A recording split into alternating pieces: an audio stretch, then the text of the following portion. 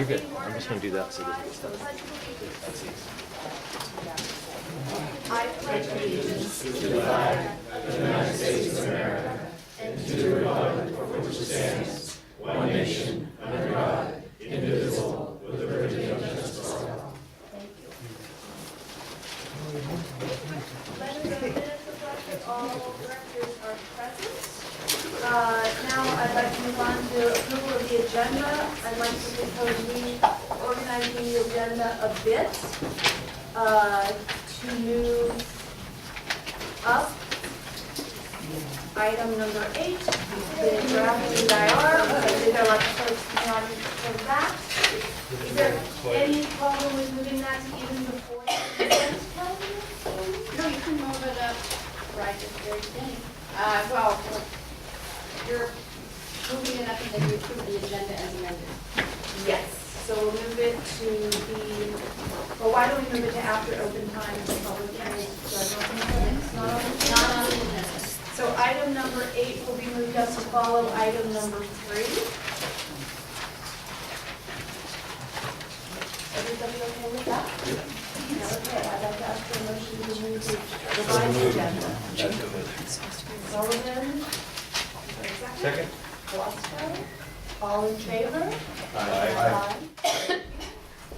So now we have open time for the public to raise items not on this agenda or for future agendas. Does anybody have anything they'd like to raise on that? Please step to the podium and give us your name and town. Is it okay to move this? Oh, I'm sorry.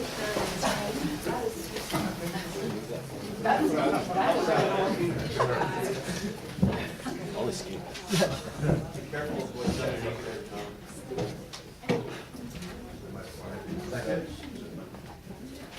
Thank you.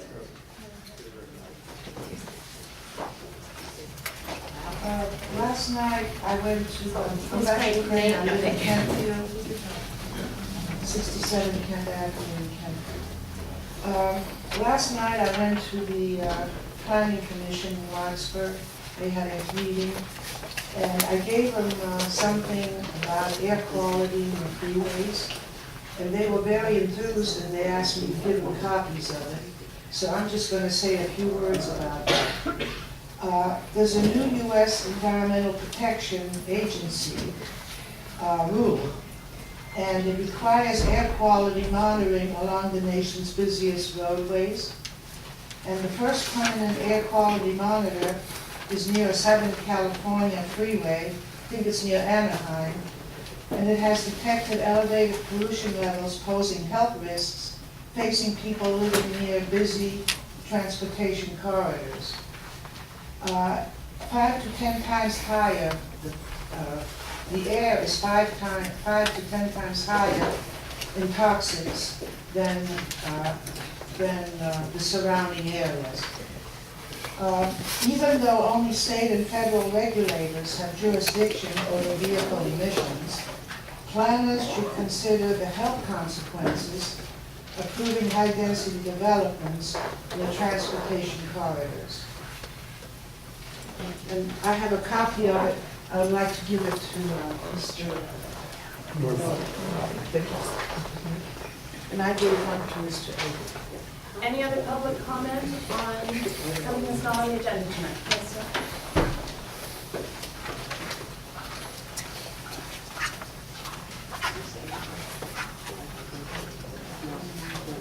Is it right in front?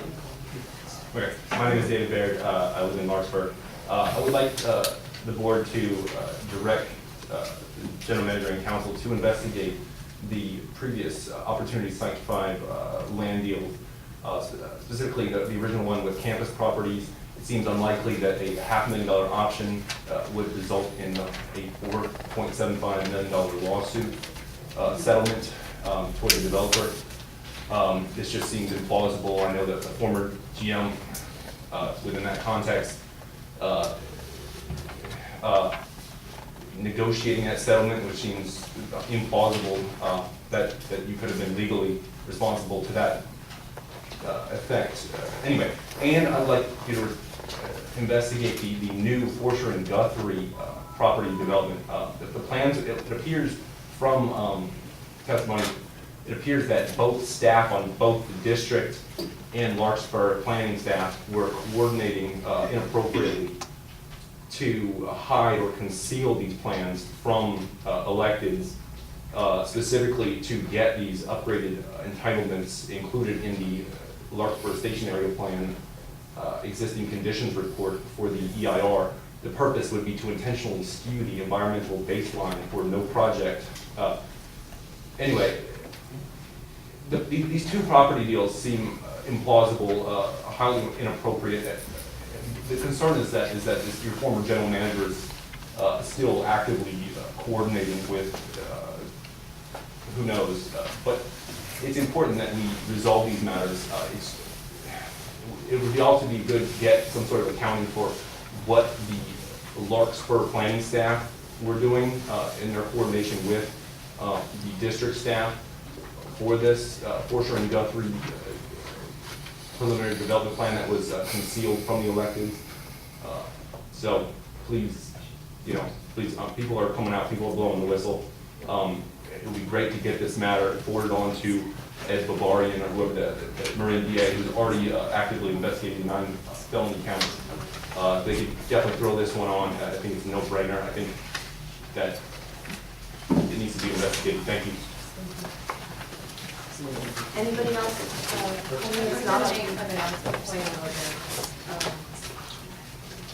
People coming up would love to hear from you. However, if it's on an agenda item, we're really kind of bending the rules right now. It really needs to happen for So the if- agenda item. If it is related to the Larkspur stationary plan, I'd ask you to do it during that time. I understand that it may go more generally to items within our jurisdiction, but we'd like to keep that on the agenda item. Thank you. General comment, not related to something on tonight's agenda? Talk about, I have a new proposal for zone-based meters, so we're paying the number 6. I would say that would fall under our consideration of. Okay, Thank you, Mr. Wright. All right, thanks. Then I'd like to close open time for general comments and move on to approval of district's comments in the draft EIR of the City of Larkspur Stations Area Plan, formerly item number 8. Greg, you want to provide a staff report? Sure, I'll keep it brief. I understand that's probably what most folks are here to talk about this evening. So what you have in front of you is a follow-up action to the direction we got at the last board meeting, where this has been a series of activities that have been unfolding since the release of the draft EIR stationary plan by the lead agency, which is the City of Larkspur. So the background and the details of all of that are addressed elsewhere. We need to get into those. But basically, the district already held one public meeting at the committee level, and you're familiar with all of that. We discussed that at the last meeting. And the direction we got was to go ahead and complete a draft comment letter to bring it back for the board's consideration. And that's what you have in front of you this evening, is the proposed draft comment letter being submitted to the City of Larkspur as the lead agency under CEQA, providing our comments to the public agency on the draft EIR. So that's basically the action before the board. I want to be as specific about that as I can. So this is the draft. As you can see, again, I will not go through it in detail, but we took an approach that tried to capture a fairly wide range of input that we had on this issue, because as you know, again, we had a fairly lengthy and very constructive public meeting at the committee level. Then we had the review of the document itself.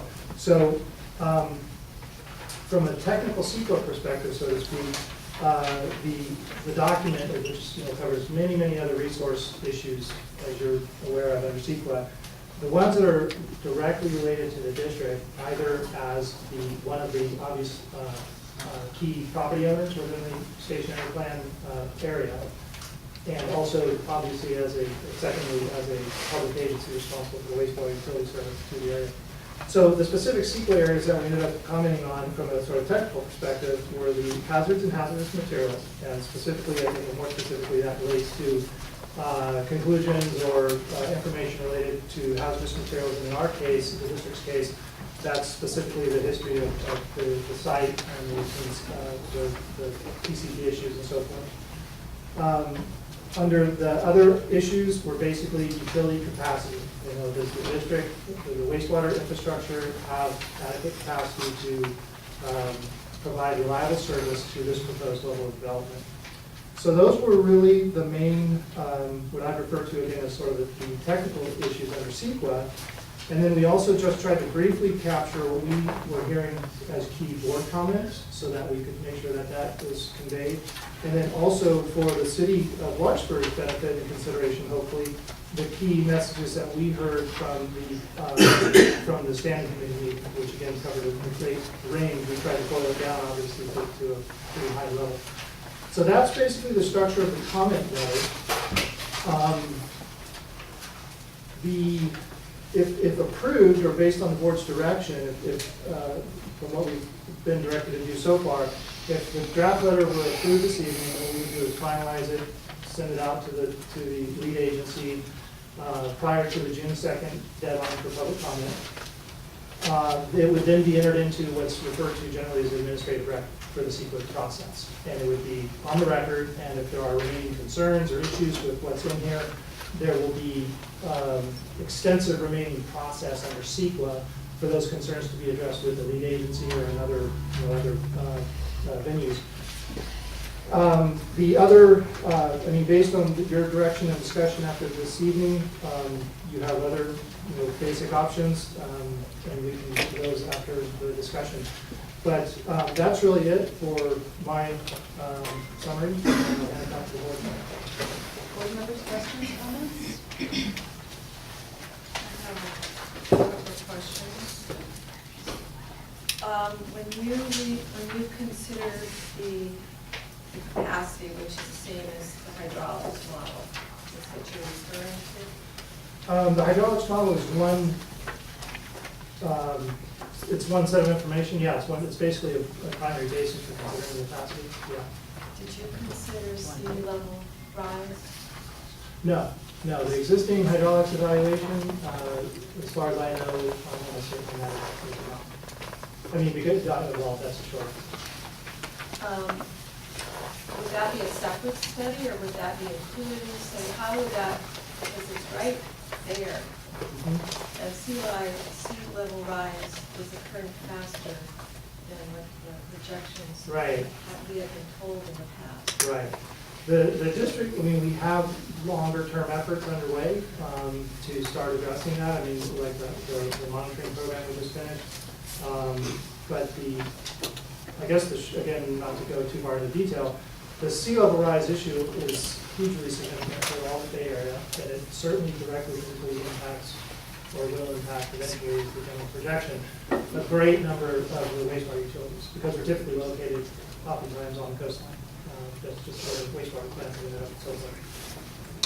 It's an unanswered question right now.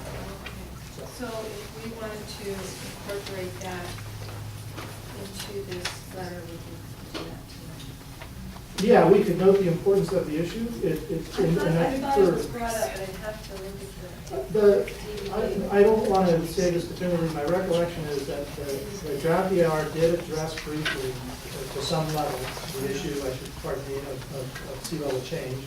But I don't want to comment on that because I don't think we focused on it as related to wastewater utility service.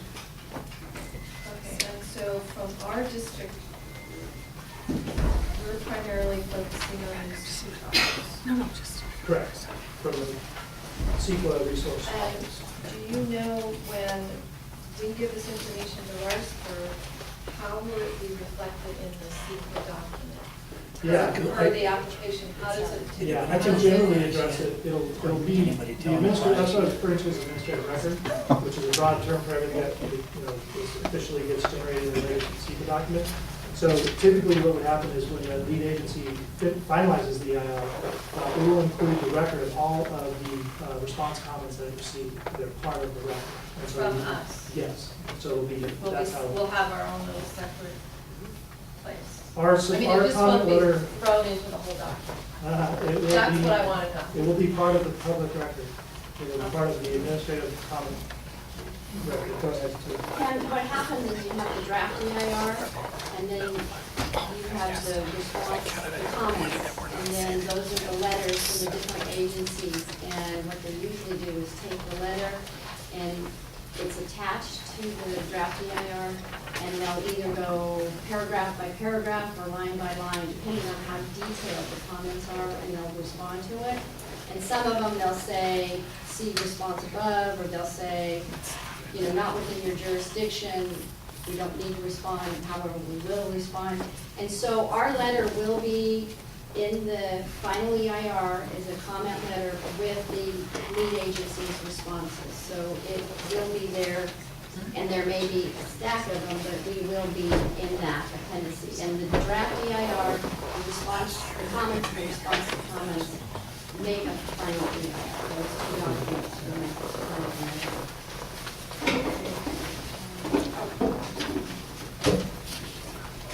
Just so you know, one on the North Bay watershed, they are doing a study right now.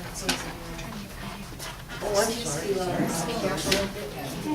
They are doing a study now through the North Bay Watershed Association on sea level rise in Cordillera. So there is some data being currently used.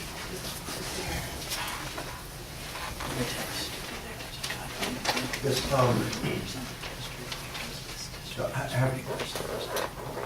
has your planning staff reviewed this document? No, we haven't. Specifically, it doesn't deal with the cumulative impacts on the wastewater we have here.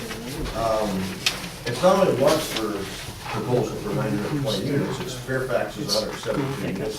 It's San Antonio's number, etc. Those figures you can get from ABAG, and I think we need to address the cumulative impact issue on our system here in this letter to the city of Larkspur. Now, we don't have a capacity study, so we really don't know. I mean, we're surmising that this level of development will not have an adverse impact on our system. The fact is, we're an agency that's under a state cease and desist order because of our state claims our inability to handle wastewater flows now. And I think we have to include those kinds of comments on in this letter that we're sending to Larkspur. Perhaps it's the EIR that's being drafted for the stationary plan needs to include a sewer capacity study for us rather than the ratepayers having to go out and pay for that. Sewer capacity study. Able to handle the amount of wastewater that's going to be generated. Right now, later on this evening, we'll be looking at some options for rate increases for 5 years. Ross Valley, this proposal is to go up $271 a year on your tax bill. For Larkspur, $314 a year on a tax bill. And the reason for this is to try to meet some of the demands of the state for I guess our lack of capacity in our sewer system. So there is a financial impact on all of the ratepayers in the Ross Valley Sanitary District on new development, and I think we have to address that issue. It was clear that the 10-acre parcel that's owned by the people of the Ross Valley Sanitary District, or sewer treatment plant site, is not for sale at this time. It's not on the market for sale. We have not made the decision to sell it. So I think that needs to be stated in this letter that they're looking at 250 units on 6 of our acres down there, and right now the land is not for sale. And perhaps their capacity or their land use study is premature at this time to recommend 250 units on the public land that's down there. At the last meeting, we talked about, and I had no idea that the public's property at Larkspur Landing has the same kind of problems that perhaps the project across the street, the Niven property, had with the Native American relics, remains, etc., historical data that's down on that property. I had no idea that that property was also site in early American residents of this area. And that needs to be addressed in this letter also, so that they don't find out a year after that same thing that happened here at the Niven property. My gosh, there's 4,500-year-old data sitting out there that's been moved around and buried, etc. We need to look at it beforehand at our site, not after the fact. You know, and I know we're going to have another crack at this on the final, when the EIR comes out. But there are issues. No, this time around. Respond to the draft, if he stays quiet. I think that's good for right now. I appreciate everyone coming in to voice their concerns about the ambitious goals set forth in the EIR. I want to clarify something. We talk about capacity assurance or capacity studies on our system. We've done a capacity study. It's a little outdated. 2006 was the era it was finalized. As far as the additional flows to the district's system, the challenge is not necessarily the added inflow from new wastewater flows. The challenge is the existing ambient water around the pipes and the age of the system.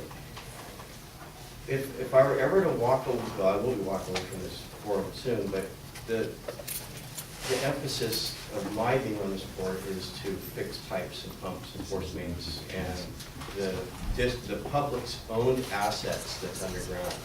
The land use, you know, I'm listening to Frank, and I appreciate everything Frank says, but you know, the Ohlone and Miwok Indian remains that are on that site are cataloged and documented from the 1999-1998 study that was done there when they were preparing the land for sale.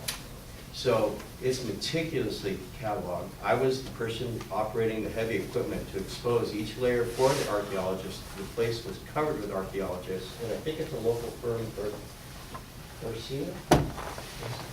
Yes, I think they're in Fairfield.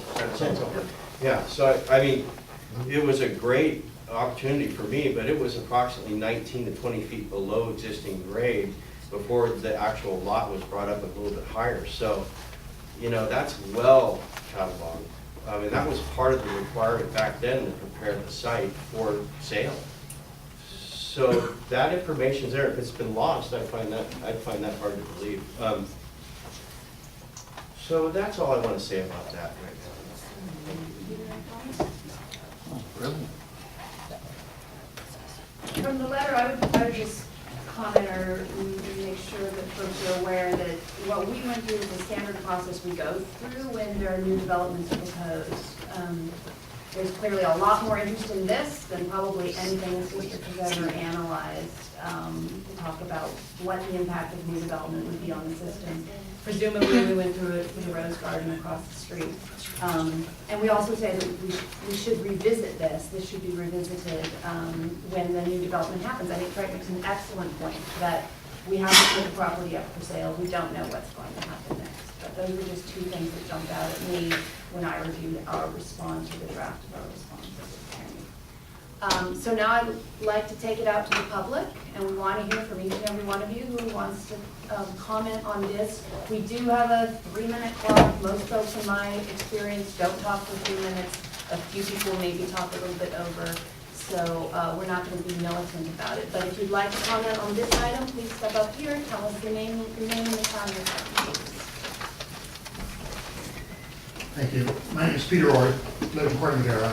I worked with the U.S. Environmental Protection Agency for a number of years before I retired. You know there's some concerns about the whole area and how it affects the wetlands around it. And so even though I don't reside in your sewer district, I have a real concern about how things are going to be handled in the future. As Mr. Ayers pointed out, you right now don't have adequate mechanisms for moving and treating the waste that's being generated currently. The system needs to be basically replaced. You're not the only place that needs that. commenting on the DAR is a one-time shot for the public, and I think it goes too. It's a period closes June 3rd. After that point, you can't bring up any points you didn't bring up. So this is not something you get another crack at. In that sense, you do need to make your points. The point that I think you could make within your purview would be that you cannot certify or say that there is adequate sewage available.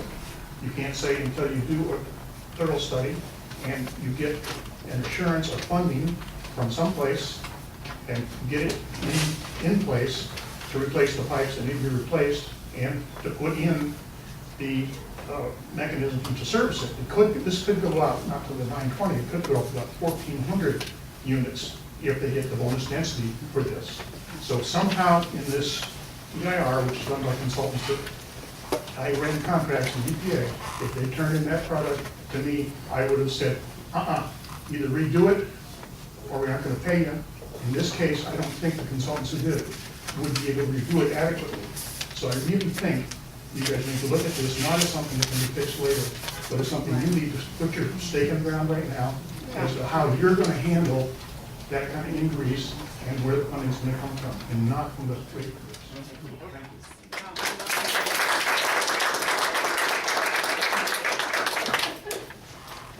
Hi, Carol Page, San Antonio.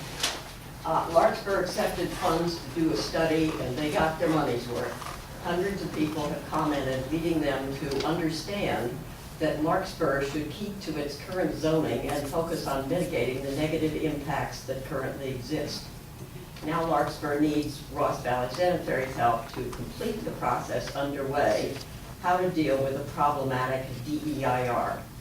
Your response should indicate that certification is unwarranted by refuting the ridiculous statement that there are no significant impacts to wastewater infrastructure from the project which would not occur over time. LSAP's increased development is well beyond anything that could be expected to occur here ever. For Ross Valley Sanitary, a valid risk assessment is impossible at this time. The SheCap data is from 2005. The CCTV is incomplete, so essential information is not available. The hydraulic modeling is incomplete and susceptible to challenges of computer input. The DEIR ignores that waste discharge requirements, design, materials, and accountability are increasingly stringent and costly due to unacknowledged regulatory changes and unknowable effects of climate change. In the face of record weather events and rising bay waters, what is a defensible design storm or technically accurate assessment of I&I in the district system? What will MNWD and LAFCO's studies reveal? What is CMSA's true capacity?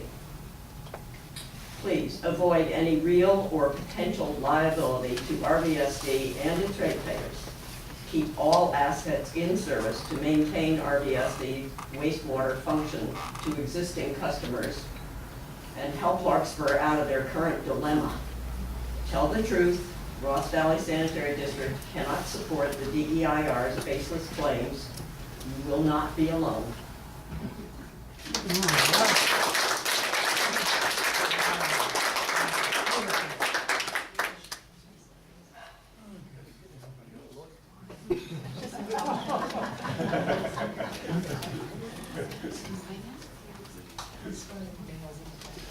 First of all, I want to congratulate Frank for discussing something is often not discussed in the context of the Planned Bay Area. Remind me of your name. Clayton Smith. Mill Valley. The issue of cumulative impacts Planned Bay Area is imposing upon our communities. We always find these numbers, this little town and that little town and the other little town. No one ever really adds them all up, and I want to thank you for reminding us that we should add them all up, because if we don't add them all up, we're going to suffer great damage in this community. Now I want to look at something I think is a gross problem. We have these global warming assertions that are used to justify the entire demand for this transit-oriented development, high-density development model. Then when the sites that are imposed upon this particular community are specifically selected, the impacts that are claimed are entirely ignored. Now, if this is not the most blatant kind of hypocrisy, I don't know what is, but we can go on. How about the lack of adequate water supply in this community? Completely passed by what we might call, what does it matter, of course, to those control freaks at the alphabet soup of agencies, MTC, ABAG, CAM, HCD, are all owned entirely, bought and paid for by big development companies who intend to take the capital of this community, its sewers, its pipes, its roads, its schools, everything that we have built as a community, and consume it for the benefit of a few.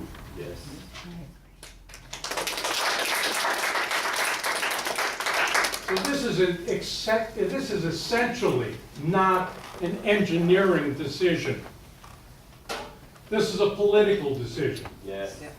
The moral and ethical underpinnings of what you do here have to do directly with whether or not you are responsive to the will of the people, or you are following some other agenda, either your own narcissistic claim to your own understanding that is superior to the will of the people, or to financial interests that you hope will somehow or another perpetuate your position, either in this office or elevate you to another. So this is a question for the community. And the only defense for the community is, of course, this public commentary moment, the act of recall. Those are your two options. So I think, as I said, this is politics. This is not engineering. This is a question of whether you stand with the people or you stand with someone else. Thank you.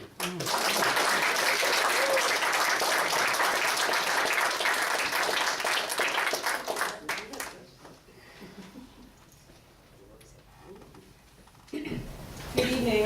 I'm Amy Willard from Kentfield, and I just want to echo the points that Clayton Smith just delivered. What we have here in this draft is basically what I call a technocrat response, and that it fails really to highlight the key points that need to be made here. First of all, there is no capacity study. An EIR is flawed without that. Secondly, there's no sea level study. Thirdly, there's an existing infrastructure problem. And fourthly, the property is not currently for sale. Now, given the number of projects that are posed here in the sidelines, which ultimately are going to add up to many thousands of units, this is not business as usual here. And this particular reply to the draft EIR is in effect a rubber stamp. So I urge you, start over. Throw this out, redraft your response.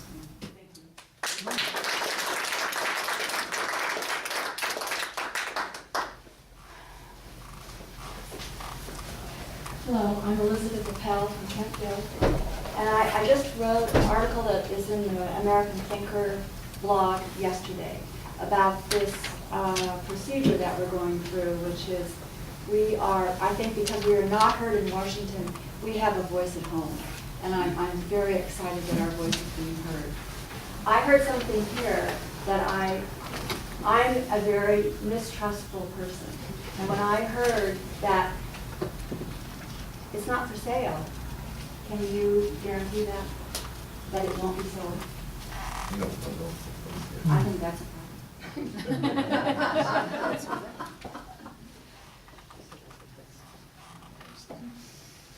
other public comment on this item?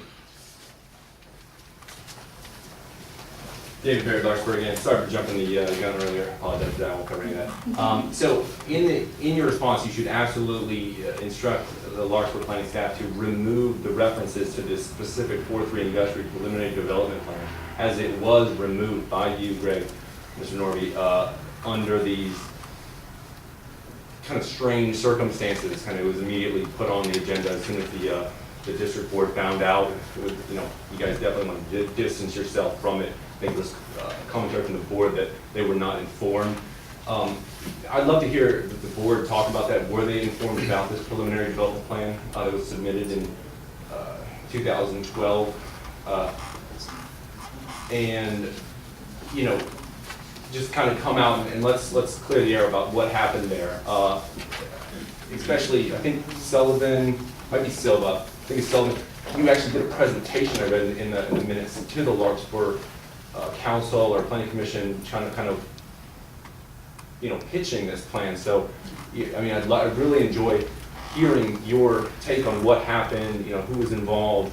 Your silence, your no comment really speaks volumes here. I mean, since you were so involved apparently in the prep for the sale of Opportunity Site 5, I really think we need to come out and to really speak about what happened there and really clear the air. I think so. But specifically, Greg, we need to tell Larkspur to specifically take out any references to that 4-3 industrial, those specific macro zoning entitlements that are specifically referenced in the existing conditions report.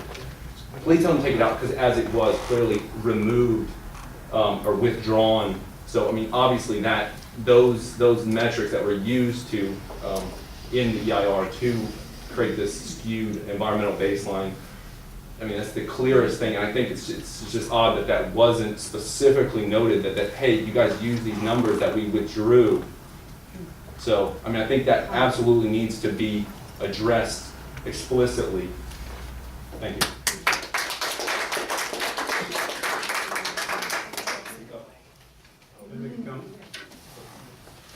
Hi, Matty Wagner, San Anselmo. I look around the room and I don't see many young people in the room, and that's one of the concerns to me, is that someday I'd like to raise my own family in Marin County, and there was a conscientious decision years ago to preserve a lot of the county, and a lot of it's open space. There's less than 2% is actually built out, and I think that's a wonderful decision that was made. But what that's done is it's created a corridor right along the 101 as we go through, and by developing that corridor, what we've done is we've preserved the other space, the open space. That's fantastic. But and I do commercial real estate, and I see this every day, and I want to be here with my family, and I want the open space, but I don't want that open space to be built on. And I understand that if I'm to raise my family here, I need opportunities, and developments, and offices for myself, or housing for myself. And it is a community where there's wonderful, wonderful things here, but it's very preventative to young people when we don't have a voice. At a lot of these meetings, we don't. And I do see that as something that I think is very important to look at in Marin County, that we've developed that corridor along the 101. It's the main artery. But 1 mile off, there's no developments past that. And I just think that it's something that we do need to consider. Maybe we keep it to these areas. And I'm not saying high-density residential. I don't like high-density residential. I think it's cheap and looks bad, and I love how quaint Marin is and how nice the houses are.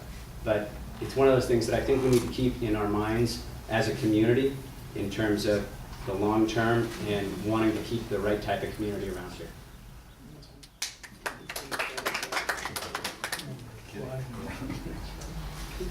Anyone else on this item?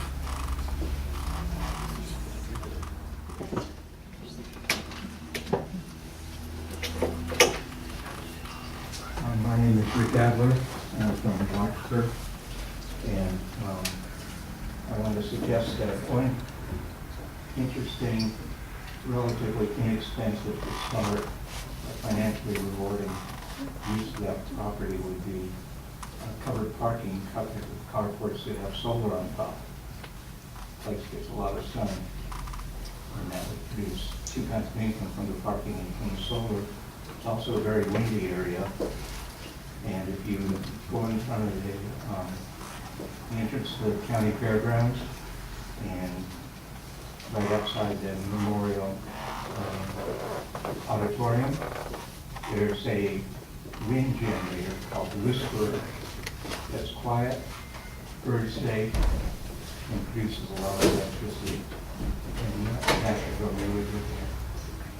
I also wanted to show you this interesting picture of my house.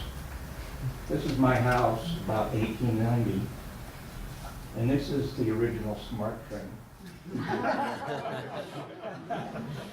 And you used to be able to ride this train down to the ferry in Sausalito and get to San Francisco quicker than you can these days during rush hour. A lady who lives across from me, an elderly lady, she used to ride that train to go to school over in San Rafael. And this is my house. There's not even a road. There's just a dirt track. But I do have a windmill over the well and a water tank. And this was before I had to pay $4 a day food. Before the property, I had to pay $4 a day food to the sewer district. Thank you.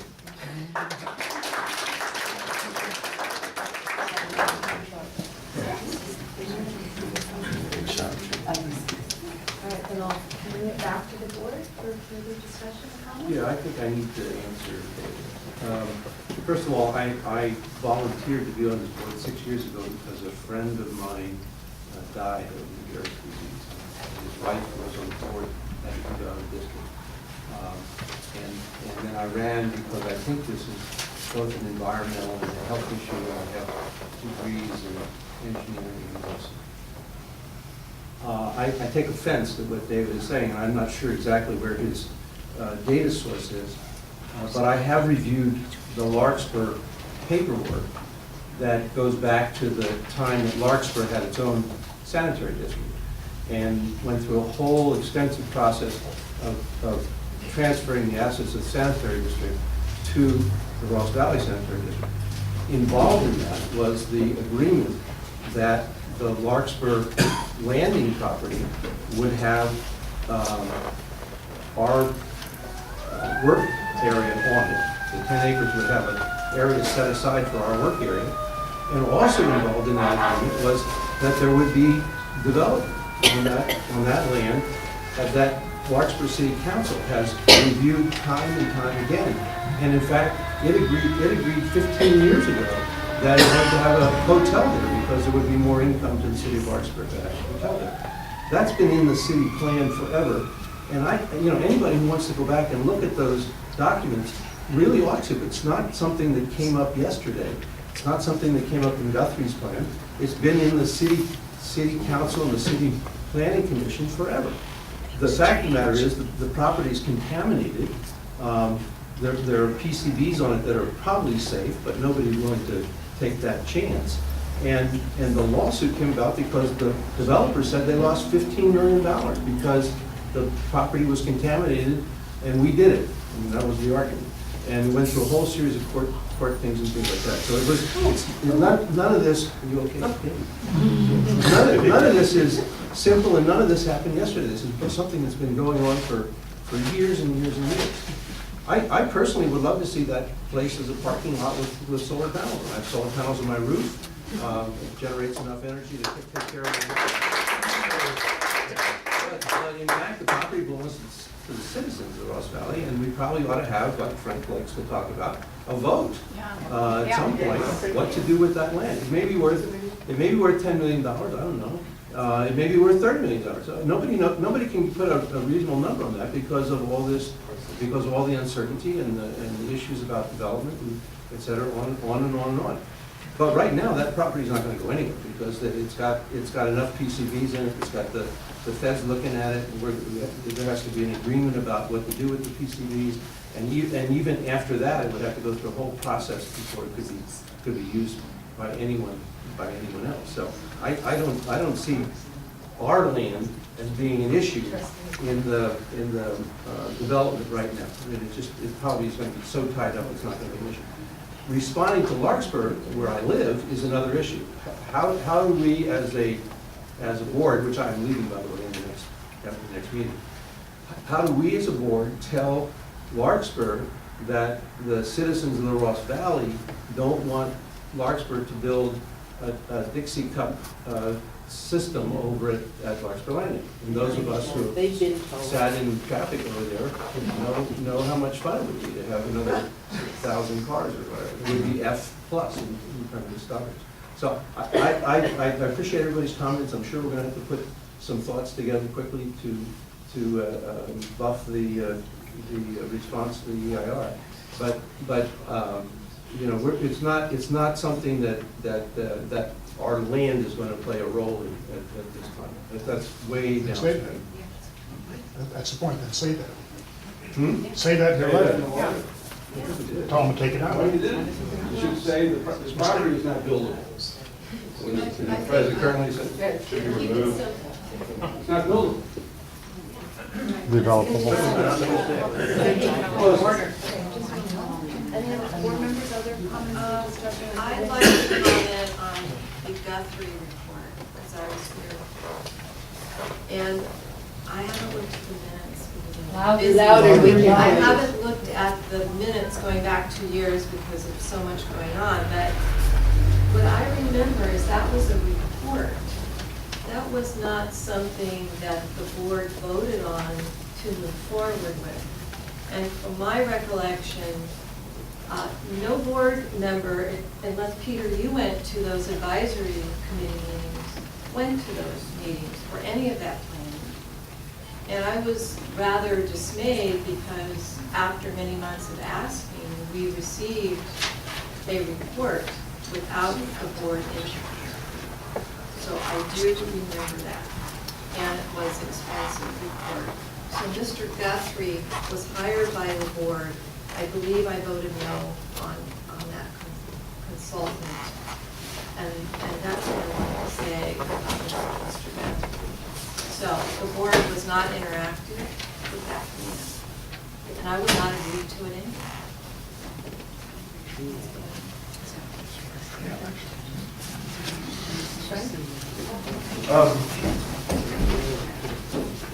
That plan, the board authorized a $40,000 expenditure to hire Guthrie, Foster Guthrie, and to prepare an updated plan. They had prepared the plan, I guess that the developer, Campus Properties, had used as a basis for what level of development was going to occur there. And this $48,000 was I guess an amendment to that plan. That was passed on a 3-2 vote of a previous board. Pam, Meggs, and myself voted no. We didn't think we should spend that kind of money updating a plan that we didn't think the community necessarily supported. But anyway, evidently the plan was completed, and unbeknownst to some of us, the Ross Valley Sanitary District filed an application with the city of Larkspur for a plan amendment.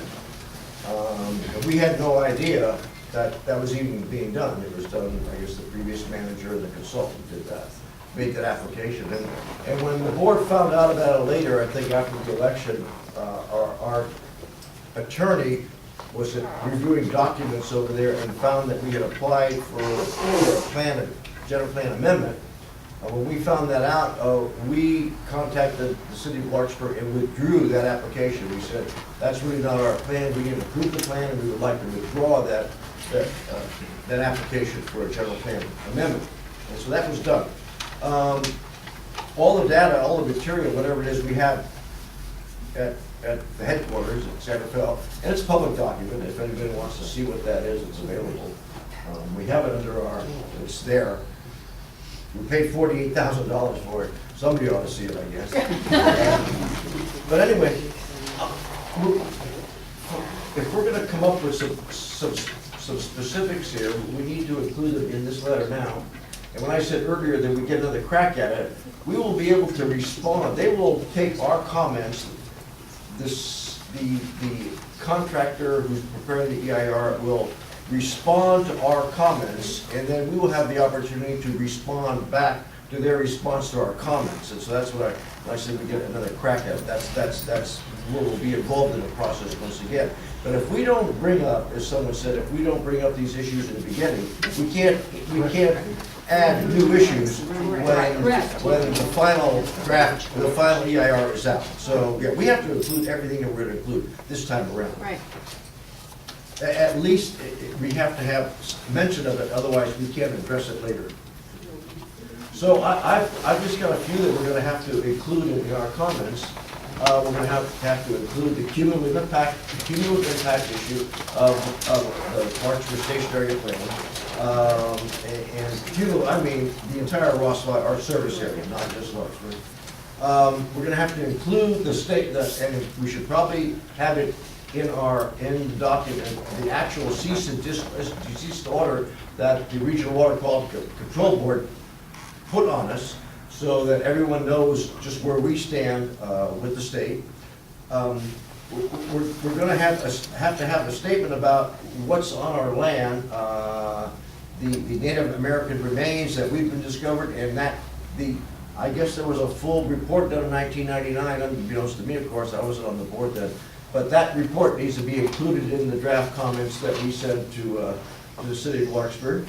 And we need to give maybe a little bit of history about the land.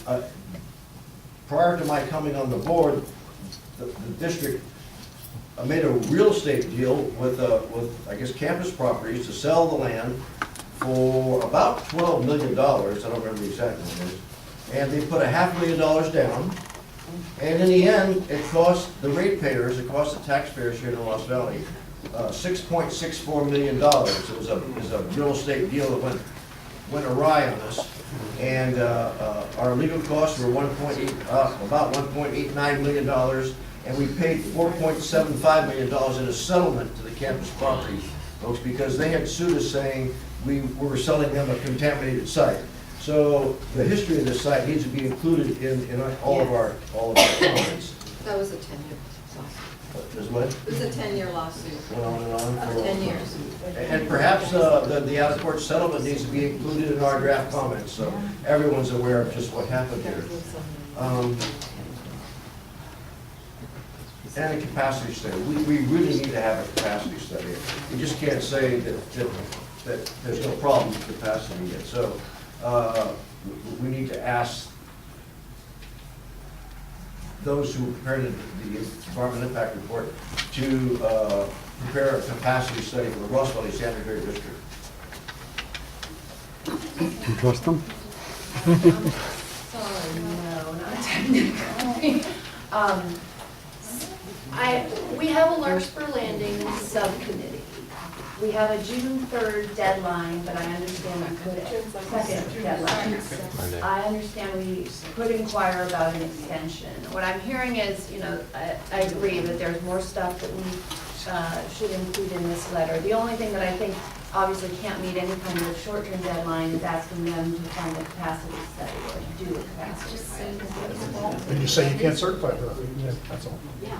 Well, also, the monetary issue, and doing a capacity study, how much would that cost? And if we incur the cost, it's not our development.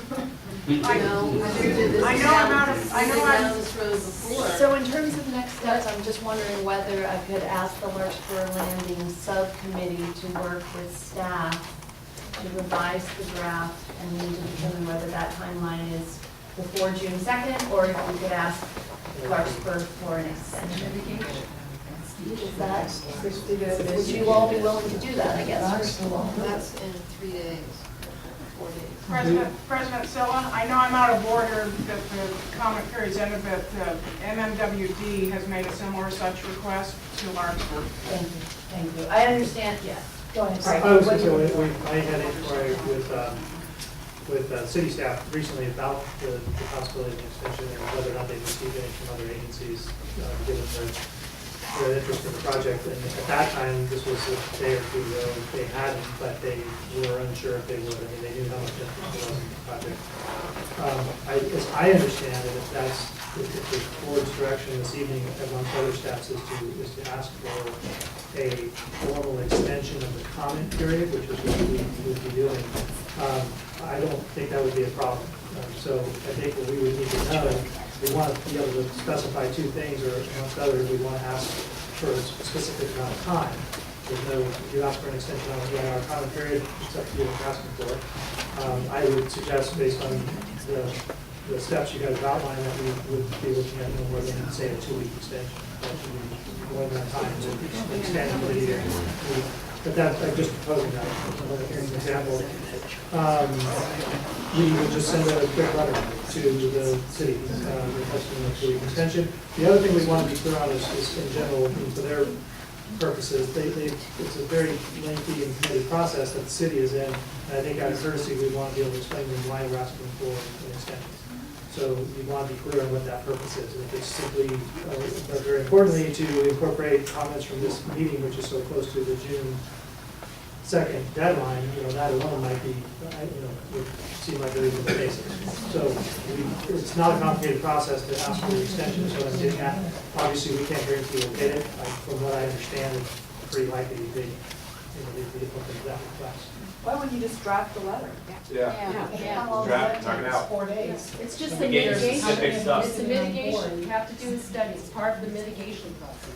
Just comment. Okay, so let me ask again. I think the committee better take a look at it and try to draft something. I don't want to rush this. The problem is, I want it to be done well. the way the California Environmental Quality Act works is they've set their deadlines.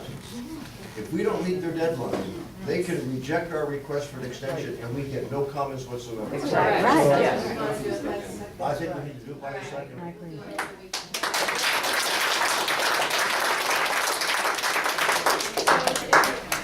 Is the board as a whole comfortable with delegating this to the planning subcommittee to work with staff? Absolutely. Is the subcommittee going to set up a way to contact them? You can use the district email. These two. Second. 5 p.m. Do you have, I mean, we have 2 business days, so I just need to make sure you'll be available. I think we require 24 hours notice for a standing committee posting, but I'm not positive on that. If we do, we can work with that. I think it's fine. So what I'm understanding, to be clear, what we're saying is, we are going to submit a letter, we are not out. We'll do both. Excuse me. Yeah. Thank you. I mean, because if they reject our request for extension, Maybe it should. Make it the obvious thing. if we have a comment letter in, Who's kind of more of the leader? ask 2 letters, then we get 2 letters, one asking for the extension of it, and say, if in fact they can't extend the time, then we have these comments, they would be more thorough, more complete if we had a little more time. Good. Perfect. Good. We need to meet as a committee for this. Right, that was, I was inclined that it could be the members working with staff. Well, so the short answer is, yeah, I mean, the idea of your suggestion is to take draft letter as it is, modify it for these to address, and I've got, I think, a pretty good list from what you summarized, Frank. We would just work to finalize those changes to your guys' satisfaction, and we would submit it. And then perhaps if we are granted the extension, we can hold a subcommittee meeting where that letter that we have drafted could be reviewed. Well, I think the subcommittee can hold a meeting Friday, are you available Friday? Or you- Afternoon. Friday afternoon, we could do a special Friday afternoon After 1 o'clock. at the headquarters. So that staff is there, you don't have to travel anywhere. What time? Anytime after 1 o'clock. Maybe 4 in the afternoon? Does that work?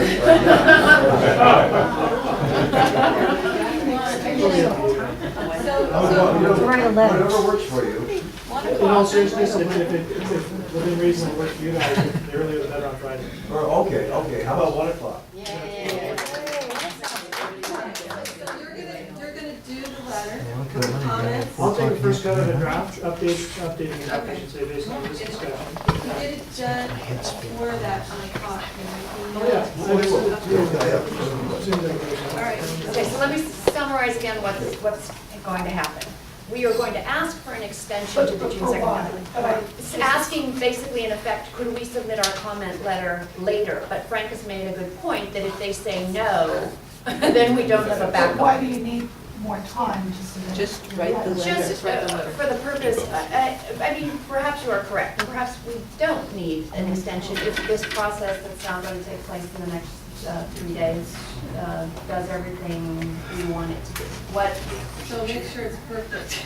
Right, I mean, my concern is that, folks won't, folks won't come to the meeting on Friday, or, I mean, I know we received, public comment at 2 meetings, but then when we all get something in writing, we have more public comment. So I think that's probably gonna happen again with what was put together on Friday, so I guess we're just preserving another All draft. right, and that is without board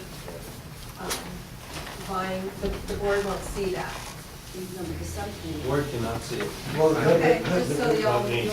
You're directing, what I understand is Greg is revising it, the subcommittee's gonna do the final, and you're delegating that board to aware Is everyone comfortable with that? Do we need to take a vote on this, or is that just something? Yeah, I was just gonna vote on this. I would like to make one comment for the public, that all of the comments that everybody said tonight, those are comments that they should submit to on the draft EIR, because those comments, I mean. By June 2nd. Yes, so all these comments, because everybody raised a lot of good comments, and. You mean directly to the city? Yes, directly to the city, because, and your secret, any person can comment, so it doesn't just have to be all over. Can't they be submitted as part of the minutes? No. The minutes are adopted in time. So they can help out too by submitting those comments. All right, so I'm entertaining a motion that describes that. Peter? So we're going to authorize staff and the Larkspur Property Subcommittee to revise the comment letter, including all of the comments received tonight, to submit to the city of Larkspur on the stationary plan. And as a corollary, we're going to include various reports, including the cease and desist order and if possible the 1999 Walker Lane system. Can I add to a friendly amendment about potential monetary issues about who's going to pay for it? And the date. Peter, the date. All right, so that motion is simply saying that we're going to submit by the deadline. Is that, are you That's fine too. comfortable with that? Yeah, we are. Okay, all right. Okay, rather, and not request the extension. Just go ahead. Yeah, I was, That's good. Yeah. Is that clear enough for your reporting? That's fine. Ask if you could repeat, so that, repeat the things they want on it. oh, the copies of the cease and desist order, the report from the Water Quality Board, and the 1990, I think it's 1999 report on the Blue Walk and the loan remains of the property site. And sorry, Dr. Banks, your, It's already addressed in it, yeah. I want to be clear though on Guthrie's report. So it's pulled out of the DEIR? It's not as. It's in there. You have to ask to take it out. I think there's some real misunderstanding about the Guthrie report and what the entitlements are on this property. This property has, the Ross Valley property has entitlements. And that was part of the Larkspur, St. James. They were applicants, they went in and got a precise plan, and they have some preliminary entitlements to this property. Those exist. They've expired though. They expired. Yeah, they expired, but they can be renewed. But it's only. Within your discretion. Yeah, 150. It's 150. Wait. So anyways, You have to who resubmit. can use that? It would be the Ross Valley as the applicant. And so what I understand happened was there was a report to the board and they wanted to go, the board, the general manager, talking to the board at that time, wanted to go in and revisit and revise those plans. I don't know if they were expired at that time or not. That was what Mr. Guthrie was hired, I believe he was hired, that was the second time, because he was familiar with, I don't know if he helped the first time. He was involved in. He was involved the first time, and so that's why it was, he knew what was going on with the property. So there was, he was hired to look into doing some revised plans. And, but I don't know, because I didn't look into that, but there was, I know he was hired, and then there was nothing more until later that we found out that there was the application for a plan amendment. So I don't believe what is in this draft EIR is what was the new information that we. It is. It is. And these two plans have nothing to do with each other technically. They both, sorry. But the other one did have, it was very conceptual. It had housing, I think it had a hotel, it had a courtyard for the district. So I'm not sure that that the proposed plans are really what we submitted, or they're just something that the larger people want, But they need to be addressed in either case. You can't let them stand. They explicitly mentioned Guthrie Hold on, plans. this is disturbing, because the board didn't vote. That's right. Plans. That's why we're here. How did they get into the, I How know did they have a anything copy get of the into it? plans. This has to be cleared up. Yes, it does. Well, This has to be cleared up before Monday. I'm Well, no, I just, what you put in the letter is you ask them to review what the plans are. Because the direction from the board at the time when Guthrie was rehired, or there was direction given, I don't think it was clear about the direction. It was enter into a contract to have him work on some sort of proposal or something. But I'm not sure what the plans are that are in the draft EIR, if they're really the original ones, or they're the ones that the Larkspur planners want to see out there. And I think my recollection is when this proposal was coming forward to the board years ago was, we have these plans, if we revise them, we might be able to sell the property and get more money or whatever. But I think in this draft plan, stationary plan, it's what Larkspur wants to see on our property. Well, then we have to put in our letter this history of this plan.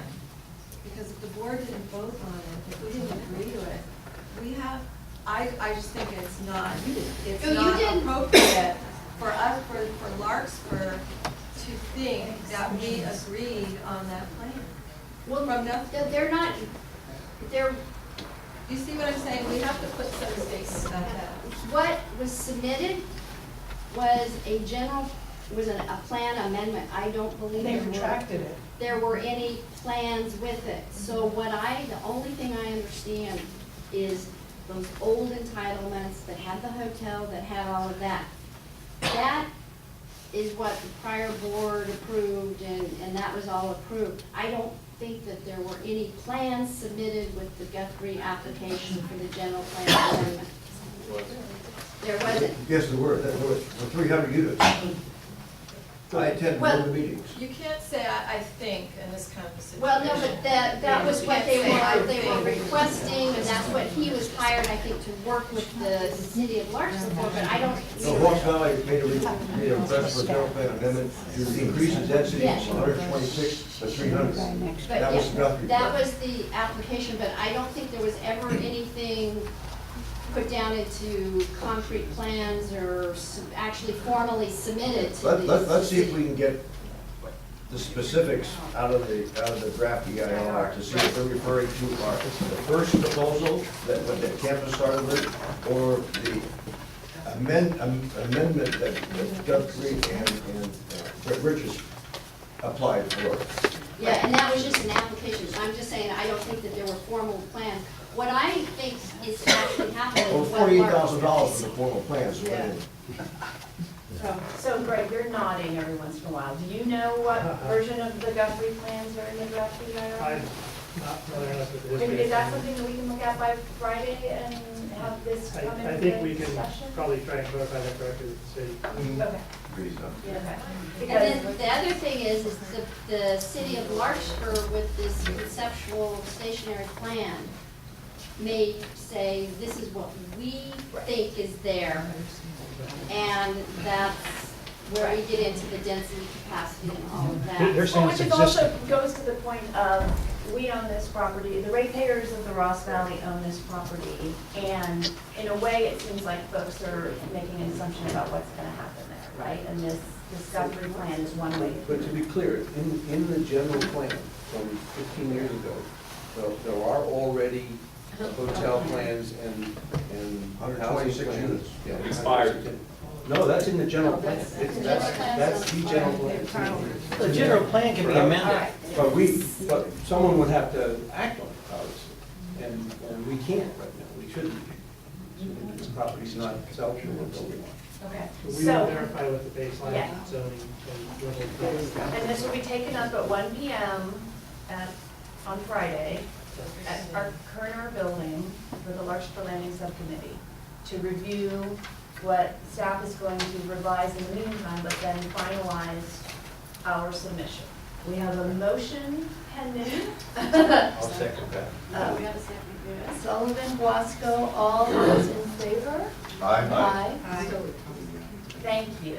And so again, there will be more opportunity for public comment. at Come that. early on Fridays, there's limited seating. Where's this? Is it gonna be here? No, it will be at the headquarters of Centerville on Kerner Boulevard, 2960 Kerner Boulevard. At 1 o'clock. And there'll be, we'll have a copy then of the proposed letter. Down by the UPS building. Is the property we're talking about at 2,000, is that Larkspur Landing Circle. I was at the city planning department, and I think that they're carrying forward for the next planning cycle, the 2014 to 2022. I think it was 120 or 126 units on that piece of property that they have on the books that they said they're going to carry forward. That's what it agreed to general. Right, that's in the general plan. All right, thank you. Thank you for All right, now we'll go to the next agenda item, which is standing committees report out. HR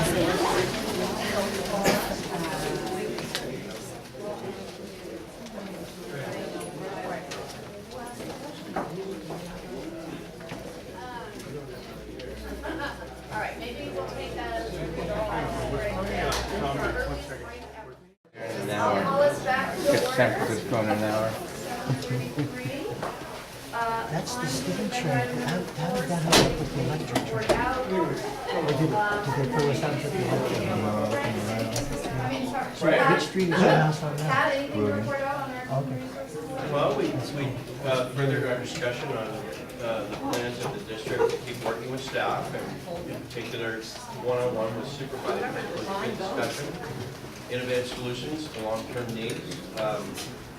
We discussed mostly how it was aligned with the HR provider and how they looked at some of the kind of, I don't know.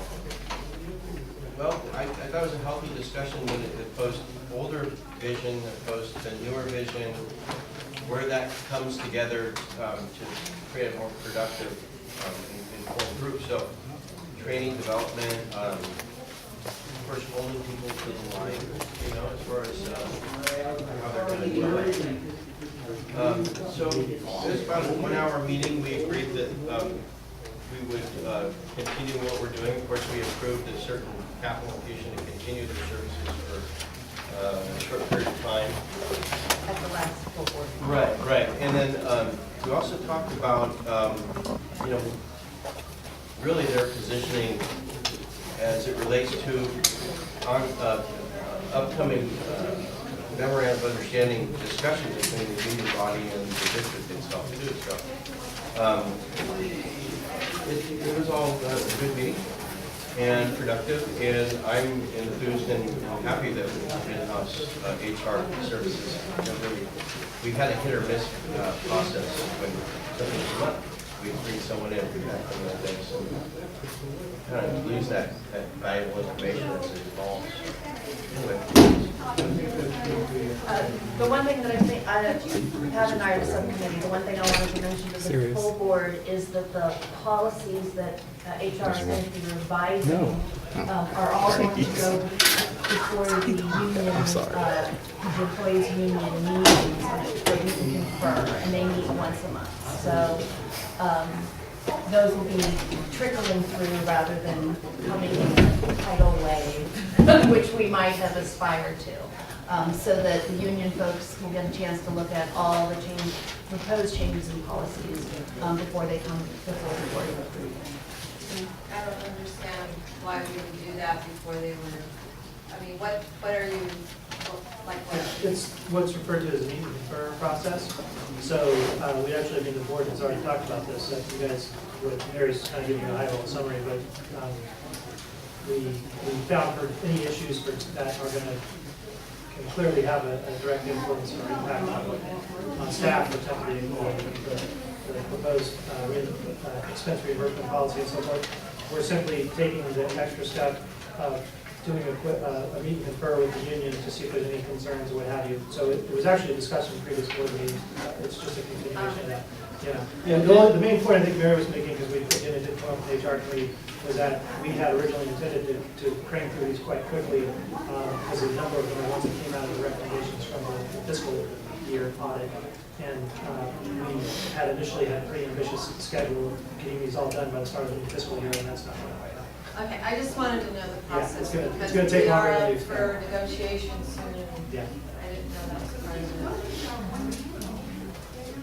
All right, anything, does the finance subcommittee want to report out? Yeah, Mary, Pam cared that. We reviewed the financial report, we reviewed the draft budget, because we tonight here with all five of us, and we went over the monthly individual activity.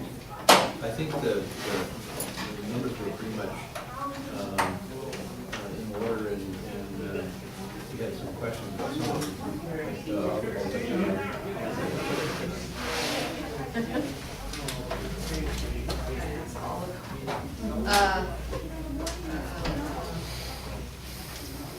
I didn't see anything, oh, I did bring up, we have a surplus at the end of this. Are we going over monthlies right now? What are we doing? It's just an update. Okay, so I'll say that surplus of 2 million for later. Our legal is down to 20, what was it this month? 24,000. 24. And just because we're getting close to the end of the fiscal budget, that we went over $100,000, so we will have a total of $430 spent on legal.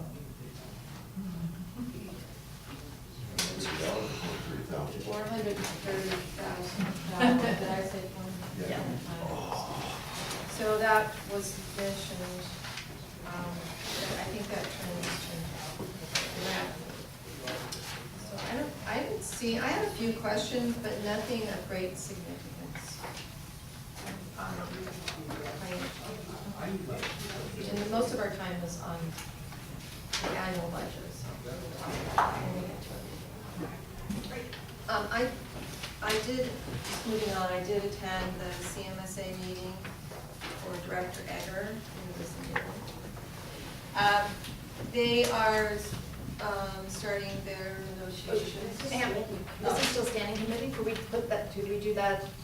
That's at the end. Okay, sorry. All right, so now I'd like to move on to item number 5, the consent calendar. Does anybody have I'd like any? to move the consent calendar. Okay, I have a motion. Is there anything that anyone would like to pull, or I guess, any?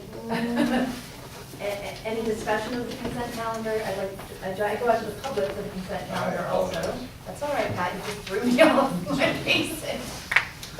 So first of all, any items to be pulled and discussed from the consent calendar? Public have any comment on items on the consent calendar this evening? Okay, seeing none. I'll second the motion. Okay, we have Wasco, Egger, all those in favor? Aye. Aye. Aye, thank you. Item number 6, consideration of adopting ordinance number 65. This is the new rate structure. No staff report. Greg, would you like to tee it up at all? Or Just turn it really right over to us. briefly, at the prior meeting, we went through the complete step through 218 process and formalized those results and so forth. So the action that's before the board this evening is the consideration of the new rate ordinance in its entirety. And as you noted, Mary, and to state this very clearly, the ordinance, the draft ordinance in front of you incorporates the results of the proposed rates. It also has some other updates to our rate ordinance. And so what I'm going to do is simply point out that the primary areas of focus. Section 7 on page 4 lists the 5-year rate schedule as reflected from the results of all the work to date and the completion of the 218 process. And then section 8 is one of the key updates to the rate ordinance that's proposed in the draft. And it's a series of obligatory steps, so to speak, that the district commits to going through each fiscal cycle to essentially to ensure that the rate changes don't occur on autopilot, and that each fiscal cycle there's a fairly detailed set of steps that have to occur before the new rate the public noticing is issued on the new rate, which is required each year. So it says, this is the maximum you can go to, but when you complete these steps in section 8, having a draft budget, having an updated 5-year or rolling 5-year projection, if those provide findings for the board at that time, it specifies the process by which you can adopt and clearly states that you would adopt a lower rate adjustment than what the maximum is that's in the schedule. And that was a very specific change, obviously, to address a lot of important concerns that were expressed about, there's a lot of dynamics in the financials, and are we just going to automatically make these rate changes? And obviously, we can't tie the hands of future boards in a sense, but we feel that these ordinance requirements go a long ways towards making sure that there's at least a thorough and thoughtful process before each year's Right, so every year changes. you're reassessing it, and what I think I heard you say is we could lower it, we could raise it. Correct. And the maximum is specified, you can go lower than the maximum. There's a few other changes. The biggest one, the other significant one, I would say, section 9, we've made an effort to document and clarify the connection, so to speak, between the county land use assignment data, what they say the land is being used for, and what it translates into our basic customer class. It's always been there, but we didn't have it clearly documented in the ordinance. It's been part of our practice. What page are you on? I'm looking at page 5, Pam, sorry. 5 and 6. Section 9. Yeah. It's a table that lists, so there's no ambiguity at all. It lists every single Marin County land use assignment. And their associated code. Right, and gives it the associated customer class, so there's no, again, it's how we've been doing it, but it was not clearly, documented, so to speak, so it's in the ordinance. What's a common area parcel? I've never seen that before. Fortunately, it's not applicable after. Number 15. Yeah. Wendy probably knows. It's not applicable, it's a land use code that we don't use as It's peers. probably something else. So there's probably a predominant majority of certain types of use codes that we use, some of which are not. Yeah, this is a list, that's a great point, sorry to clarify. This is a complete list. We only use a fraction of these, and as you were getting at, Peter, there's probably 3 or 4 of these that count for the vast majority of our customer class, things like single family, and some of the standard multifamily categories. So I just want to point out, not to get into the details of the that table, but that, it's been more clearly documented. That's really it. I don't have anything else to add from the summary back to the board. I can chime in, since I worked on this.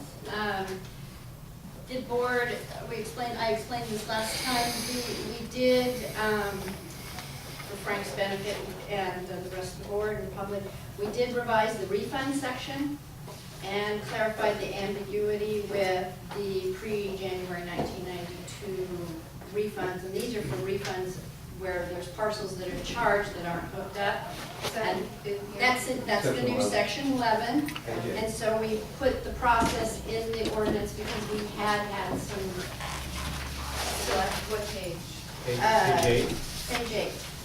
And then we did revise or add and revise the appeal of sewer use estimation, and that's for the commercial lab.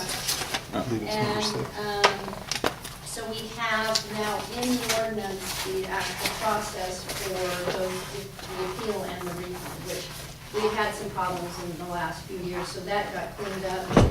And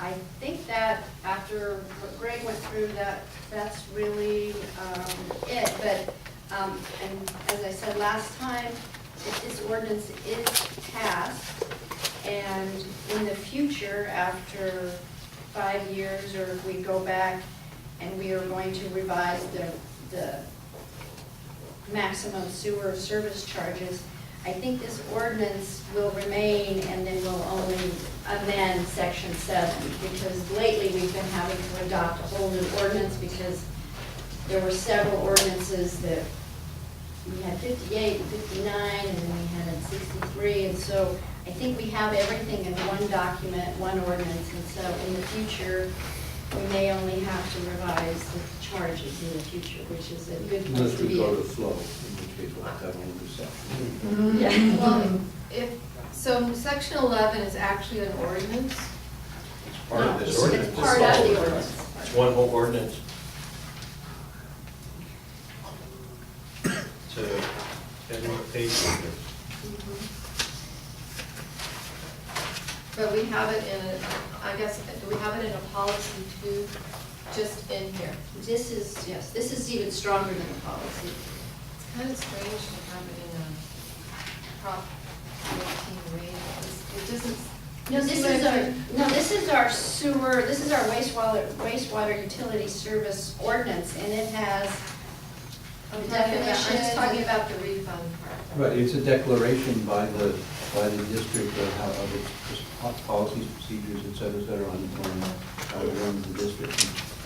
With money. It would be this, a policy would be out there floating with this as a separate policy. How was it before? We didn't have it? We had a very vague and very confusing section in our prior ordinance that causes. In our general. No, in our sewer ordinance. Our And actual it- ordinance. Oh, yeah, and it was very confusing and, So these are just, I mean, I guess we're operating today from a current ordinance that has a lot of historic ambiguity and lack of No, clarity. I that totally agree. We've kind of learned the hard lessons on over the last few years.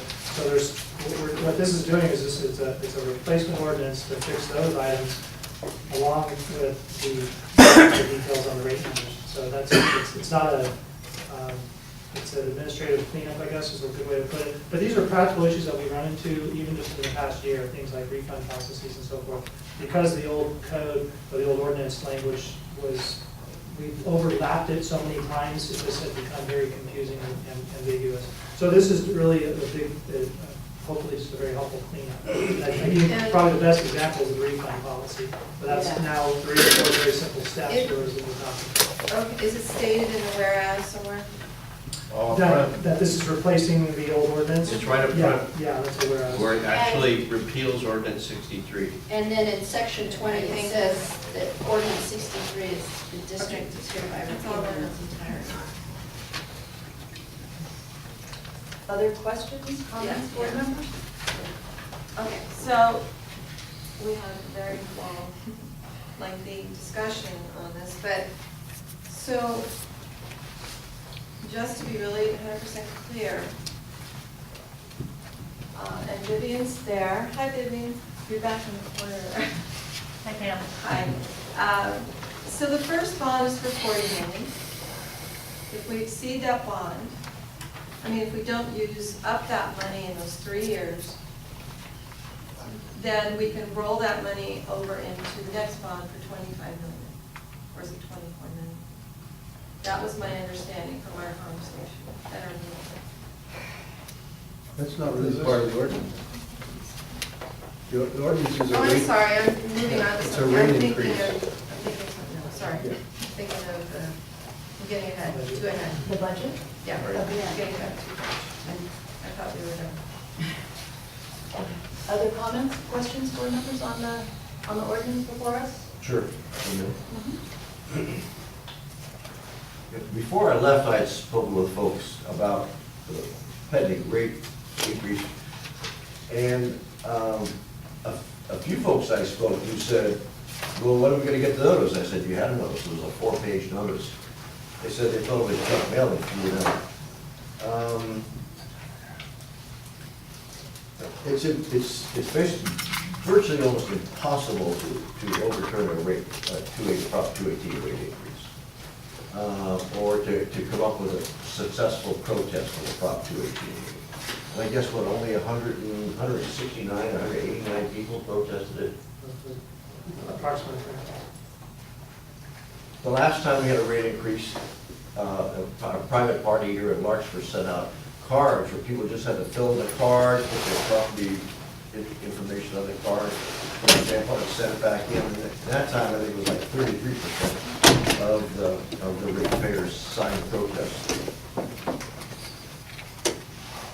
In looking, I'm sorry I missed that meeting, but in looking at the objectives for rate and rate structure, one of them says to minimize rate shock. Well, I think $271 a year increase for Ross Valley over 5 years is a rate shock, and I think $314 increase for City of Larkspur residents over 5 years is a rate shock. It says that reflect strategic use of bonds for capital funding, okay, to transition towards primarily pay as you go, and I don't understand that. It's if you're paying for the infrastructure improvements with bonds, you're going to be paying for that. What are these bonds? 30-year bonds? 20, 30-year bonds? 30-year bonds.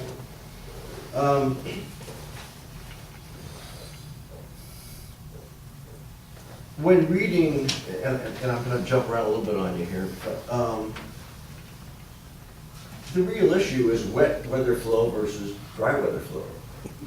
We're generating about 5 million gallons a day of wastewater and transporting it. We generally don't have a problem with that kind of a flow. It's the wet weather flows where we get up to 50 million gallons a day is where we run into problems.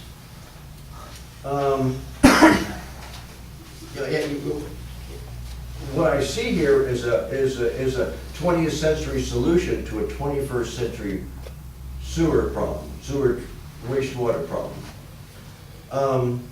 I've just come back from almost a month in Italy, and let me tell you, they do things much differently in Italy. From water to wastewater to recycling to the highway. I mean, it's just unbelievable how far advanced they are compared to where we are. And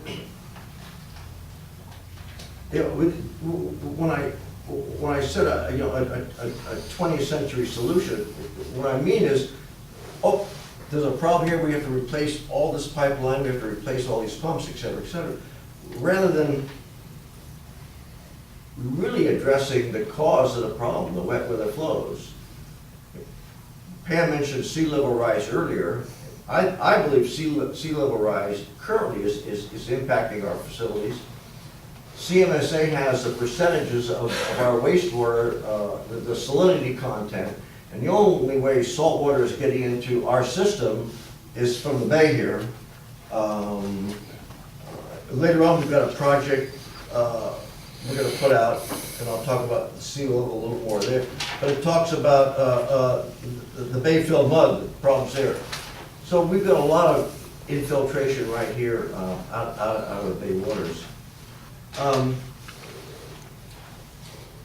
We need to be able to have a system where we can tell exactly where this infiltration is coming from. I have no doubt some folks have their gutters attached to their sewers.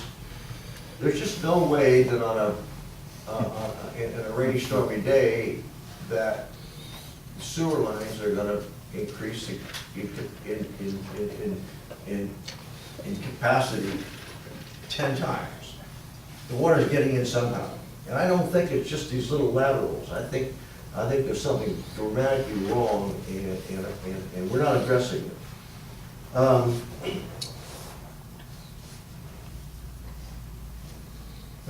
Here in the Ross Valley, there's a lot of residents that are on fixed income.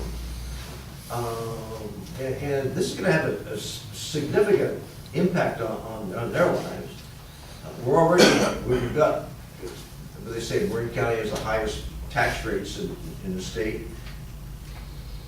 And Marin County probably we're going to keep that kind of a record with this kind of a rate increase. We haven't addressed how much of this work can be handled by staff. And we've increased the staff 50% since 2009, 2010. And we're hiring consultants. Millions of dollars in consultants to do this work. I believe that we can meet the needs and the requirements of the Regional Water Quality Control Board without this kind of a rate increase and without the amount of bonding that we're talking about doing.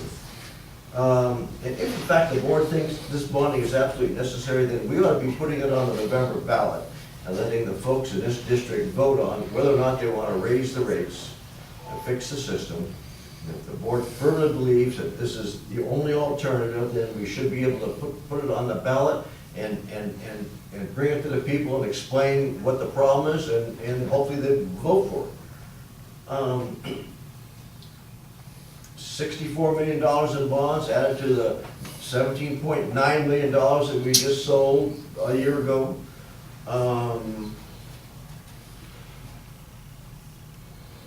That's $81 million in bonds. It's just like, it's like nothing. Oh, we're gonna raise the rates, we're gonna settle. $81 million in bonds. If every city in Marin County was allowed that kind of, that ability to raise their rates, their tax rates, and just sell bonds at a whim, we wouldn't be able to afford to live here. Cities can't do that, but somehow we have this loophole for sanitary districts to raise the rates and sell these bonds. The Marin General Hospital District went on a ballot with a huge bond measure. It was passed overwhelmingly. And I think that if in fact the board thinks that we need this kind of a rate increase and this kind of a bonds being sold, that we ought to put it on the November ballot. And I would vote to do that and support the measure on the ballot. Other board members, comments, questions on this? Well, we talked about this last week, Frank, when you were in here, but basically we've gone through a 6-month process and obtained an incredible amount of information, and I'm sorry the information for you is different than the information for me. So we've developed a plan, we've developed something that looks where our greatest risks are. We've responded to the water board and said we will fix these areas that are our greatest risks. We know we have 200 miles of pipe, mostly at risk, and we know we have 27 pump stations, all of which are going to have work on them at some point, and we know it's going to cost about $100 million. And trying to do that with the current income of the district is almost impossible. In fact, it is impossible. It would not meet the needs, the common sense needs of fixing the system, and it certainly wouldn't meet with the Water Quality Control Board looks us to do. And by the way, if we did have an election, we would still have to have a 218 process, and the board would have to approve rate increases, because the law says that elections can't determine rates for us. or water board concerned. Elections, don't you say? If the board put this issue on the ballot, It would just be advisory. it would be advisory. The board itself would still have to have a 218 process, would have to get responses from the property owners, and then would have to vote on raising the rates. How long is this 218 process valid? Should we go out to? Wait. Well, we're not, I don't know if Pam's done talking. Okay, that's what. Okay, I just want to ask, the 2.4 million we have left over, how, and this is just kind of an example.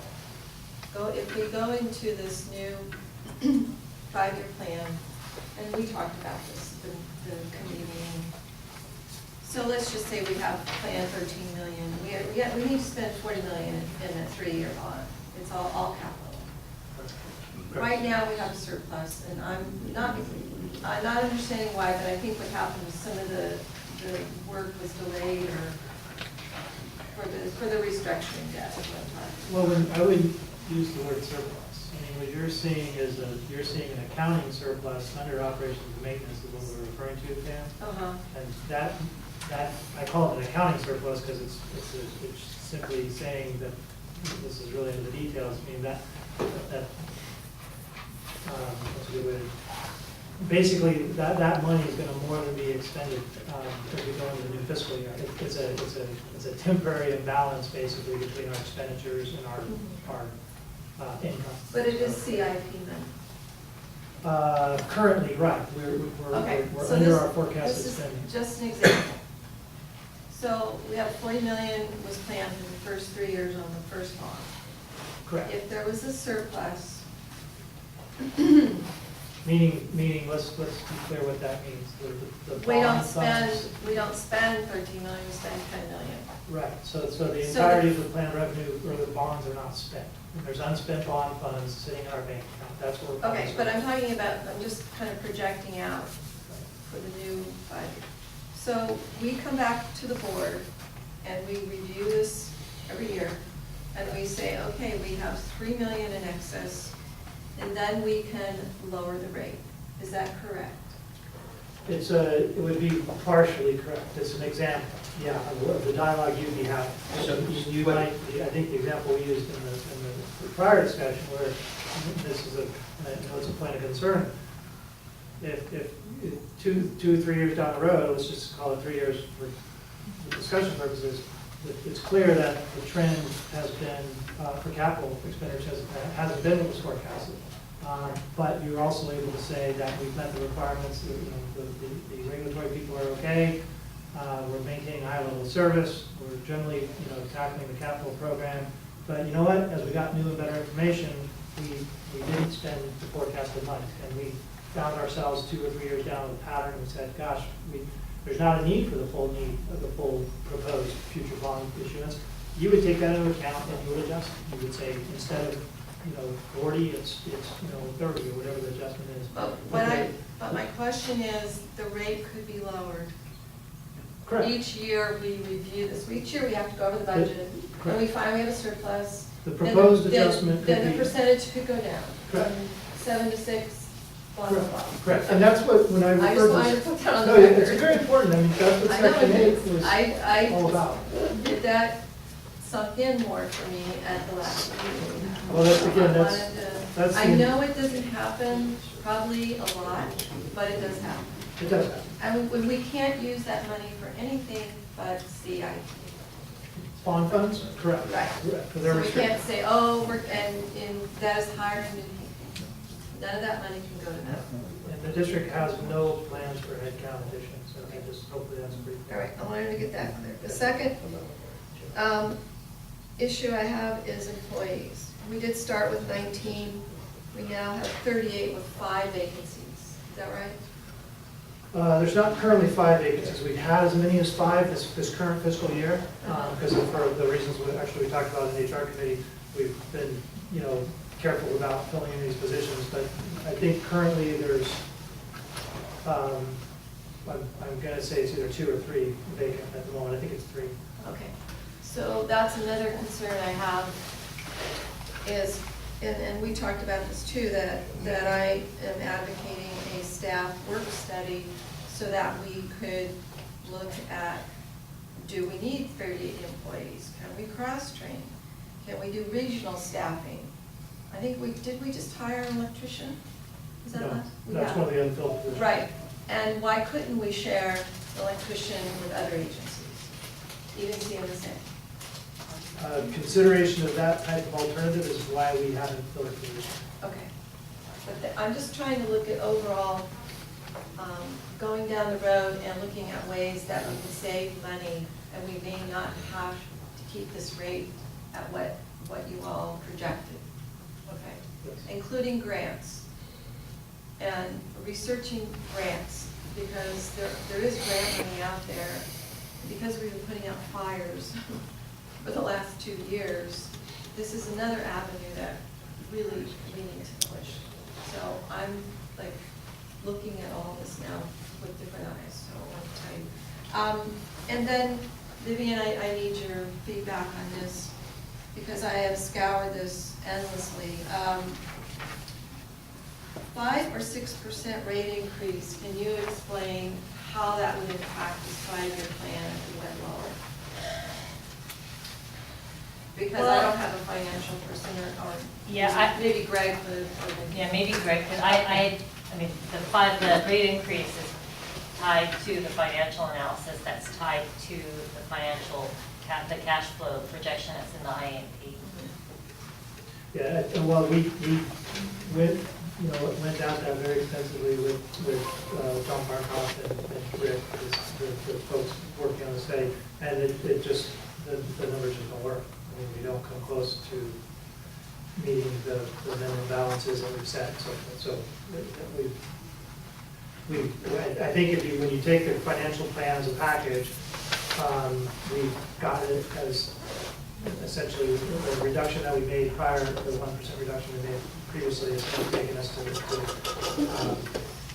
the constraints, I guess, of the current plan. You're talking about CIP in general, or are you talking reserves, are you talking both? Overall, total for the district, and just like our total financial. And then we have those slump periods when our accounts become very low, and that's when problems happen. Is that when we had to borrow the 10 million from the county? Yes, those periods are predominantly what what people think of as reserves, we call fund balance. It's like managing your checking account from paycheck to paycheck. Ours just happens to be 8 months apart. And then just to go over the second bond for 24 or 25? That's the one that would be most subject to change. So Right. That's the number that's out there today, but it's an action that the district would be taking 3 years down the road. And you would at that point have hopefully the best and latest information. So that's not set in stone? No, It it's could just, be it's much an assumption lower. under the financial plan. There's no better way to put it. It's part of the plan. It's reflected because we have to pick something, just like we do with our capital spending. So the way this current plan works as a package is 3 years down the road, there's a second bond issuance. Its amount is currently estimated at that number, but it's to be determined because we'll have a lot better information. I mean, there's just so much change happening right now with the projects, information that we're getting through the study. So it's almost a given that that amount will change. In fact, that's why the emphasis on the 5-year rolling forecast, and always having that be part of each year's fiscal cycle. So you're not letting these numbers stay static. Okay, and then we have union negotiations coming up, which is will be another expense that we don't really know where that could go. And you couldn't really give a rough estimate on that? I would hazard a guess it would be really. Depends on how long the contract is and all that. Okay, I'm done with my questions right now, thank you. Should we take it out to the public? Any comment from the public on this item?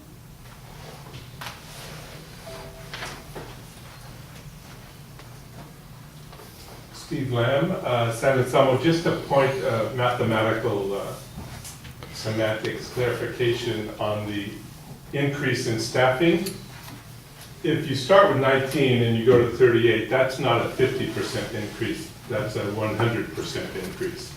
And so the impact that, when you say those things, the impact I would expect would be different if you said 50% versus 100%.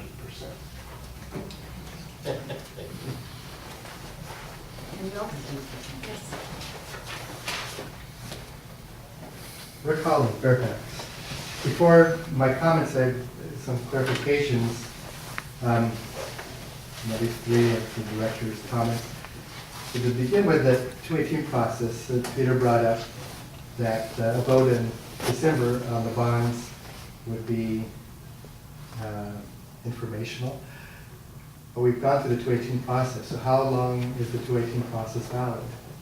It's valid until we do another one. So in essence, the district has gone through the 218 process. If bonds were put on the ballot and approved, then the district could just go ahead and approve an increase in part. Yeah, you misunderstood. The 218 process is for the property-related fees or charges because they're collected on the property. I think Mr. Egger wants to go out to a vote of the people on an advisory measure about the bonding. So if we said we wanted to bond and the bonds affected our rates and we had to increase the property-related fees or charges, that would require a new 218 process. If we increase the existing ones that we've already gone through the 218, as long as they don't increase from these 5-year rates, we don't have to do a new protest. But maybe the bonding would trigger higher rates, we would have to do a 218. But presuming that the rates do not increase tonight, then there's latitude to go up to the amount that was approved in this 218 process, which is about 7% a year. Okay. So it wouldn't necessarily trigger a new 218 process. And also, Frank, in looking at the $80+ million of bonds, it translates to $6 million a year debt service that the district would have. So in going out with all the bonds, the district would be paying $6 million of interest a year until those are paid off. And with the point about the 38 employees, right now the average employment cost is $160,000 a year of those 38 employees. So 100% increase in employees at an average cost of $160,000 a year. I think there'll probably be some room for cost savings. Last week, Steve made an important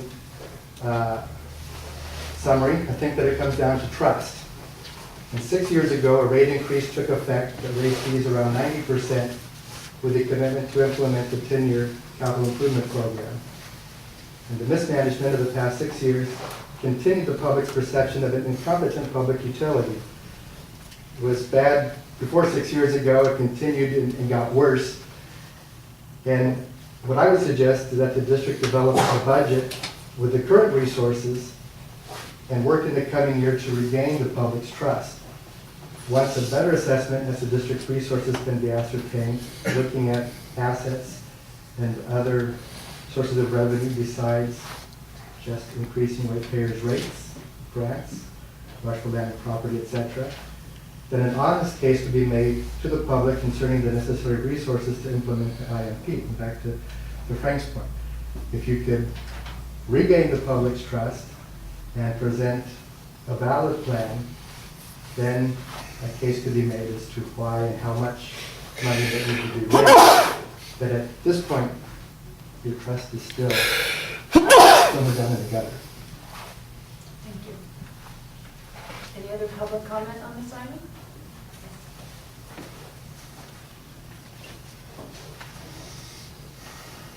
My name is Rick Adler. I'm from Larkspur, and I want to propose a revised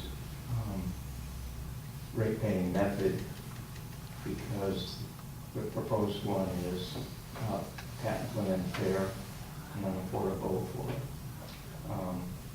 people on fixed incomes and or little or no income that use very little water, put very little water down the sewer, pay the same rate as the one percenters in there, with mansions and estates with their swimming pools and gourmet kitchens and hot tubs. And that's just not right. And it'll drive people out of their homes because they can't afford to pay this ever-increasing taxes. So I'm going to read a email I sent to the board, but I couldn't send it to the general manager because I couldn't figure out how. I propose for your consideration that the RVSD switch rate systems to the following hybrid combo of both unit and flow-based rate system. The base charge would be the same, current unit charge, plus the needed new increase would be flow-based on the unit's total use of Marin Municipal Water District water for the entire previous year. The rate RVSD would charge of dollars per gallon of MMWD water used is calculated by the total dollar increase needed divided by the total gallons of water sent by the Marin Municipal Water District to the Ross Valley in the year just passed. This dollar per gallon is then multiplied by the number of gallons of MMWD water used by the customer unit in the past year to get the total increase charged for that unit. This method will guarantee whatever dollars RVSD needs to balance the budget while encouraging and rewarding water savers. In the future, this plan will save more dollars for those who conserve water if RVSD each year increases the amount charged by the flow method while decreasing the amount charged by the unit method to get the same amount needed to balance the budget.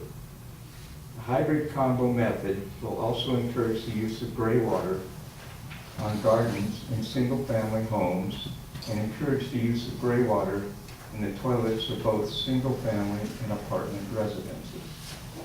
Because about 2/3 of the units are single-family residences, much more gray water will go into gardens instead of into the sewer.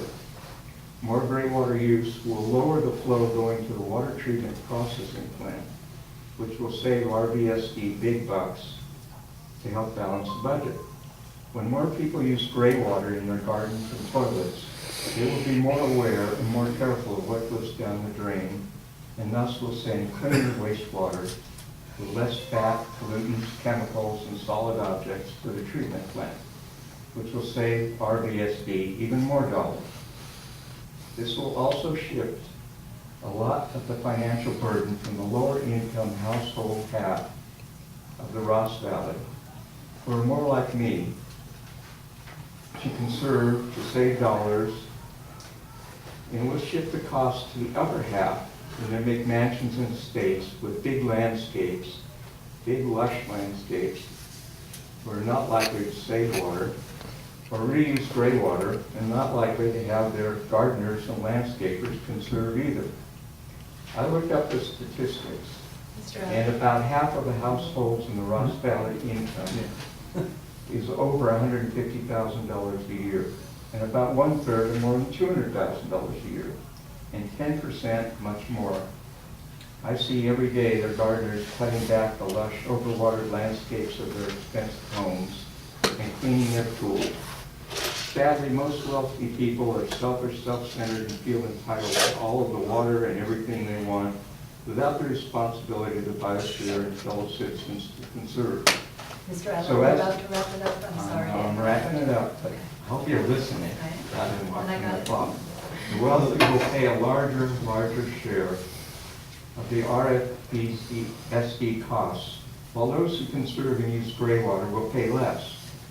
I'm sure the Marin Municipal Water District will be most helpful in this conversion process because it would be great persuader for more water conservation, which is their great campaign. MMWD already has a gray water conservation program which I'm sure they would be most happy to partner with the RVSD. I think the RVSD changes the rate system this way. It will meet all the RVSD needs and requirements, will make the ratepayers happy because the lower income half will have the opportunity to save water in dollars, while the upper income half will most likely not notice or care about the increase. I thank you for your consideration and look forward to the conversion. Thank you.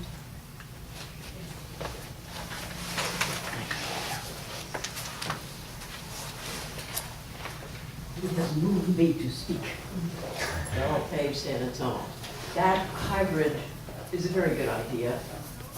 I think as the rate increases from everybody, MMWD, everybody, where if you conserve, you get fined, it's going to make big changes in the community. It has to. I mean, we can't afford this stuff. This is crazy. So I'm going to ask you whether what you're voting on tonight does make allowances for hybrid adjustments, or do you have to go back to the drawing board? You can do that. You can't do that. I mean, we You have to go back to the drawing board. and Okay. explain to the Okay. Because of ratepayers the 218, new methodology, yeah. but you're going down, not up. No, but you have to explain the methodology, and it has to be Oh, I included see, in the okay. process. All right, so I would ask you to consider, I realize it's a royal pain in the tush, and everybody's talked about that, but if you could go back now as part of this process and say, look, we understand this is bad, we're gonna try to help you out, but we have to raise the money.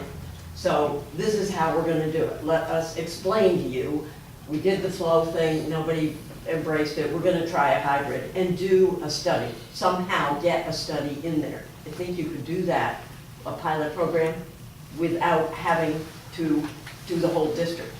If there's a way to do it, I hope that you will try to do it. Because when you get to your lateral program too, same deal. And this goes back to what Frank said about other countries being ahead of us. Yeah, they are. But we could start. We can't start unless you help people start. So if you're gonna raise all these rates and get all this money, and the staff is here, and the people are willing and listening, Larkspur has everybody's attention. Everybody's tuned in. Start thinking about pilot programs now. You have a willing audience. You will get further now than you would get later. So I urge you to take whatever steps you can, wherever you can, to hybridize, pilot project, whatever it is. Please, try it. Any other public comment on this item? Good job. And I'll bring it back to the board for any discussion or comments. Greg, can you comment to what Darrell said? Yeah, briefly, I'll try to, I think, maybe address both. I mean, so the principles, the objectives that are mentioned, rate equity, encouraging water conservation, gray water is obviously there are lots of regulatory reasons for they do, but these are all, I think, objectives that the district is in support of. I mean, the rate equity was a big driver of the study. I will point out, and it was just briefly for the board's understanding, the closest thing to the hybrid proposal, and it's not that is a model that is used in some districts, but it's not quite as detailed. Obviously, there's some practical limitations that you can do, but my point is where you have a base charge that's fixed, and then you have a variable charge that is tied to water use. So there's no question that that's a rate model that's out there. We did consider the practicalities of the benefits of that rate model in the last study, not in detail, but it was we did not choose that for objective reasons is my main point. The closest thing that the board and the district has looked at in the past to that would be the study you did in 2012, I think, that was a hybrid basically. It had a fixed charge as was being described, and it had a variable charge tied to water use. The district did in the past, I don't evaluate the merits of that process, so to speak, but we did have consideration of that in quite about a lot of detail. We did a 2012 rate study that was founded on a hybrid model in essence, and for a variety of reasons, as I understand it, you chose not to go with that rate structure. So it isn't something that the district has not considered in the past. It does have merit, there's no question, there's merit to that rate structure. The district is, we are trying to make moves in that direction, but the whole purpose of the differential flat rate is to recognize the established pattern of water use differences between the higher density housing, multifamily, and the single family units. So those are all solid principles, I guess is what I'm trying to say. We just found practical limitations for how far we can go in this particular, process. The ability for the district to go to greater flow-based rates, I will say, because it's relevant to other issues this evening, depends heavily on your financial resiliency, so to speak. Things like having adequate reserves. And as you've heard and we've made reference to, we've had other communities that have gone into that process and they have hit unexpected financial difficulties because that type of rate structure by its nature does induce volatility into your revenue. And you need to plan for that volatility. It's not that it's a bad or a good thing, but you need to have the resources to deal with the ups and downs. This district might be there in a couple of years, but the hard reality today is we don't have financial resiliency. That's one reason I don't want to. My proposal was not variable. My proposal was a fixed flow-based rate. I understand that. I think there's a lot of details, but my point is, in principle, we can't jump right to that change right now, is my point. So But anyway, that's it's possible in 2-3 years. We already have the study done. I wouldn't say that. The study that was done in 2012 was a vastly different set of financial circumstances for the district. Oh, right. No, but John did use flow. Correct. And he proposed the, Yeah, that was the had several 100 million, scenarios. that was the 100 million. No, it had nothing to do with that. His was based on flow with some small fixed component, and it had the widely variable rates, and the larger users in the district would be paying $3,000 or $4,000 a year for the bills, and that was there was some negative response to that, as you can imagine. And then the other issue was he pointed out that during drought years everybody stops using water, and the income plummets. Right. And unless you have millions of dollars in reserve, you have no money to pay for all the things that you're doing. My proposal does not plummet during drought years. Okay, and we won't have our reserves in place. I mean, it starts out slowly and then it builds by the 5th year. We'll have. Well, they're not what they were originally planned to be. What are they at, 12? No, they're going to be cut. They were cut by 3 million. Yeah, with the 1% So it's like reduction. 50. Yeah, generally speaking, our total balance will be, the year-end balance will be about 15 million. But that's 5 years out, and that's. Anything could happen. And 11 million is committed to just routine spending. Yeah, so we have evaluated, not in the same detail, but I think it's been considered in concept by the.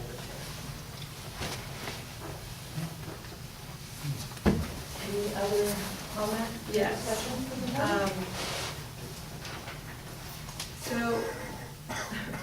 as you know, I abstained at the last vote, and the reason I did is that I wanted to make very sure I had uncovered every stone I could and scour this heavily many times, because it is a big change in the community, because of our history, and the last 2 years have been very difficult. And here is a whole different concept, a whole different plan. We've done our homework. We have really done our homework, and prior to it, the homework was not done. So I was at home today and I wrote down a few comments, and we're wasting money on fines, and we still have a consent decree from 2005 that we're still answering to, and now we have a deadline, July 1st. We have enforcement currently from spills. I can't see not voting yes for them tonight. It's just going to add more problems for the community to pay more for the spills and the bad pipes. And this, the pipes are the oldest in the community. I mean, some of them are up to 100 years old, and they haven't been taken care of. And it's like anything in life, when it's not taken care of, it's gonna cost you more in the long run. So, I can't see putting this off, it's just going to make it worse. And I've done my best for the community, it's been really rough, and it's a hard thing to talk about because it's got all these people. Yes, no, yes. So, and you know, I put out 7%, and I really thought 5 and 6 might go there, but like I said, I really checked it out and spent a lot of time with John and Rick, Greg, Vivian, I talked to Vivian too. So, let's see, I have it.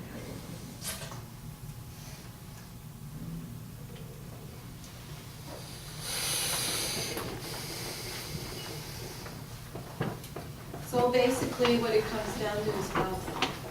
This is about health. And it's about health of the environment. So, and it's a public service that we have to provide. And I can't see denying this and putting it off over and over and over. I like the concept of an advisory bond vote, but I don't think I can wait until November. I don't want enforcement to come down and make that one put it off. And then we'll even get into another issue of having to put out more money, and the pipes are just collapsing. So, just to sum it up, you know, I think it's a positive move for the agency to promote health and to clean up the environment, and I think it's a positive move for the community to start the process. And that was a main priority on my vote. That's why I'm going to support it. So, the last thing is, this is kind of my father told me, you know, when the roof leaks, you gotta fix it. If you let it go, everything goes, so Sure. I'm done. The more we can reduce the amount of wastewater generated in our district, the more money we're going to save. Our treatment costs at Central Marin Sanitation Agency are now based on volume.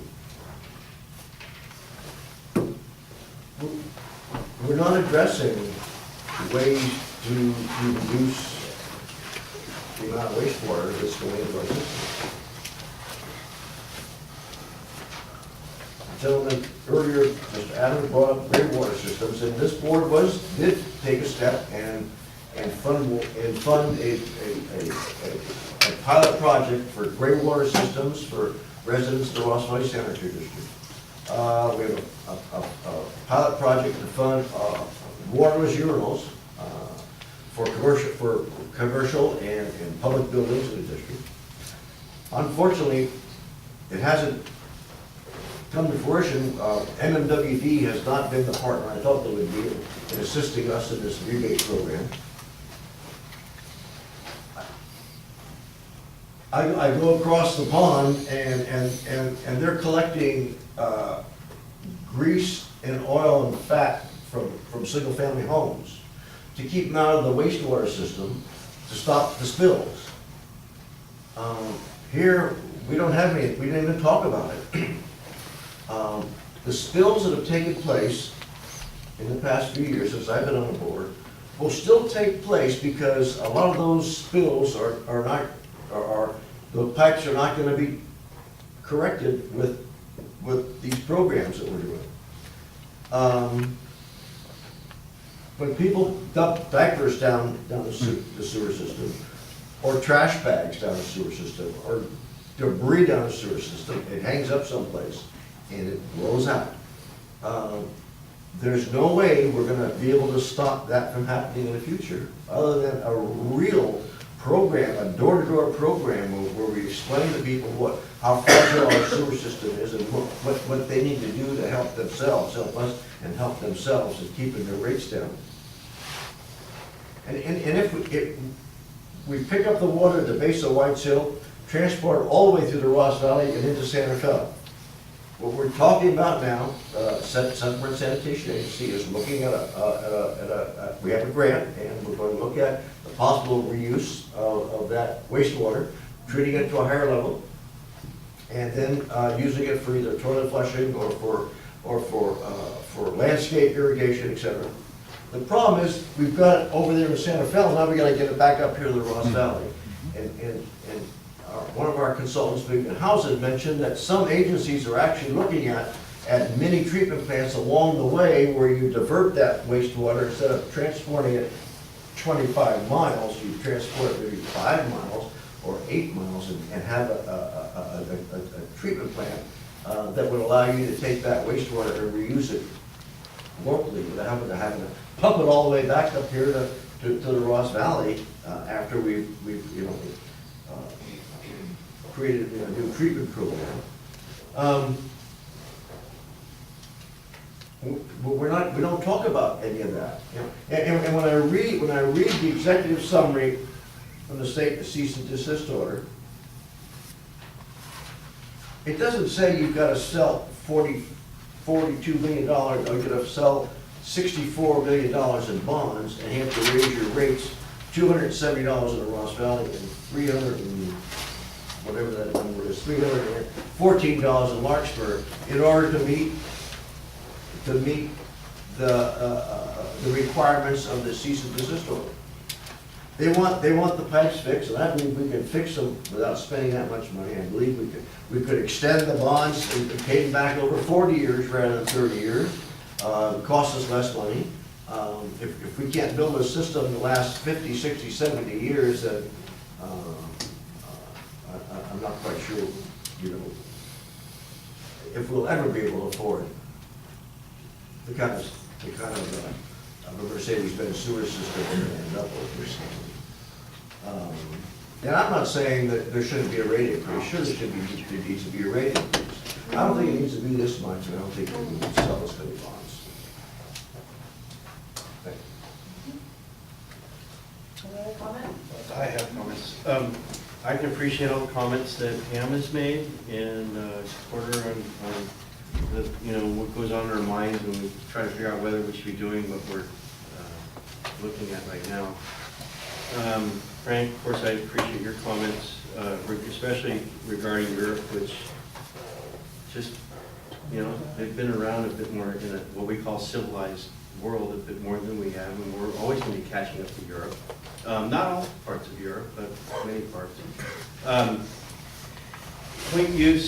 Point source capture is huge. Frank has a good point. Fat toast and grease right there in the kitchen. I do it every single night. The teaching that needs to be done is important. The outreach, door to door, I love it. I look forward to coming by the house. Don't forget a bottle of wine.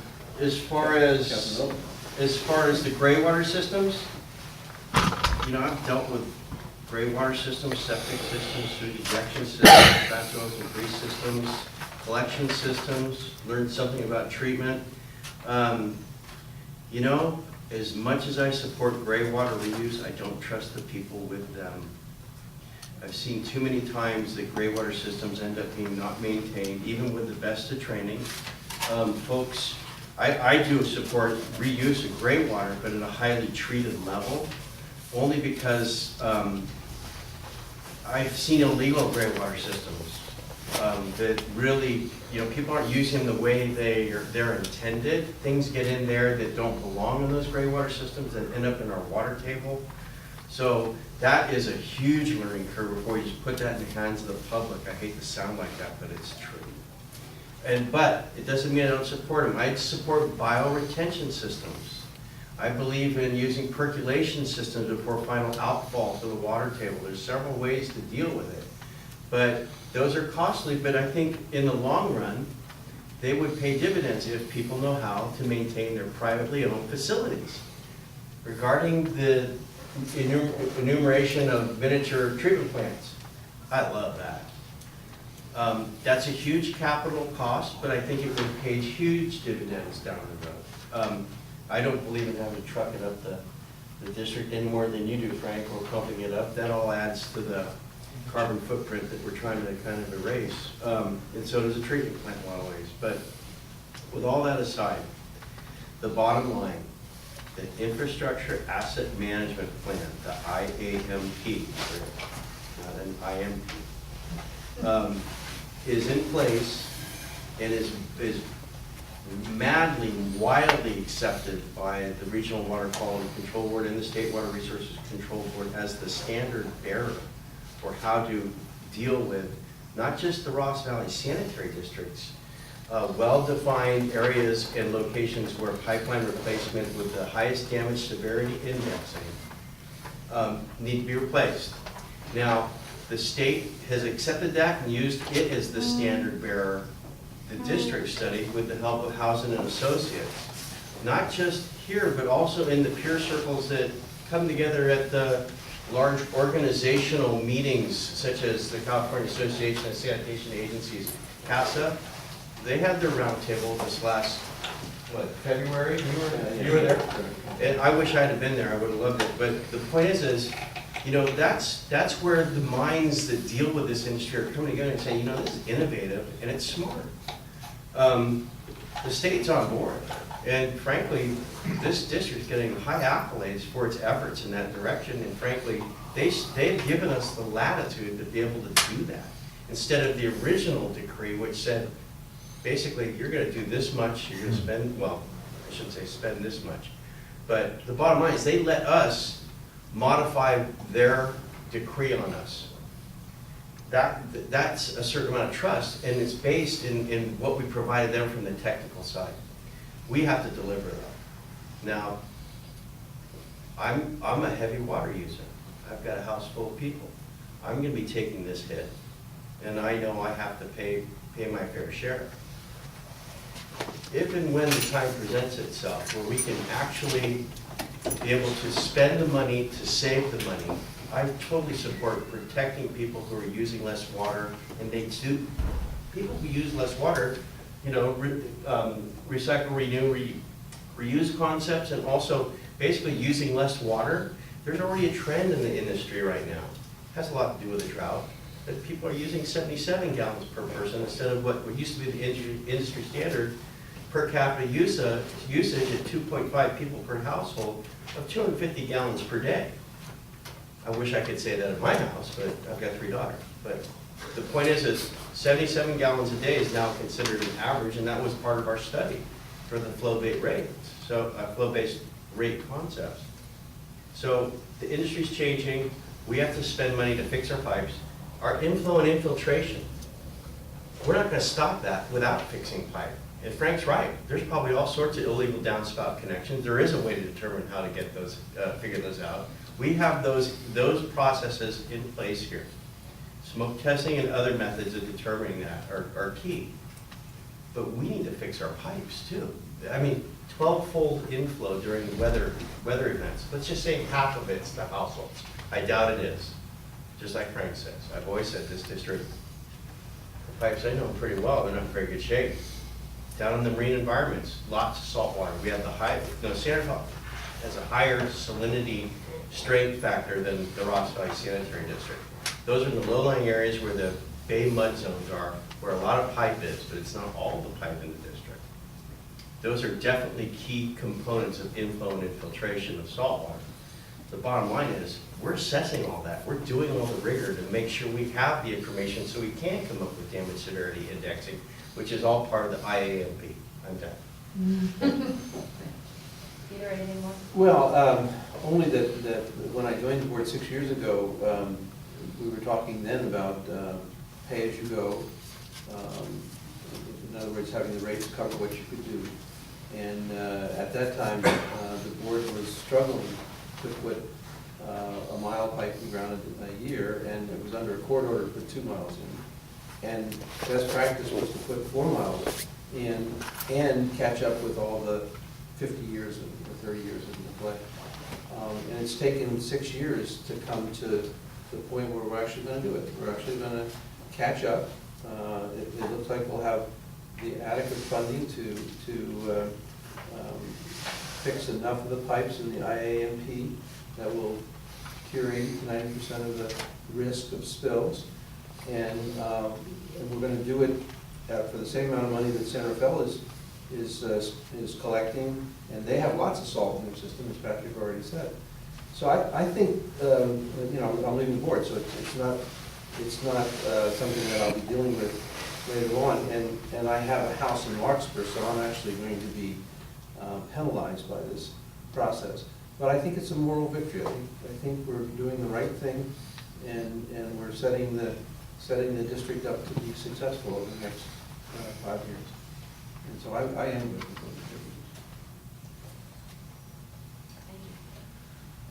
All right, may I ask for a motion? You said no. Well, I would just say that I am so grateful that we have the management that we have now that is bringing us to this point. Because the main difference between tonight and 2 years ago, when I was sitting in the audience, because it was right before the election, was no one could answer what pipe you were going to fix and when. The things that are similar are that we are going to raise the rates, we are going to bond, we are doing it because the regulators are breathing down our necks and we have to. But the difference is, I think we can explain to every single person in the community who wants to take the time to understand why we're going to do what we're doing. And contrary to what Frank said, I don't think this is a 20th century solution to a 21st century problem. I think it's a 21st century solution to a 20th century problem. They're old pipes. And with Greg and Vivian, I think we've brought together the most highly technological response to figuring out how to address the old pipes that, I think exists in the community. So I think we're really fortunate to be in the position that we're in. And I'm happy that we talked about the rates and the bonds with enough rigor to bring a consensus, I think, on this board that will allow us to move forward. So I feel pretty fortunate to be able to move the district forward, given what it looked like 2 years ago at the same sort of decision-making point. So that's all I'll say. Besides, may I have a motion? Well, I'll make a motion to approve. Or adopt. To adopt ordinance number 65. This is an ordinance repealing ordinance number 63 adopted November 28, 2012, and enacting the ordinance relating to wastewater utility service charges. I'll second that. Wasco, Sullivan? All those in favor? No, Or do we have roll call vote? roll call. Okay. Director Banks? Aye. Sullivan? Yes. Wasco? Aye. Hager? No. Silla? Aye. The motion passes. Thank you.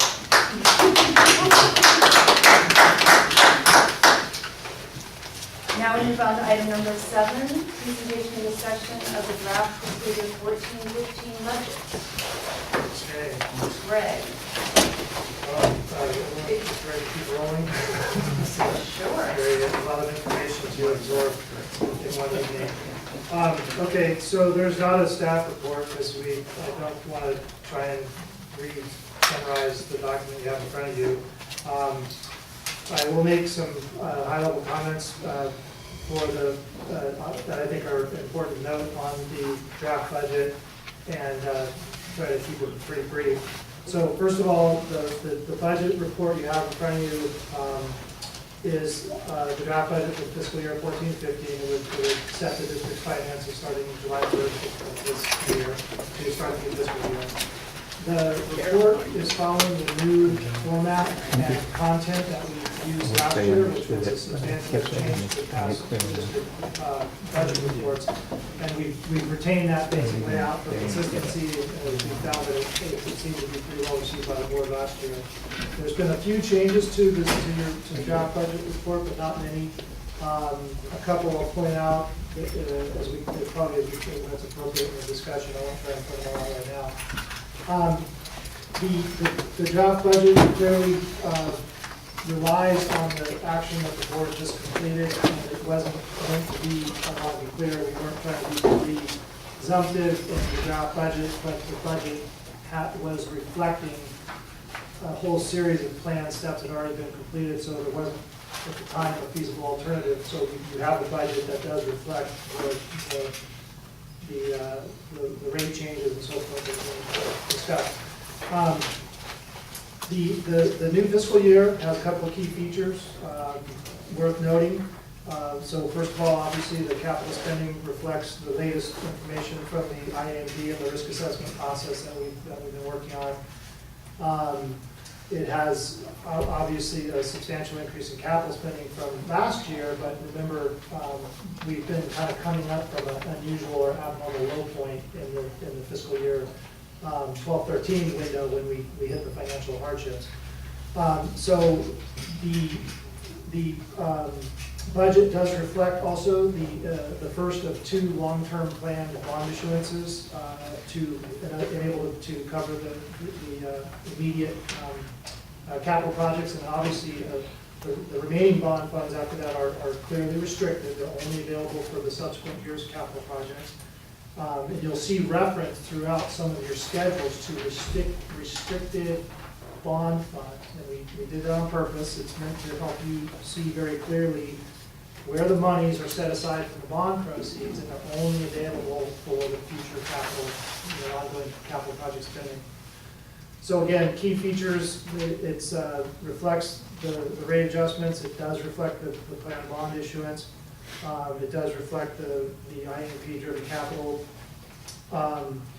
We have tried to keep most of the basic tabular and graphic information the same, showing everything in a 5-year trend, which we, again, hope is useful in terms of seeing the influence of each year's decisions and so forth. Again, I want to resist kind of going through section by section. You've had the report, and we went through it with the finance committee members, and we have, I'm just going to point out ahead of time, Wendy needs to leave at 9, so she's stayed as long as she can, but she and I and Julie and a whole number of the staff have worked very closely together on the budget, the draft budget, so I think we can answer any questions in her absence, but I just want to point it out. All right, I'm going to resist going through a little bit more on it. It's a long report. Those are basically the highlights. And I'll hand it back to the board. Board members, questions for staff on this? Well, this is due July 1st, right? The board would normally adopt the new budget at the June board meeting, so the start of the July 1. So this is we have another, correct. because I was going to say, Wendy's leaving us. I'm sorry, but there's a highway closure between here and my home that starts at 10. This is discussion and direction this evening. We bring you back a final budget for consideration. So it's not, hopefully that's clear to everyone that you're not. We get another shot at it. Correct. So in the budget or for a study for like the work staff, where would that be located? That effort is covered under the HR services. Okay. And so it's under the item, under outside services for HR. And we covered that under a separate item the other month or last month. Yeah, so we're going to have that study done as a first point, and it's included in the budget. Okay, and then did you include a strategic plan in this budget? We did not. Oh. Very good. Well, I'm going to ask for that. Thank you. Right, Pat? Right? Yeah, I'll miss that. But I've been looking at the same strategic plan now for years in our CSDA binder, but I think your HR consultant will have that. Yes, but we can certainly do that. And the points about education and what Frank said is paramount, so I can't remember how much I saw for outreach and education. 100. What? 100,000. 100? 100,000. Because there's a lot that we haven't done and way behind on that. You know, I got something from Marin Sanitary advising me that fats and grease should go into the green bucket, and you're going to be using that for fuel. So I think maybe we can team up with them, or at least you guys could team up with them. And Was this recently? yeah, it came out about 2 months ago. Yeah, last time I went down there, he wouldn't take my peanut No, oil. I think he was just pointing out that the green buckets are going to be used for some of that stuff. Yeah, I mean, we did have a person who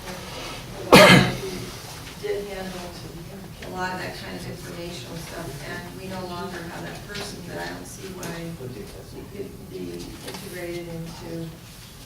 Yeah, we didn't utilize a fair portion of our outreach resources this past year. But I think that right now, with the current draft budget, it would be more a matter of us finding the focus to spend the funds. I'm gonna be more pesky than you. It's a good thing. It's a good Now thing. that there's so much. And I think it's a really appropriate role. Oh, it's huge, and it creates any trust idea how to and change that. connection and interaction with the community, which we need. So, thank you. Yeah. And then what about gray water incentives? What we're doing is we're carrying forward the funding for the program that Frank was referring to earlier, and we haven't had the level of activity on that. This is a little bit unrelated, but I think it's appropriate to at least point it out, that we did get some recent activity on that front, meaning the gray water pilot program. I just got communications this week. So there is a push at the general manager level at MWD to have their conservation staff work with the district on that concept. And we brought in, we suggested, this is all very preliminary, working with the North Bay Conservation Corps to be, potentially be essentially the administrative structure for the gray water program. So this is all very preliminary. It's just, I've got this information just in the last couple of days. So to bring it, back to specifics on the budget, again, the monies are there. I don't want to say carrying forward because that's not technically what we do. The same amount of money is being proposed in the draft budget, and I think this time around our odds of actually making progress and using it are much higher. We did have a lot of there was not a lot of progress this fiscal year.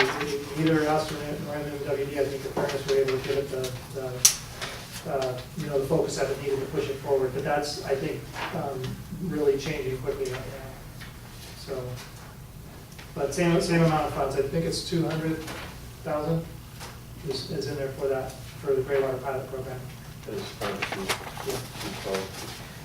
Do you know any agencies that have like gray water reimbursement if they buy a certain something for their toilet? I don't, not yet. And I think part of that is because the gray water regulations really only just got solidified recently, and so I think for the benefit of folks in the audience, for a public utility like ourselves, the real issue with gray water is the state plumbing code and regulations that we have to do things that adhere to.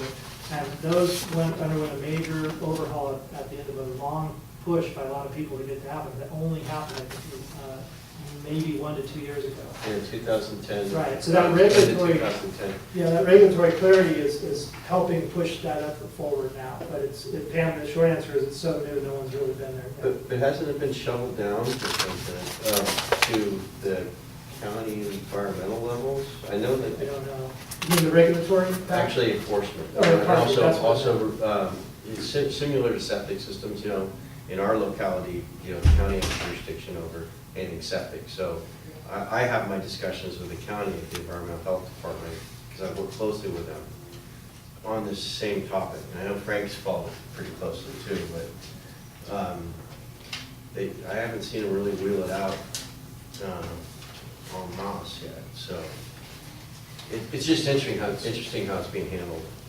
I haven't seen it just widely delivered. Any other questions? Oh, yeah. It's like Christmas shopping. The solar. Remember we talked about the solar a couple of times? Yeah, we've got We're gonna direction from investigate. yeah, we just to look at it. Yeah, it's much different now than 5 or 6 years ago for turnaround, and so can that be added? I don't think it's going to cost us really for someone to come in. Well, the direction we got, from the board was to just do the initial exploration of it, and so that won't really, I think until we get to the point of having a defined project, we can the numbers. But we've got direction from the board to at least go explore the concepts and get. So that wasn't, because we don't really know. Yeah, there's not a line item in here for a specific amount of money. We wouldn't get the tax benefits of the solar system. That's one of the things when I looked it up. So it may be more effective to have a contract, have someone else put the solar up, and they can put it up less expensively and sell the energy back. Oh, I see. Okay, I just didn't want it to be forgotten. All right, I'm done. Frank? Looking at page 20, introduction, we talked about our population of 55,000. I think that included San Quentin, that's the number that I've seen for a while. And so we should either adjust it or get San Quentin back, so we can verify the fact that it's reduced to 55,000. San Quentin's about 5,000 roughly. I think the population got like 4,600 or something. But, You can work on that. That's still. absolutely. Okay. Oh, yeah. Then on page 15, 600,000 for a lateral grant program. That's up from, what do we have this year, 250? 250, yeah. So that's 350,000 up. And I looked at the grant, well, we're going to talk about it later on, so we'll get into that later on. But the requirements of the state, of the Regional Water Quality Control Board, well, one of our agreements out of 2010 spill was that we were going to spend X amount of dollars on laterals. Well, I forgot what the number was. It 250,000 or 400,000? It was a pretty good number. Yeah. We're still over that. Over a 3-year period. Right, that's the what we refer to as the SAP, the Supplemental Environmental Projects. Yes. And we are still under that, and we're still chipping away at it. We submit. Are we close to it at all? We're meeting compliance, yeah, Okay. we've got a ways to go on that. If just clearly, if we did what's being talked about in the other item in terms of ramping up the lateral program, we'd be more than meeting the requirements. So, and we've got about 40 million in bonds to be sold. Do you actually think we can put 15 million in the ground each year for the next 3 years? It's gonna be a challenge. I won't say otherwise, but I think that if we can make the progress on our project delivery process, if we can bundle the projects in a more efficient manner, I think we can get pretty close. I mean, the point is not to spend money, obviously, it's to spend on the right stuff, but I think we're The salary increases will be 4% this year. That's the last year of that contract. of the COLA, it's a COLA, yeah, cost of living adjustment, correct. We renegotiated in this next calendar year, 2015. I think state employees are getting roughly about a 2% increase this year. So 4% is a pretty generous increase. But it's my understanding that our salaries are about 15% higher than similar sanitary districts. I was just told that. I haven't seen the numbers, but I'm sure we'll be getting into those kinds of numbers and we'll talk about once the negotiations start. Let's see where we stand. And on the unfunded liability for the pensions, it looks like we're right up to date, right? We don't have a huge unfunded liability like some of the cities around here now. We addressed that in quite a amount of detail in response to the, specifically in response to the grand jury, survey that they did with all the public agencies, and this reflects that. We're more fortunate than a lot of agencies in that respect. So we've got 30 employees. You see, this budget projects 30 employees for the new fiscal year. Correct, no, right, same as current.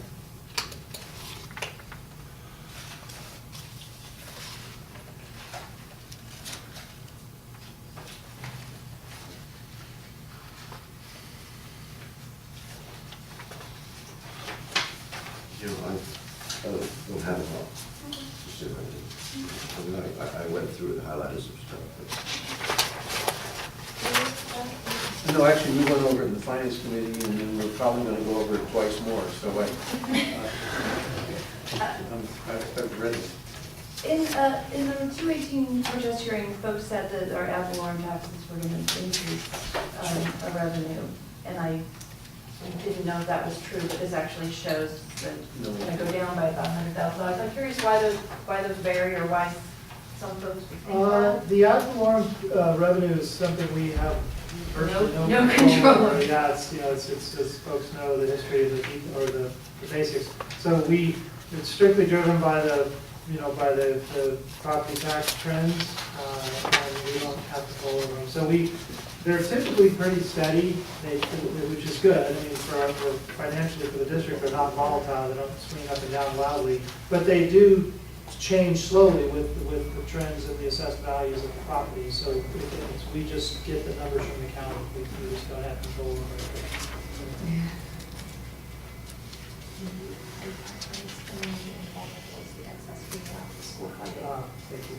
You said that. Part of the volatility in the amount that we receive is the property taxes are made up of a lot of different classes of tax, secure supplemental, ad valorem-based tax, so on and so forth. One of them is the ERAF monies, which are the portion of property taxes that are supposed to go to schools for specific uses. If the monies collected that year are not actually used by the schools, they then get redistributed back out to all of the other agencies in the county. And that's something that you never know what's going to happen. So it's better to look at it slightly conservatively for our purposes, and it's really only a matter of about $100,000. I was just curious. It caught my eye after hearing people say that those should just keep going up, which, you know, might be assumed based on property values going up, but that of course requires transfer. It requires sales. Right, it requires transfer of property through excess. All right, shall I go into the public for? Well, just one quick question. It's my understanding that Flood Control District number 9 will only fund half of the cost of relocating the sewer lines under Memorial Park and White Hill School.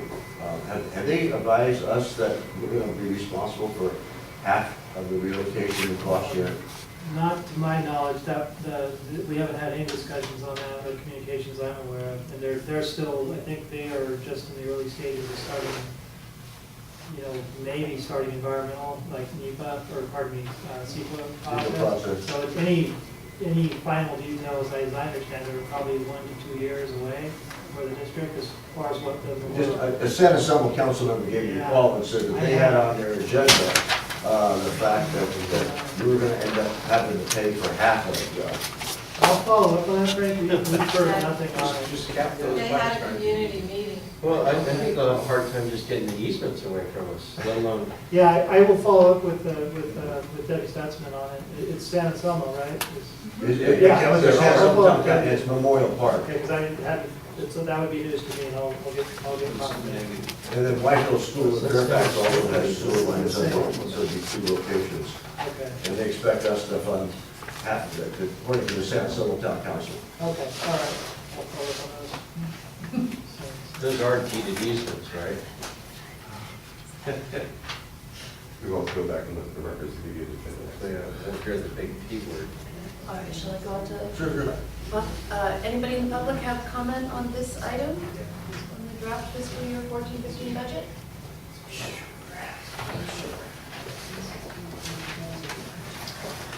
Rick Collins, Fairfax. So the failures of this board have now resulted in a proposed rate increase up to 42% for the next 5 years. Employee costs average $160,000 a year, with a 4% COLA the coming fiscal year. The Frank just mentioned we're likely 15% above employee costs of comparable districts. Consolidation was tabled by this district in September of '07, despite the cost savings. Europe was held up this evening as an example where water utilities are consolidated, not the inefficient piecemeal system we have in Marin. Largely the national systems, Marin can't even get 12 agencies to work together competently. The next board will have to implement the decisions of this board. I don't foresee another 6 years of incompetence, but hopefully we can put people like Vivian to better use than where we were 6 years ago and rehashing the same problems and the same poor policies. Thank you. Thank you.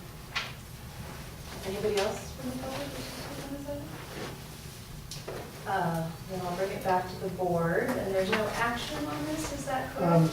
Correct. You'll make the, Yeah, just direction, and we just do a quick recap, some specific changes that we'll incorporate. And so far, all these are relatively minor in terms of the big picture of the budget. We do want to include some specific plan or allocation of funding for a strategic plan to get that started, which I just want to say on a side note that would be excellent timing to do that as part of the new fiscal year. And obviously, to get the new board out of a good start, the strategic planning is long overdue. I heard we want to add, or no, we confirm we do have monies for outreach, so no change there. And we've got some follow-up to look into with San Anselmo and Fairfax town staff on these what is might be happening expectations-wise with funding for any of the sewer work impacted by those local projects. Actually, it's only San Anselmo.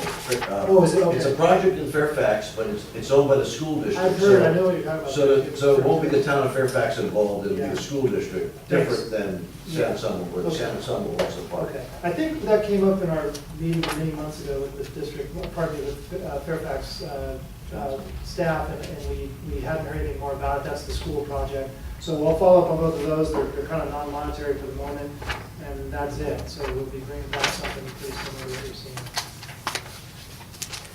Anything else anybody can think of? Revise? All right, great. Then I think we can move on. We've already done number 8, so we'll move on to agenda item number 9, consideration of awarding contract and authorizing the general manager to execute a contract for the flow meter installation at PS 15 and PS 13. Okay, I'll do a quick recap on this one. Yeah, so this is something we've been chipping away at for a while. It's not a big contract, but it's plugging a huge hole in our operational knowledge and information for the system, so it's a very timely project. This is the final step in the process of getting our largest pump stations fitted with permanent, modern flow meters that can be tied to a future SCADA system and that can provide constant and accurate flow measurement to the system. So when you think about our cost of service as a utility, what do? We move municipal wastewater. We pump it basically after it comes downhill. So the gap in our operations information, it's not that we don't have any right now, but we make essentially estimates of our flow. So this project is simply the final step to go ahead and, the district purchased these flow meters already under the current fiscal year's budget. And they are, this is the construction project to get these installed. District staff can't really handle these things. These are very large flow meters, and so the contractor's going to be completing the installation of the purchased flow meters. So that's really the basic scope. It's in the current budget. We went through the standard bidding process, and what the board would be approving this evening is simply, or specifically, I should say, awarding the construction contract to the low bidder. So I'll hand it back to the board, and I've got Randall and myself here to answer the question. So we already bought the flow meters, we're just installing. Correct. This is money to do that. Yes. And, okay. Hey, Randy, could you refresh my memory on what type of flow meter you're using? Are you using a paddle type system, or is it sonic, or? We're using ultrasound mag meters. That's what I want to hear. That's good. I'll ask a question first. What is the mobilization cap? What is that? Is it a kind of indirect or?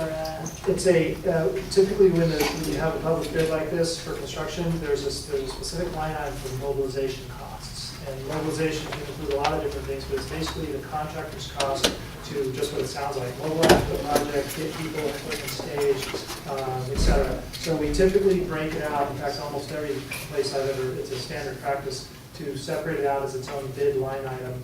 And I think what you're referring to, Mary, might be the results of the bid process. Right. Yeah, so the The other bidder did not follow the bid directions. They did not adhere to the limits which we set on the mobilization percentage.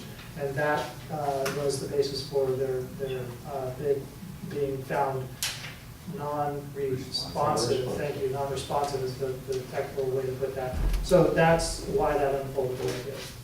And so there's a cap on, it can only be 7% of the whole contract. Right, and what you're looking, that's typical, I mean, you set percentage limits on it so that the contract isn't overly front-loaded in terms of how they're covering the costs and covering so forth. So there's probably more reasons, not to get into it tonight, but it's a standard practice to set a limit on your mobilization percentage as a total of your bid. Was it looked at, I mean, I guess obviously where I'm going with this is that we end up spending $15,000 more. I'm taking a Frank's thunder, but that even got me because, you know, it seems like a technicality, but then they come out so much lower than 7% of 5,400, and you know what I'm going with. As far as basically, I completely understand it's a very apparent shortcoming of the system in a sense, but we are following a pretty strict process, and we've had contractors protest bid results in the past for this very item for Other people. I see, once we say these are the rules, these are the rules. We had, So unfortunately, when we disqualify an apparent low bidder, or when we disqualify a bid, I should say, and end up with another apparent low bid that is, might be higher, it's a result of the standards that we have to follow. And they didn't protest. No, they didn't. no, they didn't, but, yeah, it was. You know, this is not the first time they've been off, and Ford seems to send in faulty bids all the time too. Do they not have people that can add? Yeah, You finally noticed, huh? it's That's a addition rule. or just not following the contract specs. But it's all, I mean, it's line by line by line. It's, yeah. Mistakes happen, and this is a mistake. Every And year. And could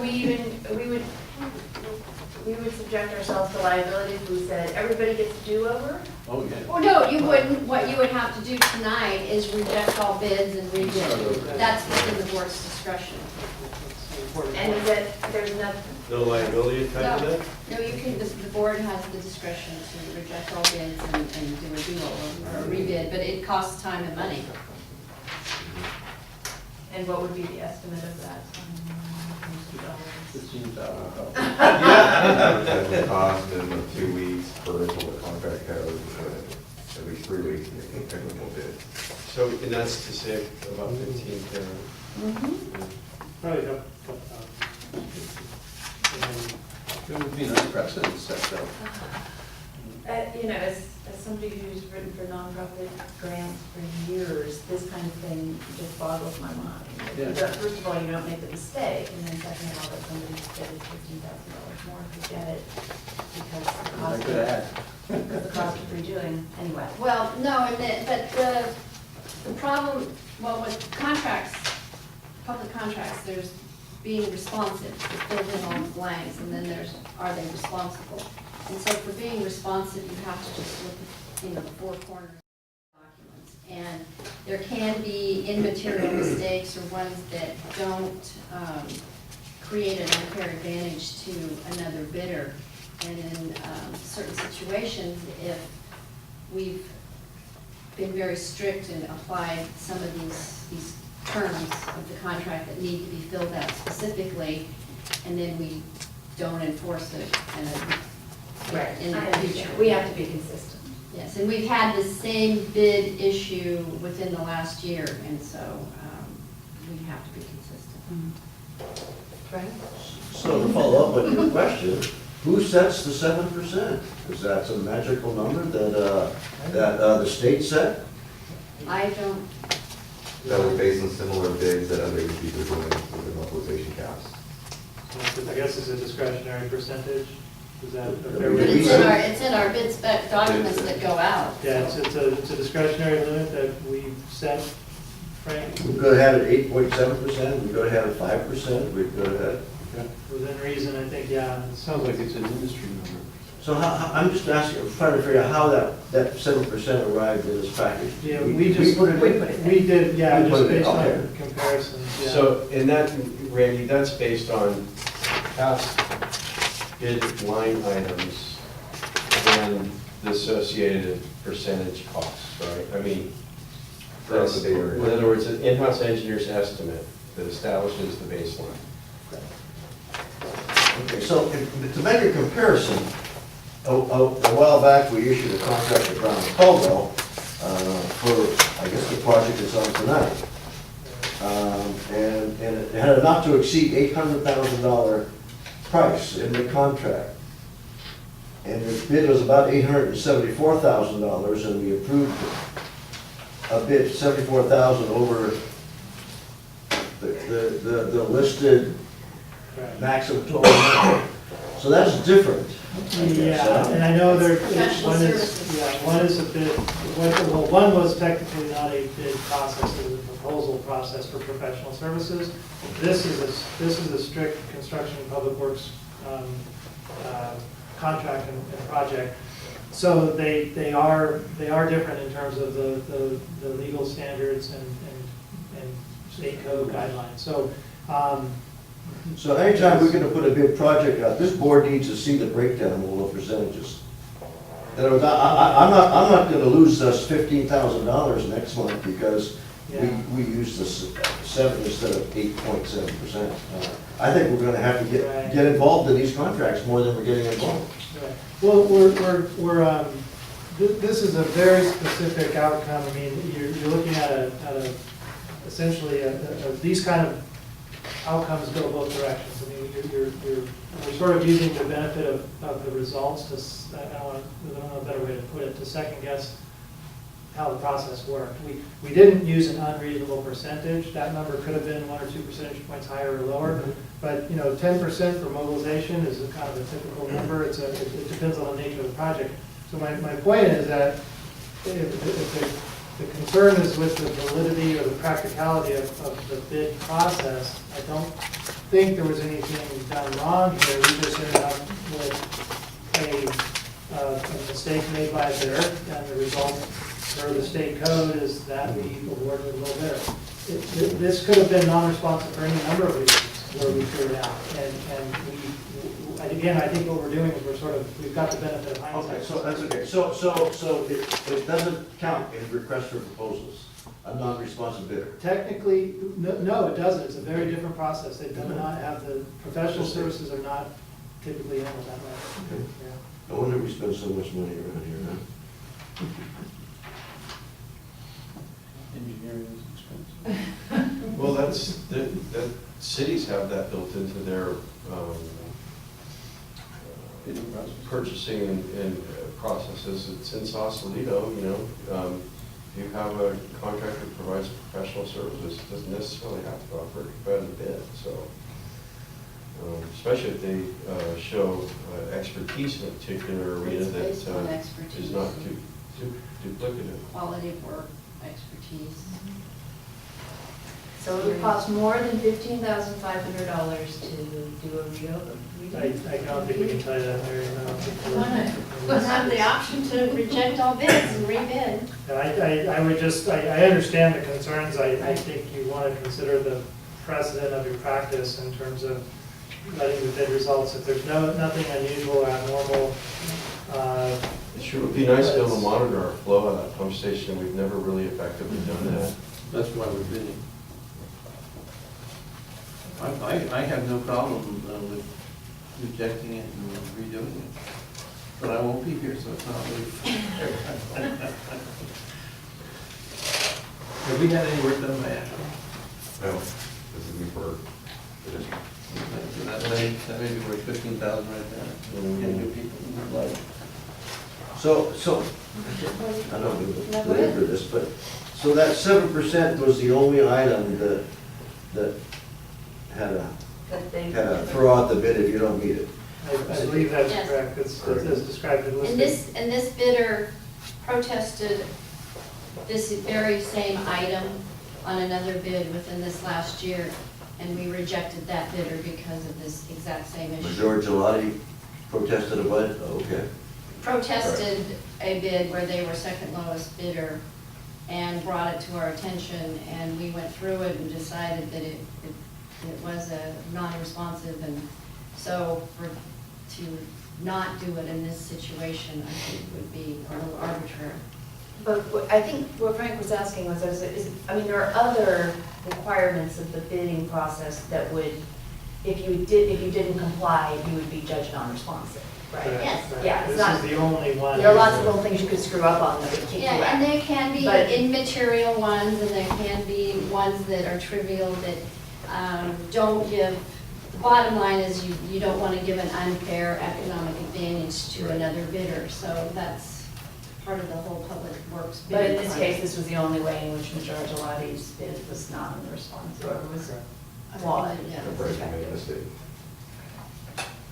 And it does happen.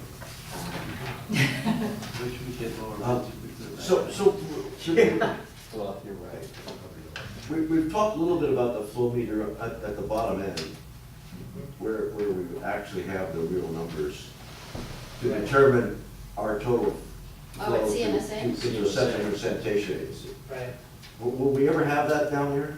A big one? Well, that is something we'd have to coordinate with the CMSA, you know, with Our the JPA. JPA members, because it would have to be, you know, located in the, either in the, well, at the headworks of the plant or at the force main. It would have to be Well, before right. the equipment Yeah, it comes would in. be, exactly. So it'd be- No, right where Corbin comes It in. would be better before Yeah. we Yeah, So, then we- well, so when we get these flow meters in, Yeah. we'll have fully metered flow, everything will be accounted for. So if. Except that Larkspur landing piece.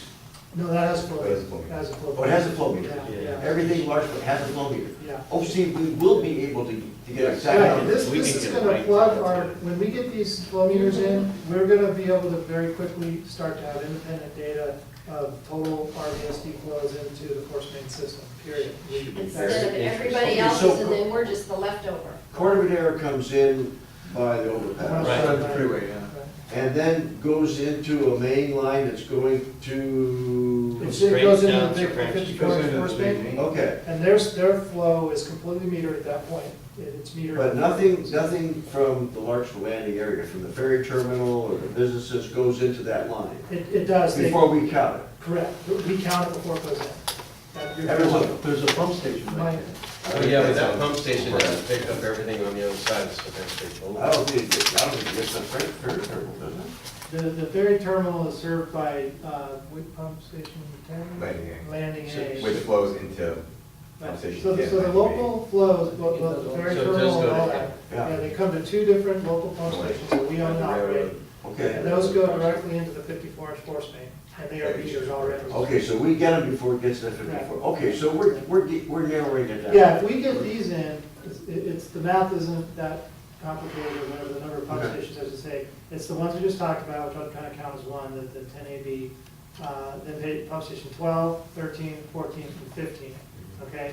So there's only 5 meters we're talking about here. When those 5 facilities are metered, and currently one of them is, and, well, 2 of them are, pump station 14, and these local ones in Larkspur Landing, 12, 13, and 15, generally speaking, they don't have properly metered flow measurement. So we're gonna be plugging the gap on 15 and 13, which are the biggest flows. And the only reason we're not doing 12 is because it's one of the, it's the next soonest pump station capital project, and we're anticipating changes at that pump station. That's Sunfield? No, pump station 12 is the one by Bonnier. Oh. So, not to go into too much into detail, but the only reason we're not doing pump station 12 is because we know that we're likely to pretty much reconfigure that pump station in the next couple of years. So it's, we're holding off on that one. But long and short of all this is, when we have these meters in and we get 12 done, eventually, we're gonna have fully metered flow going to the treatment plant. Are there any meters around Ross or San Francisco? Not permanent, no. We had some up in the areas to measure flows upstream of the gravity lines during the flow monitoring program, or the project that we just finished. But they weren't permanent, Frank, they were temporary flow meters, yeah. So, you know, we're trying to find out where the infiltration is coming from. Right. And if, seems logical, and if we had certain meters along the way, we could tell how many gallons per day go through here, through here, through here, and Yeah. to see where the big jump is. Yeah, absolutely. And the infiltrate, Yeah. well, let's get in our Yeah. system. Right, and that's, well, That's this is, part of it's your part of what we're hoping we're capacity gonna learn assurance. from the INI, or pardon me, not the INI, the hydraulic, the monitoring program we just finished. We haven't, that report hasn't come yet, they just pulled the meters out of the system at the end of March. But we also had some pretty poor rain. All right. So, but my point is simply that, well, actually where I was going with that is, the flow meters of that nature are normally put in for temporary studies, but the technology is getting to the point where some of those, there are utilities around the country that are starting to essentially leave permanent flow metering stations up in the collection system. And the reason, as I understand it, is simply because 5 or 10 years ago, the technology just wasn't practical. But the systems now, they're reliable, they're accurate. So if we're interested down the road in considering essentially a network of what I'll call permanent flow monitoring out at key points in the network, technically that's probably feasible in the next couple of years. I mean, the equipment that we just pulled out of the ground from the vendor pulled out of the ground, I should say, was essentially that kind of equipment. I mean, you'd have to probably do some slight changes to it, but there's a bit of digression. The technology is amazing. I mean, those flow meters sit underneath the manholes, and they transmit wirelessly now. And during the flow monitoring study, we could go to a website and log in, and we could look at 4-hour delayed flow data from 20 different stations around the district. Was that E2? Yeah, I forget who did that. E2 was less, yes. So my point of mentioning is that we can do some pretty amazing things with flow monitoring in the near future. This is just plugging two real big obvious gaps, which is the pump station 15 and 13. So it's hugely valuable information for the district. Just as a corollary, we looked at some really nice things at CASA that were, when they were presented, that were inexpensive and reliable. Yeah, light, laser things, and the technology's changing every year. I'll take it out to the public. Does anyone from the public have any comment on this item? Yeah, a quick question, if it pertains to the equipment. What sort of warranties? What's your name? Where do you live? Not telling. Worked out well. San Anselmo. What's your name? Scotland. What sort of warranties come with the equipment? I believe it's a 1-year material, 1-year labor What- warranty. I 1 would year? need to go back and Yeah. check on that material. So after 1 year, if any of this equipment fails, the district has to pay for digging it up and fixing it or replacing it? These are meters that are, they're exposed, they're inside of a concrete structure. So my only clear point is that is, yeah, we'd have to repair or replace them, but we'd have access, they're not under the ground, so. You have any history on how long they last, how reliable they are? I do professionally, not here at the district. They're highly reliable and amazingly accurate nowadays. The technology on the flow metering is just, like everything else, it's just improved tremendously. You usually get 10 or 15 years out of them. Can you? Yeah. I wonder why they only warranty them for 1 year if you can get 10 years out of them. That's public contracting. You can buy a Chevrolet, you get like 3 years now. Or seven, I mean, seven with the You can, Subaru. is there anyone out there that says I'll warranty it for 5 years? I honestly don't know. I mean, Charlie has any, Anyone else from the public? Rick Hall in Fairfax. The question, so the meters, the communication capability, is that equivalent to PG&E smart meters? It could be. There's a couple different protocols. I don't know the details, but it's wireless transmission, so yeah. Waiting for the public to get on their case for this, RBSD smart meters. Well, there'll only be about 5 of them instead of 1 in every house. Anyone else from the public wish to comment on this item? All right, I will bring it back to the board for further discussion. So move to award the contract for the flow meter installation at pump station 15, Kentfield Pump Station 13, Rebate. The Ashland Pacific Construction Industry, not to exceed $69,800. Authorize general manager to execute contract. Thank you. I have a motion and, Pat, do I hear a second? All right, all those in favor? Aye. Reluctantly, but yeah. Thank you, I as well, Peter. The motion passes. Item number 10, consideration of authorizing general manager to hold a bid for the Magnolia Trunk Line rehabilitation project. Okay, you have a staff report in front of you, it's pretty brief. This is, as we alluded to this project earlier in the discussions, the district retained Brown Caldwell to start, or conduct, I should say, and complete final design on the Magnolia Trunk Line replacement project. That design work is complete. We've got a complete set of bid documents, and those are prepared to go out to construction bidding. The project has moved to this point quite a bit quicker than we initially anticipated schedule-wise, which is great. I mean, the sooner we get this going, the better. So what the board is considering this evening is authorizing staff to call for bids, and we go through the standard bid process we were just describing a moment ago, and then we would be bringing back to the board the results of that bid and the apparent low bidder and a recommendation for construction award. So what you're doing this evening under the proposed action is just authorizing advertising for construction. It's just the next standard step in the process, so to speak. You have a map of the project, but I think everyone's pretty familiar with those locations. And we've got Charlie Joyce from Caldwell, and we've got the district, obviously District Engineer Lishi, myself answering questions. Can you make sure that they had the numbers up front? Are we on schedule? We're well ahead of schedule. You're ahead. Yeah. I can't guarantee you what another contractor will. Can I ask a very personal question? How is this going to impact Hillview? Sure. Hillview ties in. It's got a funny tie-in. It's got a shallow tie-in. And then Yes, it's Charlie Joyce, project manager of Brown Caldwell. How does this impact Hillview? What we've been able to do with this alignment as it comes from Bon Air Road heading up toward Francis is actually move it into that landscaped area. Right. Close to the fence where you have an existing line. And we've been able to deepen that line,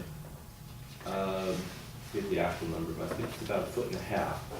And that 1.5 feet will let the Hillview development actually drain by open channel flow. Even though it's got those big saddlebacks. Right, we found right now is it actually flows uphill from intersection inside the Doherty and Tulane out to Magnolia. Right now it's flowing uphill almost 3/4 of a foot, 1/10 of a foot. Really? So we've been able to reverse that. Well, it grade. doesn't actually flow, they pump it out every 6 months. It cans itself, it's probably.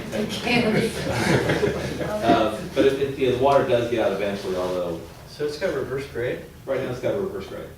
Is that because of Bay mud? That whole area is. This whole thing sank 6 foot. It's all subsiding, of course. And so it is going to be able to flow by gravity. It's not ideal gravity conditions, but we are going to be able to get gravity. So you're going to deepen this lateral line, and then that line plunges down another 6 feet into this really deep line. Well, it's not that much deeper, but yeah, it's literally a matter of inches. Was that right? Yes. I thought this was 12 feet or 10 feet deep at the.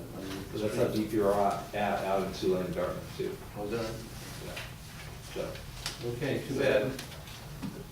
And the answer to the question I'm expecting to come up is we've gone with a 5% on the mobilization, demobilization bid item here. And that's based on a project of this side working with civil general contractors like the Major and Gelati and others that have done work here at the district. And we found that to be more than enough for this kind of pipeline work in the area. Now, one of my neighbors got 4 separate notices that there would be work done in her backyard. She has a fence that's back against Magnolia. Any idea why she would have gotten 4 separate notices? They're really worried about her. Where'd they come from? For the public outreach? Yeah. Well, I'm glad we got good coverage, but I would not have sent 4 out intentionally. These are for the outreach meetings, right? Yeah. Yeah, I showed think it. it was just some kind of error, I mean. Because we just went through basically did a GIS database search and pulled that list together, so I'm glad we had that kind of coverage rather than a gap in coverage. Because we did have a public outreach meeting here, held here, and unfortunately only one member of the public showed up. Well, as soon as you start digging in the backyard, everybody will be looking. They usually do. So, can I ask a question, Charlie? Certainly. So our trench profiles are gonna be similar to the specs that we kind of work under in Bay Mud zones? Will there be typical support systems for what's gonna hold the pipe up and? We have a couple different methods we're looking at here, just down the street here by the middle school, to come into pump station 14. We're looking at using pipe bursting. Yeah. So we can avoid open cut in the Bay Mud, right next to the new Doherty Road. Okay, so the subsidence issues that are already, there's probably enough slope and no subsidence in those zones, or? They actually were Granular quite stable. We soils? did not see sags in those lines. The one on Doherty. This is the line here on Doherty, right between Mountain Racket Club and pump station 14. We replaced the one up on. Right, I remember that. That the emergency project. Right, and then farther up the system, let's say near Hillview or Hillview? Correct. Hillview. So are those granular soils up there, or did some subsidence too, right? You're right in an area of some transition where you've got what's called interbedded layers of sand and gravels and some very small pockets of Bay muds based on, we did 2 new borings up there just to make sure what's going on. Okay. It's Skylark rock and clay was how. So the development that Peter lives in is in pretty much total subsidence, right? Yes. So you mentioned something about the ladies' fence. We're going up to the fence, right? Or we're going into About the... 15 feet from it. We're not going to be reusing any indigenous soils as backfill in this project, are we? Yeah. Okay. They'll be using import because of those issues. We'll stick to it, right? Yes. Because I think we And may also- have deviated at one point on Magnolia. Yeah. Perhaps. Right, possibly. And probably using, in some cases, we have to use lightweight aggregate where we suspect. So that's engineered. Right. Yeah, okay. Just checking. Yeah, is there any public comment on this item?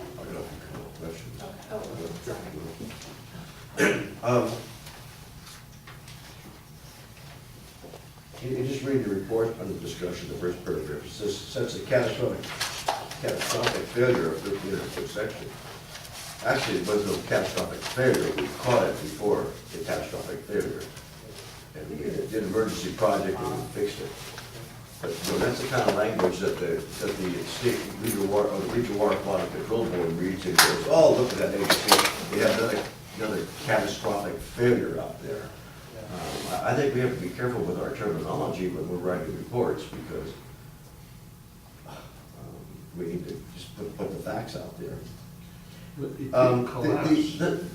It did collapse. No, but it almost collapsed. It was right there. Well, it was half. It was over. Half the volume. Okay. Failing at the So I don't No know. leak had occurred yet. It hadn't blown. No. Fortunately, we caught it. What happened is we got about, 300 feet of hose all wadded up in the inside of the thing, and we couldn't get it out. We're lucky we got it out, and it was failing. Yeah, well, this is where it's worth, Frank, your general comment has been made by other parties in different contexts of this, so it really, it's not to get caught up in the semantics, but we do tend to use this kind of language, and I just do want to point out, other folks have noted that it might be, it might be prudent to just use it more judiciously in the future, so I just want to mention that. But if I remember correctly, the reason we found out about this was that one of the manholes filled up during the storm. So the pipeline basically was not carrying the flow. It had failed its job at that point. It had collapsed enough that it would not carry the flow. But we didn't have a leak that. No, that's different. That's all I'm saying. But we were, Okay, let me get further down. How The far last were we? the last Oh, we were paragraph. we're 2 inches away We're from surcharged almost to breaching, so. On the design and permitting, $460,794. I think the bid was like $874,000 for the for the design. And it was estimated to be about 6 months for the design work to take place to get to this point. Looks like we did it in about 3 months. Is there gonna be, will we still be charged the $874,000, or is it gonna be less of a cost? No, Charlie, do you guys want to address that? We're. Sure. Yeah. Well, it's a time and materials budget, it's not a lump sum budget like you have with the construction contract that you just approved. So if I don't use that budget, it doesn't get spent. Oh, okay, so in other words, it won't be 874,000. Right, but that also, that budget includes monies for construction management. Inspection, project. Inspection management, and that part during. So that could go over. That's gonna go on still, that hasn't been, obviously hasn't taken place yet. But you'd have to agree to increase it. We'd have to, I would have to get direction from staff for shifting the funds. That's in the agreement terms that are in place right now. Can you guys, I mean, just to the budgetary overall topic, I just wanted to, for the board's benefit, can you give us a sense of, in terms of the estimated cost for final design to get it ready to bid, plan versus actual? Just I'm under budget on that, but I am waiting for costs from 3 of my subs so far. Okay. One thing that we've also been lucky on, we've had very good discussions with property owners along the line. There's 3 properties in particular, and one, we're gonna be able to move the sewer out of that property. The other 2, Hall Middle School and Mountain Racket Club, had discussions with them about coordinating the work. It does not appear that we're gonna need any kind of temporary easements, which is also There's a pump station back there too, aren't you? Oh, pump station 14. Behind the racket club? Yeah, we're gonna actually rehab the discharge of that pump station underneath the tennis courts. Right. And tidying it. Is that the one you're talking about? Yes.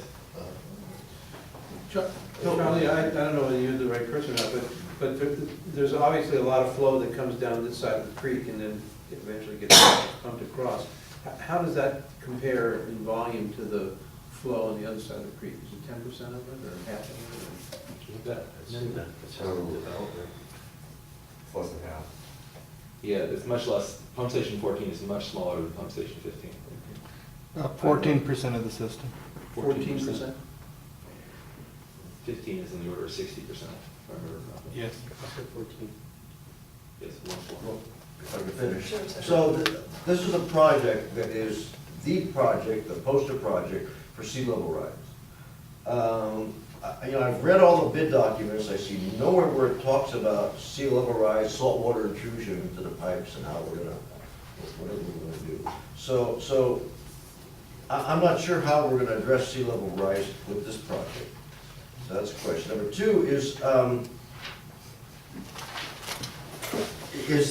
the pipe, does the manufacturer, is it called for pipe manufactured in the USA, or could it be manufactured anywhere in the world? Right now, there's no stipulation on material source, but we could put that in. Mm-hmm. We could do a Made in USA policy if you want. If that's what we want. So I'm concerned about some pipe that's coming in out of the country that's not gonna last for the number of years that we think it's gonna last. The pipe materials we specify normally are manufactured in the United States. The PVC products and high-density polyethylene are normally manufactured in the US. So if we threw on a requirement that it be manufactured in the US of A, is that unreasonable, or is that? No, we see that quite routinely, especially on projects that get Public works? some sort of grant funding or something like that. We see that quite frequently. Okay. On the seawater issue, is this pipe gonna withstand the pressure of the bay rise here? When I design pipes like this, I design for groundwater to be at the ground surface, which is a little bit more conservative, even though because the groundwater itself is actually 5 or 6 feet below the ground surface. So yeah, we'll handle that. So do you ever go above the existing grade? And I mean, like loading it? If I've got, yes, I do, especially if I'm in an area that's like a 100-year floodplain type area. Now, none of this alignment actually is. 100-year, 10-year floodplain? Yes, defined by FEMA as the 1% occurrence. So let's just think about this. I just want to hear, do you mind if I jump in, Frank? Go ahead. Okay, so if you're replacing a bunch of 6-inch lines and maybe 18-inch lines or whatever, and you're bursting. Mm-hmm. Are you gonna be recommending a standard dimension ratio of 17? Or are you gonna go with a standard dimension ratio 11? What's your, I mean, I know what I would say, but. The jacking loads that we were looking at for the pipe bursting, I believe we're looking at the DR 13 and a half. Ah, I have to okay. go back and take a look. It's pretty stout. You got my vote. What warranties on the job, on the pipe? We talked earlier about a 1-year warranty on a pump. What kind of warranties are we gonna have on this pipe we're gonna put in the ground? It looks like it's gonna be $2.7 to $3 million project probably. The normal, your district standard front-end specifications, it's a 1-year material and workmanship warranty. That's it, not even as much as your roof on your house or your new car you buy. That's it's pretty unusual to see that, to see more than that in public contracts. I've had specified higher terms for warranty before, but usually it's a separate bid item with special cost because it's outside the normal practice. How much more? It's usually on a material basis, and on materials it'd be on the order of 8 to 10%. Well, it costs a lot of money to dig it up. If it fails, you know. Well, you also have a 10-year latent defect warranty in the California Contract Code that you would go back to the contractor on that. That assumes that the contractor's solvent. And they typically go out of business when they lose their insurance coverage. And so that is not reality. There's been 20, 30 companies in the city, they burn up their insurance coverage, they're gone. And then then the taxpayers have to pay for it again. And you may want to look into that. I mean, I'm not, it's. All right, are we public or are we? I have one board quick right now? question. So products, is there environmental new products being made? Well, we've I've got, heard rumors, I'm just curious, is there? well, probably, we have not required it on this one, but we are doing some cured in place pipe on part of this project. And the one aspect there that's really changed is some of the resins are sliding through now that you can put in. And again, a little more cost, but less impact potentially downstream of the treatment plant. So any of it recycled material? PVC or? PVC and polyethylene products at this point on the pipelines are virgin materials. Because they're the better life. We're really looking That'll at probably it. You're out of order. I think, it's not quite there yet, especially with polyethylene. And how long is this pipe gonna last in the ground? What do we think? 50, 60, 70 years? I would figure on a material minimum of 50. And we have, PVC products now that have been in the ground greater than 50 years that are working on, CIPP products in the ground over 40 years. Polyethylene, not quite as long a history, but 25 plus years. So do we look at BCDC's, they've got the mapping for projected sea level rise for this area? Pretty dramatic. I mean, pretty dramatic. It is. Do we look at that mapping when we're designing our projects so that we know what we're faced with? None of us are gonna be here 40 or 50 years from now, but No. somebody's gonna be dealing with The typical projection in this part of the Bay Area is on the order of 1.5 to 2 feet of rise at a king tide. The big high tides we get, like the spring, about another 2 feet above that. And we're above that all the way along the forward. Hillview, however, is not. There are parts of Hillview that are under the 100-year low, but we're above that. We're outside of that on this project. On this only? Yes. Yeah. And we have sufficient funds in the current bond retention, whatever we have to cover this. Yes, but this is a project that was intended to be funded under the already issued bonds. Right. So we've got restricted funds in the budget, so to speak, This is remaining to already- pay for this. So- Yeah, we accounted for this back when we first in the current budget. And it's due, the bid is due back, I would give us sufficient time for the bid to get back in. It's a pretty standard turnaround. About a 4-week turnaround. 4 weeks, so about, Evaluate them. yeah.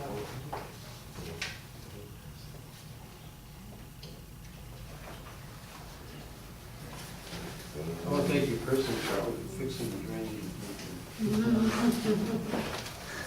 Once the pipe turns in the right direction, then thank you. So a refined construction cost estimate will be provided for June 2014, prior to bid opening.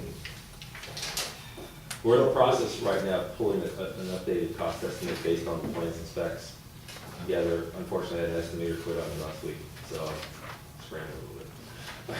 Okay, so those, when will this go to bid? When are we gonna start advertising? Probably, my thinking is mid-June. We have a couple things to still sort out in the city of Oh, Larkspur. okay, so we're gonna have some numbers out there for the, Yeah, we have for the an bidders, they're estimated- gonna know some Yes. ballpark numbers that we got. Correct, absolutely. Okay. When do you think the breaking ground turn? Ideally in late August. Because you got some serious tides in June and July, but we'll miss them. Yeah, unfortunately. When is the clapper rail starting? Yeah, Clapper Rail's, fall. We're actually out of there. We're out of the- We're out of yeah. there. We looked at that very carefully. That's right. We're out of the Clapper Rail zone. After, fortunately. All right, yes, I don't think I really went out to the public, so I will do that now. We're calling Fairfax, you got the clapper rail, but does the current pipe go under the tennis courts of Mount Tamarack Club? There is a pipeline under those tennis courts right now. And that will be, That pipeline will stay there.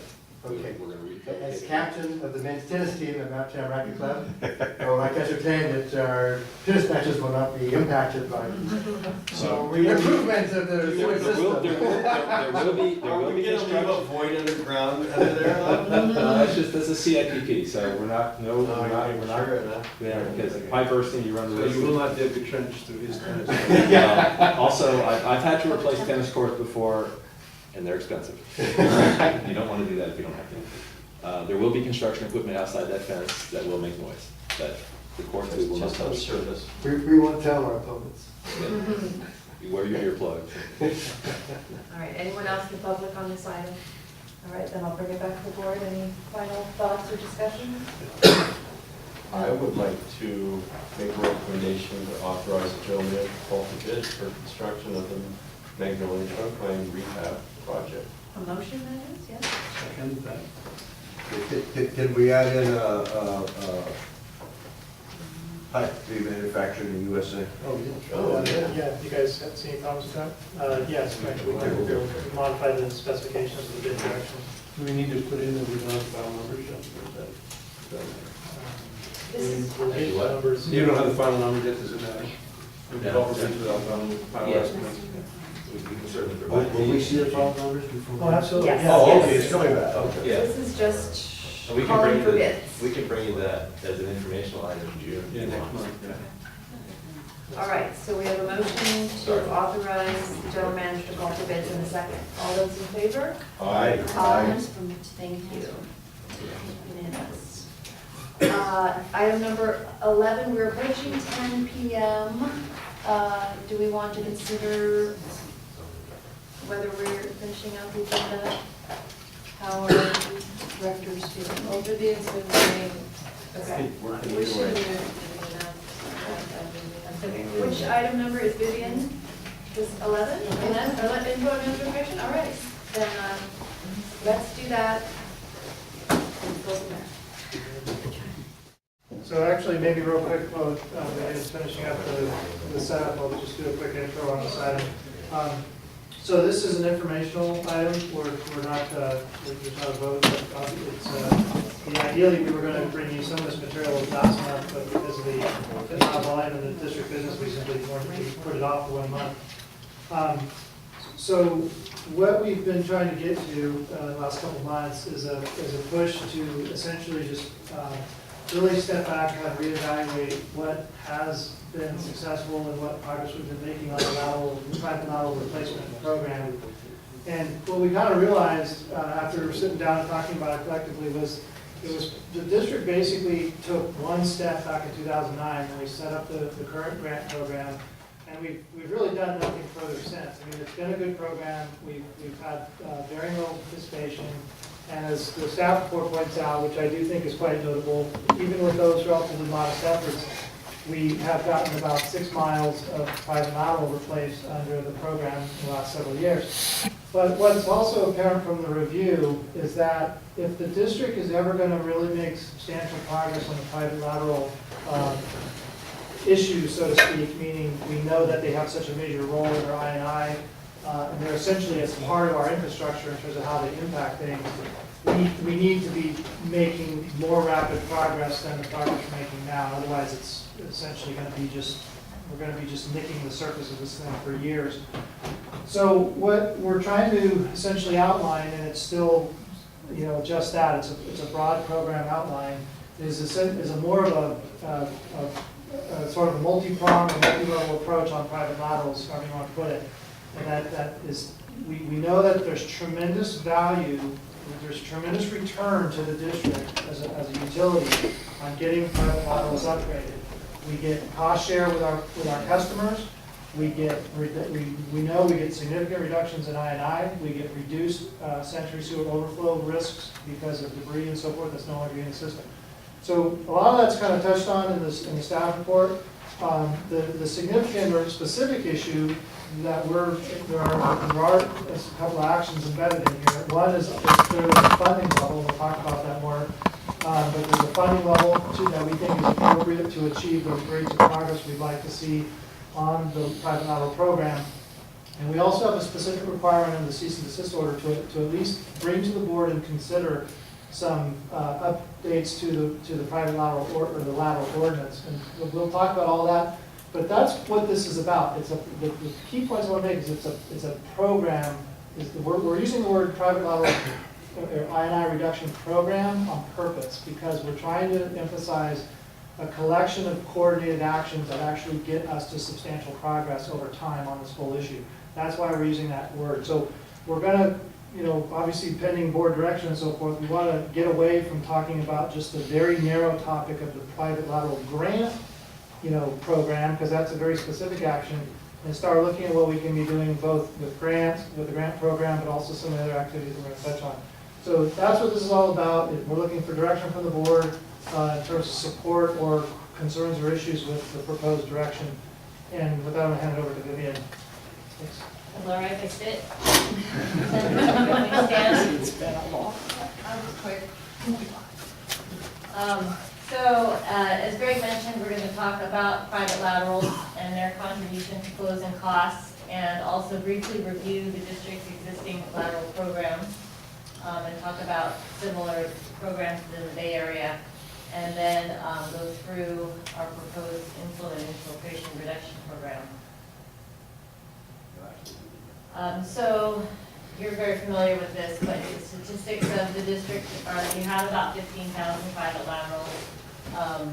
They comprise about 200 miles of pipe. It's the same length of pipe, almost the same length of pipe that you have in mainline sewers, except that they're all quite a bit smaller. And even though they're smaller, they generate about as much I&I as your mainline sewers. And we believe it's because they're shallow, they're in moving hillsides, they're older generally because mainlines have been replaced over the last 100 years, whereas laterals have not. So they are more susceptible to failure. And the interesting thing about laterals is that they are typically not replaced until they have fully failed, whereas you will likely replace a mainline pipe when you see damage. But laterals, a homeowner will generally not replace their lateral until they can't flush the toilet. And until then, they just keep cleaning and pushing things through. When the lateral is in that condition, and it can be in that condition for a long time, it not only protrudes water, but it contributes debris into those roots. And that debris goes into the main line, and you see it somewhere downstream in the form of an SSO. Pardon me? So this is a picture of the mainline sewer pipe, and the various contributions to flow. Well, these same contributions show up in laterals as well. Cracks in the laterals, there are lots of laterals that are common, they join together, so you get flow coming from different sources into laterals. You get groundwater coming in, direct inflow coming in. So your laterals are really very similar to your mainline pipes, and the difference is that you don't have control over them. How do we know that half of the district's wet weather flows for private levels? Well, communities are now, we're starting to get communities that have replaced entire systems, and they're finding that when they don't touch laterals. Sometimes their I&I goes down by a third, even if they replace all their main lines. There's one community locally that replaced in one neighborhood all of their main lines and all of their laterals, and they still have not reduced I&I, and they suspect it's because there are sump pumps connected to the systems that they didn't catch. Groundwater sump pumps. Groundwater sump pumps that go into laterals that are now cold, but they eventually get into the sewer system. So we're getting more and more information. East Bay Mud completed a very, very extensive study. They just finalized a negotiation with the Department of Justice, and part of that negotiation was a very comprehensive lateral replacement program, and they looked at many, many entities and come up with similar numbers. So it's getting to be more and more widespread that even if you replace your mainline sewer system, you're not going to get any more than half of your I&I, probably less.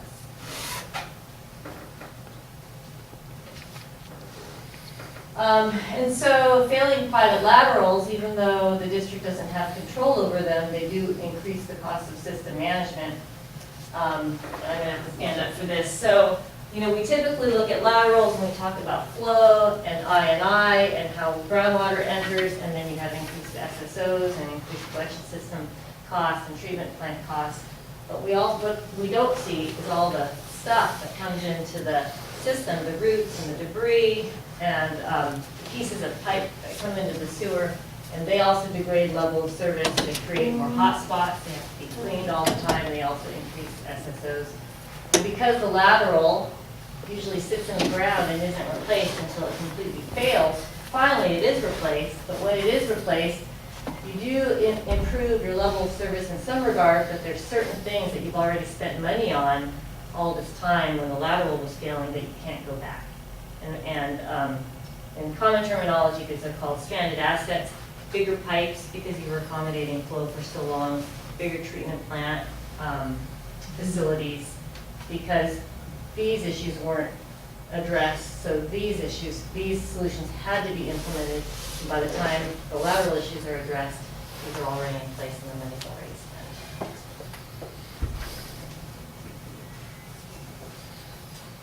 So the other interesting thing about flow in general, and this is laterals and mainline flow, is that when we don't control I&I, we end up designing the entire system for this peak.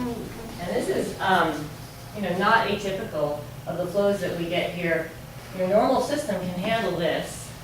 It's just this very, very short peak that it can't handle, and that's what we put all the capital money into.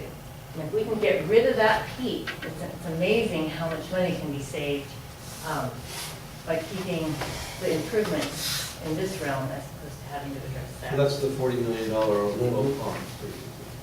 Right. That's usually ends up being storage, increased pumping, some upside pipes. A lot of times that money goes to storage. Yeah, so you have already spent that money for storage at CMSA, but their CMSA does currently blend, and there will likely be a requirement to see that. And when you do stop blending, then there will be a requirement to address that flow. To store them. And there's already a bond out there that paid for that storage, and it's likely you'll have another bond related to CMSA, not your own system, to pay for the next round. Right. And so speaking of storage, and assuming that blending is going to have to be eliminated at some point, we don't know when. Can you just briefly explain blending? Yeah, so at the treatment plant, some treatment plants, not all, but at CMSA, the treatment plant has sufficient capacity to handle the daily flow. and it has capacity to handle some level of wet weather flow, but not the peaks. So during the peaks, the plant permit actually is written so that the plant can conduct primary treatments. That's the settling of initial solids and initial treatment of flow routed around the plant, and then blend it with secondary treated flow at the back end, as long as what finally goes into the bay still meets the discharge standard. So they can't have it go above their exceedance levels. Correct. Right, but those levels are tightening up as we. Well, they're one of the few that's allowed to still do it. Yeah. And so throughout the Bay Area, there is I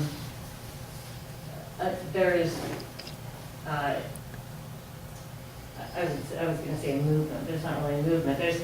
The permits have been tightened up, treatment plant after treatment plant after treatment plant, to lead toward a reduction in blending. And the permits are renewed every 5 years. So how many cycles will be allowed before blending is eliminated? We don't know, but it's going to happen. And when that happens, then all this flow that's being blended, that's being routed around the treatment plant, something's going to have to be done with it.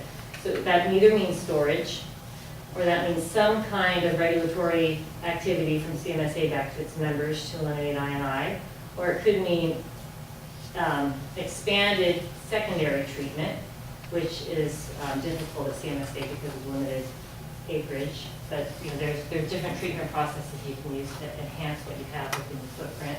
So, or it could be a combination of that, but it will take money. So as you replace your main lines, you do address some of that I&I by replacing the failing main lines and the failing connections.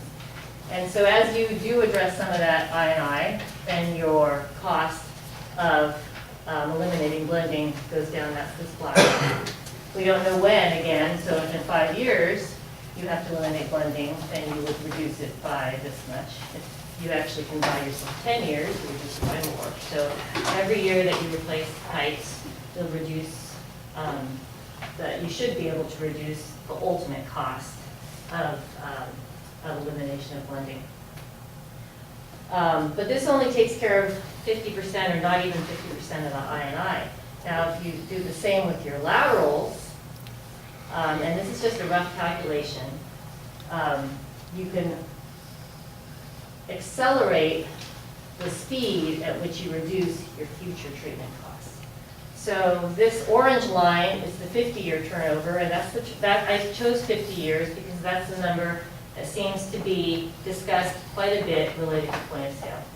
That it takes 50 years for a whole community to cycle through and have all the homes sell.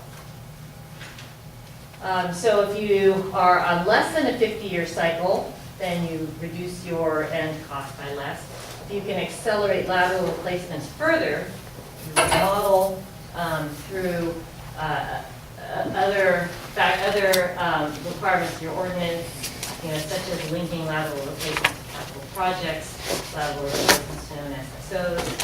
You can accelerate your lateral replacement, and you accelerate the rate at which you decrease your cost. So this is your pipeline effect, and then your laterals can help improve your end savings even further.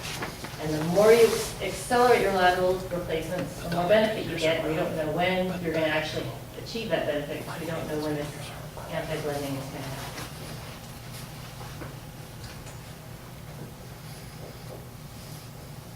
So the important information to take from that, other than the cost savings, is that you can't do it with just one method. You need every tool in your toolbox to get rid of those laterals and to improve your main lines as well, which you're doing through the INP. But every tool possible to change these laterals over, because they are failing, some are older in your pipes. They do contribute to more than just flow to your pipes, and they typically don't get repaired without a compelling reason until they completely fail. And then I want to talk about the district's lateral program. So the district has had a lateral program for some time, since 2009, and has changed the grant limits and has changed the funding And this is information that just shows, this was actually, these were results from when the district had a $4,000 grant limit. And these are results from when the district reduced it to $2,500. And what has happened, and so grant programs are very interesting because demographics are different. So the amount of grant that's the right amount is different every place. Topography is different. The cost to replace lateral is different everywhere. So agencies that do have lateral programs, they do exactly what you do. They up them, they down them, they change the values, they experiment with grants and loans and whatnot. And you know, I don't think there's any recipe for what the right answer is. But for the district, there's definitely a difference when you, it's most likely because the cost of lateral replacement is higher than somewhere, perhaps in the East Bay, where you don't have the hills and you don't have, you know, the same kind of the age.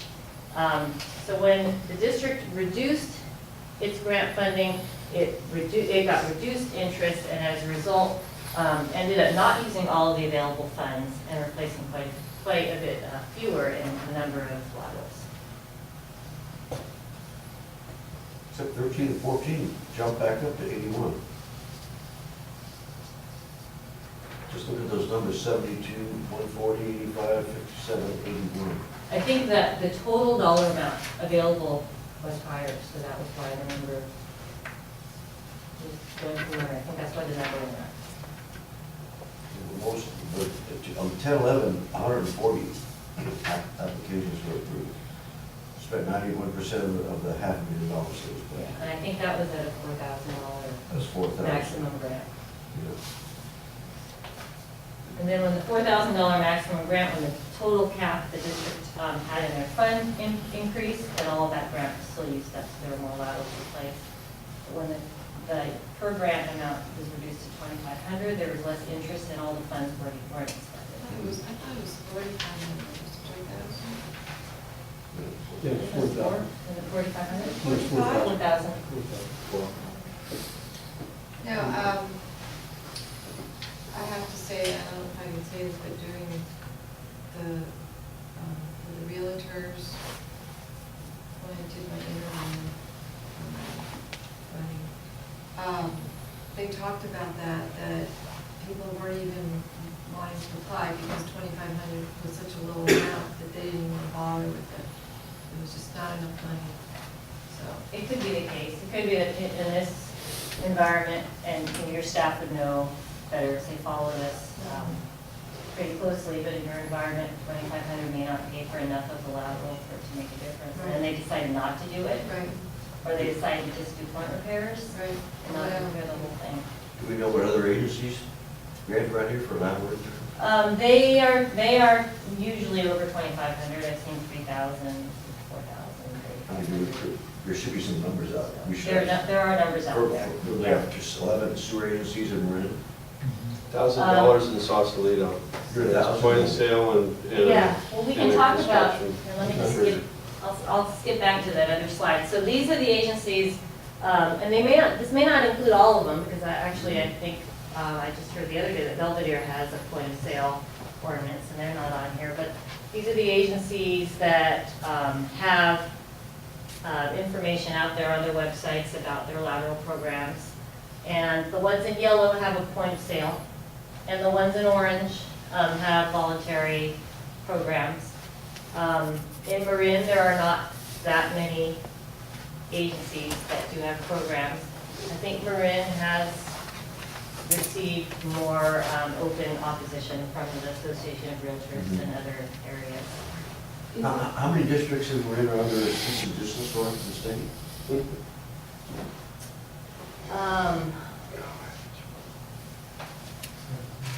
Is it more than I us? could count them. Sausalito over there? Well, so Sausalito, We have a Sausalito summary Marin City, judgment. Tamalpais Community Services, SASM and all of its agencies, No balance.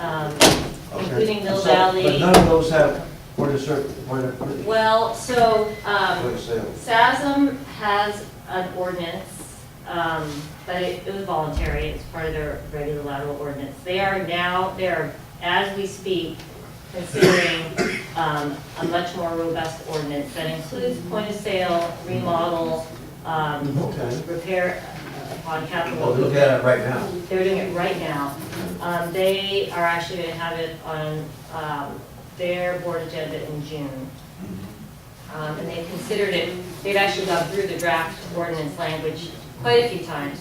The reason why they're pushing it out till June is because they have received quite a bit of opposition from the Marin Association of Realtors. So they're trying to work with them to find, to not do it, but to figure out why there's so much opposition and to make it work.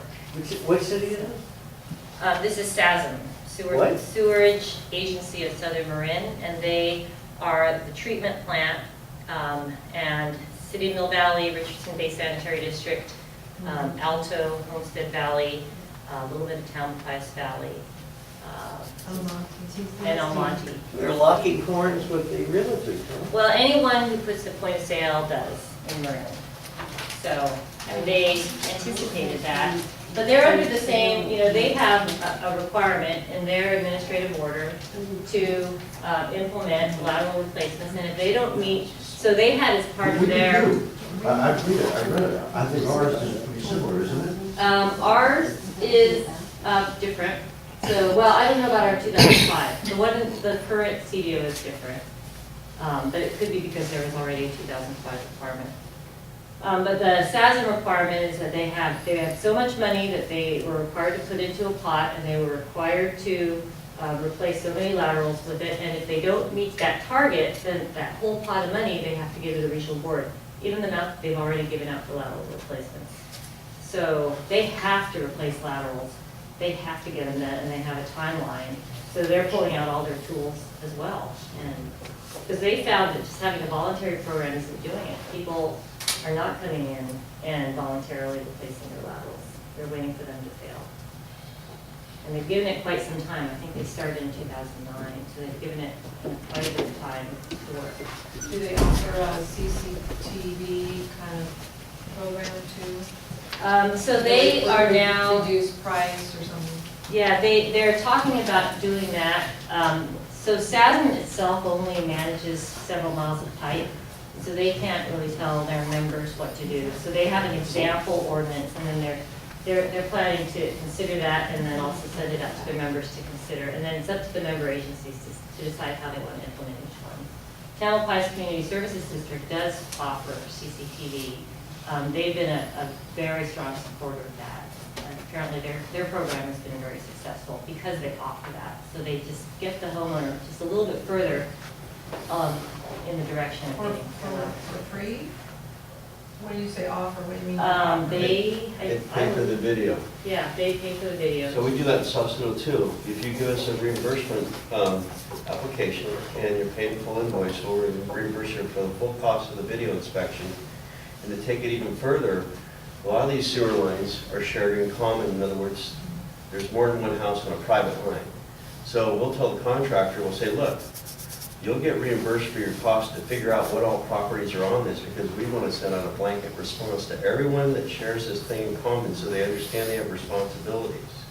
And we'll reimburse the property owner for their cost for figuring out who all's on this line and also looking at the main line that everyone shares. So it's pretty much a win-win. And the feeling there is if you just provide a little bit of assistance, and then the homeowner sees the condition of their pipe, which they wouldn't do if they didn't have that assistance, then they jump into action. 16 of the agencies have point-of-sale requirements for inspection. So on this list, most of the agencies have point of sale. I think they're huge gaps. I mean, there are collection agencies all over today that aren't listed there. Right, there are a number of agencies that don't have any ordinance. The East Bay Mud's not on there. The East Bay Mud, they don't have laterals, but their satellite agencies are, and they're right in here. Stige, Albany, Piedmont. Some of their satellite agencies had ordinances before the most recent action, and others implemented their ordinance as a result. So CSD's not on there, I see. Yeah, and I don't know if they have one or not, actually. I could be just wrong. She said this came from websites, so she. Yeah. Yeah, and I may not have looked this, I don't know if I looked as far as CSD.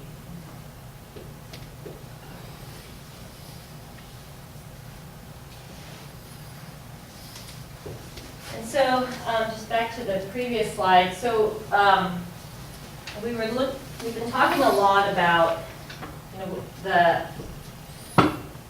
there seems to be a good understanding now that there's a certain percentage of pipe that needs to get replaced per 100-year system, more than 1% because you have to catch up. So it could be 2%, you know, who knows what it is. It depends on the situation and on the agency.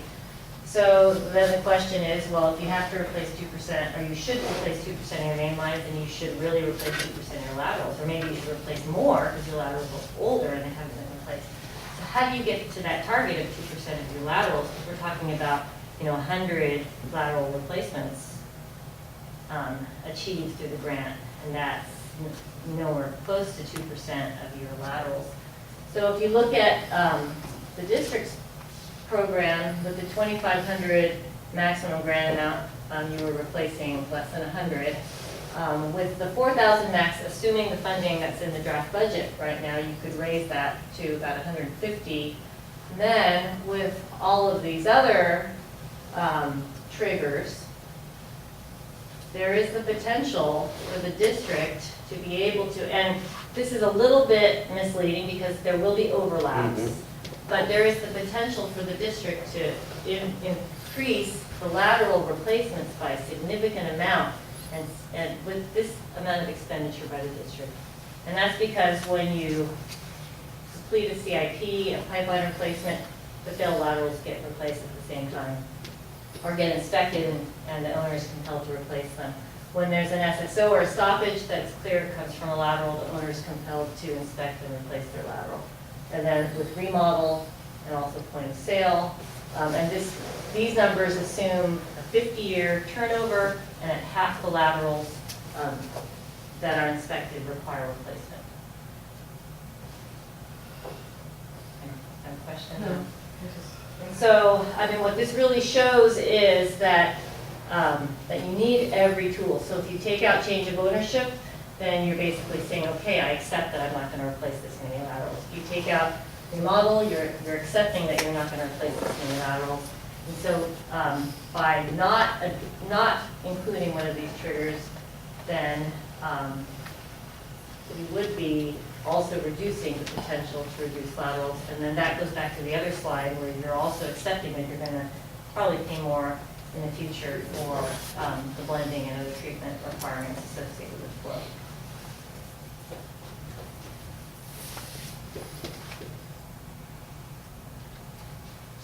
So just to summarize, then the inflow and infiltration reduction program does have a heavy lateral replacement component, but in conjunction with that, we have other components of this program. One is a private lateral ordinance to be able to provide the district with the authority to compel these lateral replacements. The other is a well-established replacement strategy, so that with every pipeline, you know, there's not the should we do it, should we not, maybe we do it here, maybe we not. There's a policy, and you say we're going to do it, we're going to do it this way, and it becomes consistent project after project after project, so the community has an expectation of what will be happening and also an understanding of why. And then there is some field work that will help identify lateral issues. Smoke testing and CCTV inspection are some examples. There's other field methods that can be used. And also, there's a big public outreach component, and that can't be forgotten. Really, I mean, you mentioned this quite a bit in previous discussions, really educating the public as to what's happening to their system, and they own that system from the time they flush the toilet or slipping down the sink to the time it gets into the pipe. Hey, Vivian, your third check mark bullet, develop strategy for lateral replacement in conjunction with sewer rehab. So what I've been urging this group to really consider, and it has to do with ordinance language, or in this case, their ordinance and codes, is to come up with language that does exactly that. So while there's a capital project moving forward, whatever's in the actual right-of-way, you know, there should be some sort of language that allows us to within our jurisdiction, replace the portion of the sewer lateral that's in that right of way while we're doing ours. And we take over control of it during the scope of that project, and then we use our lateral grant funds to help pay for the cost, or at least we could probably get a good price to use those funds for that portion, and even motivate the upper lateral replacement during the scope of the project. And it would be a gift of public funds because it would be part of the lateral grant program. And it would take a signatory response on an application to enable that, I'm pretty sure. So that's, I think, a great way to, a great blend in the overall program, because we're going to be doing it more, our replacements a bit more frequently, more immediately too. So boy, do I support that particular concept. Pat, I think, just as and Vivian or others may be able to verify this, but I think that's somewhat close to what Sand District 2, Port Madera, is doing. As I understand it, their practice is basically when they do a mainline project, and they have a long, steady stream of them, just like we do, they don't really even ask. They basically go in and replace all the laterals within the rights of way, but they get a my understanding is they get a release of some kind from the property owner, and they just basically pay, takes care of it, pays for it. And they can't just do it without that release, though. Right, because it's still private property, and there's all those issues involved. But my understanding from brief discussions on this with the JPA general managers is that's been their approach, and there's no questions asked. They have to get the signature of the property owner, but beyond that, they just take care of it. And I think, I can't recall if they do it just in the right of way or the entire lateral, but it's at least, all the way up to the It property. opens up the opportunity to go on the private portion. Yeah, and you get That the could be economy, released out also. you get the economy of scale benefits of Right. going and doing all of it. Well, that's what John Elam did in TCSD, really, and he set the trend, but I know that in ordinance 1812-110 or 100, we're allowed to take over that during a capital project and return it back to the property when we're done. So that's opening the window. It's the one on the street though, not the. In the public right of way. Yeah, Right. but not theirs. But you could further expand that with the property owner's permission. Okay, so I think I'm to the last slide. Let's make sure, yeah. So we did talk about a budget, and actually, I think, pretty sure I have this number right. So, and these are the numbers that you saw in your draft budget. So the lateral replacement grant program, we do encourage a higher grant amount. If your historical information has shown that the higher grant amount does bring on more interest. And then also increasing the total program amount. Just try to inch that little bottom bar up a little bit in terms of the amount that you can get done through the grant program. But then, on top of that, to really get all the upper colors of that bar, also fund supporting activities that will help compel homeowners to replace their failing laterals outside of what you can provide through grants. And so we do plan to have a draft ordinance, or maybe some different variations of a draft ordinance in front of this board at the June meeting. It's a requirement of the cease and desist order, but also a really big part of sewer system management overall, regardless of whether it's in the cease and desist order. So Vivian, is this, because I know you've done the INPS, is this part of your contract with us, or is this an additional fee that you're taking on this lateral grant? I'm just wondering, how did you get involved? So I got involved just through the work that I'm doing to help move the IMP forward, and this is just one component of it because it's a requirement of the. So it's part of that contract. This isn't additional. No, but I'm not. I mean, they're right now. This program is a district program, so I'm just helping district staff and setting it up to move it forward. So it's a program that is consistent with with other programs that are being implemented. I'm curious on why you didn't incorporate a loan program for us to review. There, that could be part of the the overall INI reduction plan. There are a lot of details in that plan that I think need to get worked out. And a loan versus a grant could be one of those details. I think it would be worthwhile reaching out to see how successful loan programs are and how difficult they are to implement. I know that for SASN in particular, one of the reasons why they were not able to achieve their lateral grant replacement target that was required of them, and they got an extension from the regional board after they did everything they could. They exhausted all their grants. They did not get takers for their loan.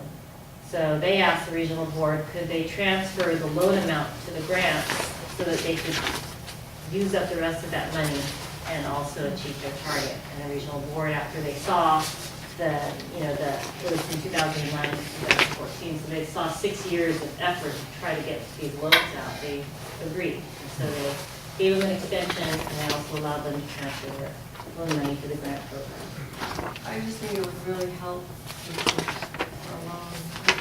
Like you said, the topographies can be very difficult in Ross Valley. So it could be 10 or 15,000 maybe to replace the line. And they don't have the money. Well, No, Las Colinas has one. I'll ask Judy. They just started their program, though. It'll take a while for them to get pretty ramped up.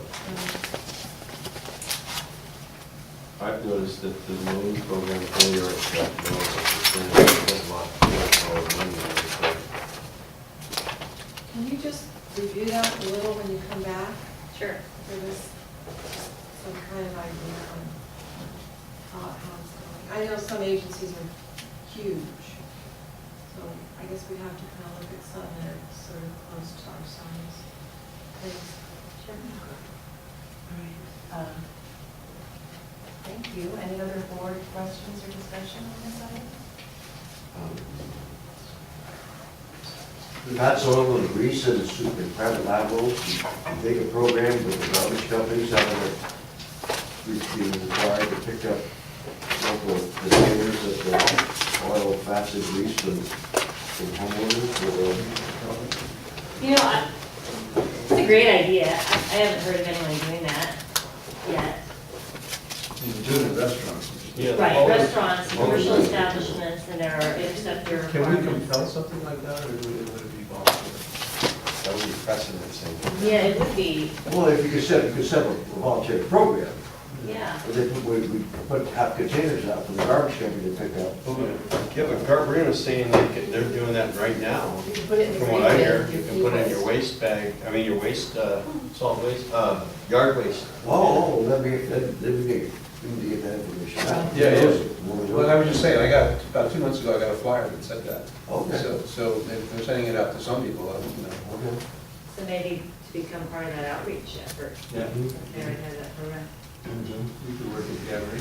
And as far as detecting gutters that are connected to sewer pipes or sump pumps that are connected to a sewer pump, how do we do that? Yeah, well, smoke testing. Smoke detection? Yeah, well, they force artificial smoke Into the line. into the sewer system, and of course, there's lots of warnings that go out on how there's gonna be a test, and then that is, I don't know if you saw the photos of the smoke coming out of the ground. The pink smoke. Yeah, how about the smoke? Does it come out of the gutters? It comes out of the Out the illegal, roof gutters? it comes out of the roof leaders if they're tied into the drain, and it works, But you have to blockade the public sewer, and it's gonna migrate up in toward the houses, and if they have proper house traps and P traps, the smoke won't get past the water in the right places and come up out of the wrong places. Like It in the works. middle of the lawn or something. Yeah. Sure. And out of the roof Well, if leaders. there's a broken pipe in the middle of the lawn, and then there's a hole there, it'll come up. Well, what I've found is a lot of people also have their perimeter drainage from their homes tied up to, if they have perforated drains around the foundation of a French drain, I've found these things tied into public sewer before. So there's all sorts of stuff that people put in the sewer. All right. Thank you, Judy. Thank you. Thanks, We Vivian. look forward to seeing the proposal next month. Do we want to do item number 12? Public Oh, comment? sorry, I'm sorry. I know it's late. It is late, I apologize. You're just being too quiet there. Go ahead, please. Well, recall, or hopefully in the week, we'll have a better idea as to the composition of the board for the next couple of years. But earlier tonight I mentioned the issue of trust. And I think for a lot of people, who look at RVSE, say, yes, the board, the general manager is in jail, who have wasted lots of money. But those of us that have spent more time, it's a deeper issue. And Vivian's presentation is a great example, because what's not said, and Vivian was the interim general manager here about 6 years ago.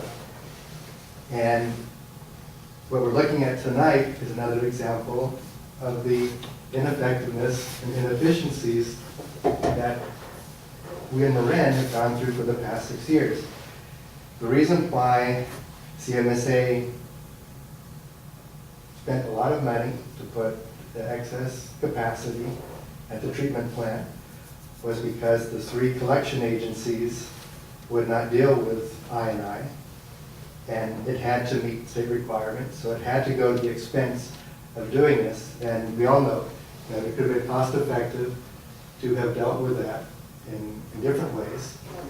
But because of the segregated system, we spend more money, more inefficient. And the strategy you're looking at the realtors are going to come down and have a lot to say. But the point you're looking there about develop strategy for lateral replacement in conjunction with sewer rehabilitation, and the steps that districts have taken to go in into doing pipe replacement and change the laterals. And of course, the reality for us is that Puerto Madera, we're talking about Puerto Madera doing this. General Manager of Puerto Madera is Barry Hogue, who was the general manager of RVSD. So, these policies could have been put in place. Again, we're 6 years, we've wasted time, and now we're looking at how to get back on track. And it's very unfortunate. The money's been wasted, and it's the increase I mentioned because of the mismanagement of this district. And so these are great things to talk about, but just to recognize when people out during an election cycle and saying that these problems are the result of actions of this district for the past 6 to 8 years. So just to keep that in mind, and a lot of this could have been resolved 6 years ago had good management been in place. All right, yes. Steve Lansdowne in Salmo. I have a couple of questions.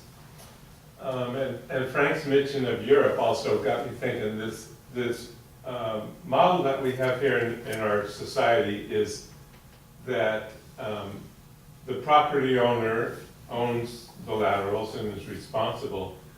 Are there any other models that are different where, and Vivian mentioned a couple times the word control, that's one of the issues. The district doesn't have control of those private property stuff. So are there other models where a district, either in this country or in other countries, where the district does have control of the entire system? There are. In many cases, Vivian probably wants to answer this, right? Oh, you go ahead. So in many, like in the Ross Valley and among many other districts in the Marin County area, the property owner owns the sewer line from its origin at the home all the way to the connection at the publicly maintained sanitary sewer, wherever that easement is, or in the public right-of-way or whatever.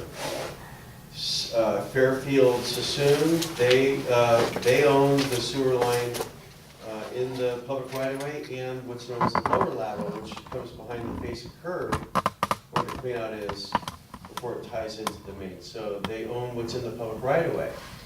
I think it's Vacaville that owns from the public sewer main, including the connection to the private lateral, all the way up to the house. Now, I might have the names different, but there's different variations. So we actually created a draft ordinance here during the irresponsible alleged years and all that, where we actually came up with a draft ordinance. 2011. Yeah, those years. Anyway, the point is we had a draft ordinance in place that spoke exactly to that. We floated it by the board, it wasn't popular. Bottom line is, it was a huge outlay for the district. You know, I mean, huge. It's basically, you might as well double your capital program to about $200 million or whatever. You know, it's basically the same amount of footage. Take responsibility for it, not to mention probably legal challenges, you know. And then the other question, when I hear the phrase artificial smoke, I wonder if it's the same thing they use in dance and entertainment shows, and if it's toxic. Well, I'm just curious about that. there is some concern over how it's used, but there, as far as non-toxic, it really depends. I mean, let's just say there's an asthmatic in a house. You know, I mean, that could be a challenge, but the brands I've seen out there are, quote, non-toxic. Because the reason I asked that, my niece is very sensitive to that, and she dances, and when there's artificial smoke in the show, she gets sick. Yeah. She has to leave the building. And so, you know, just concerned. Yeah, there's usually notice Notice. and. Notice, and Yeah, then door that's- hangers and the whole 9 yards. In theory, there would be no smoke going in. Although it does sound like a fun event to witness. No one ever likes it, you know. All right, bring it back to the board and move on. I wonder how folks would feel about tabling or continuing item number 12 to the next meeting. I don't think we should put it on. Okay. On the other hand, it's 11 o'clock. I know, Yeah, but I don't I don't have think this is gonna take that babies much after time. 11 o'clock. Yeah, but we just put it off for so long. Well, We also, I mean, I guess I would just say we had several major items tonight. I bet you that it'll come up again, and it may not be you asking to continue. Just Okay. remember that. All right, then we'll do item number 12, consideration of authorizing the general manager to issue a request for proposals for general legal services. Greg, do you want to fill it up? Sure, I'll just do it real quick. So this is just a continuation of the direction the board set a couple months back.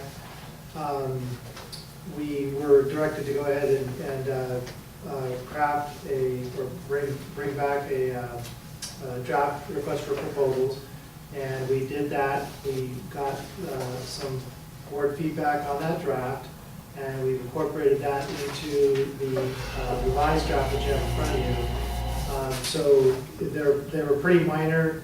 We added a comment or under the qualifications or what we're looking for, specifically dealing with the general topic of risk reduction for the district. There really were just very, very minor changes to the last draft based on the discussion we had last time this was in front of the board. So basically, you got it still says draft on it, but this is at this point intended to be what will go out for issuance, based on the board's direction.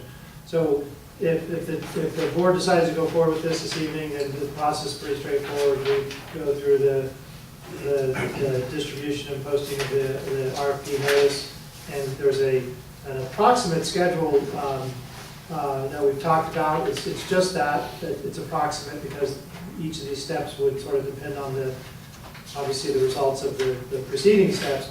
But essentially, this takes a couple of months to unfold. We go through the advertising and solicitation for the proposals, receive the proposals.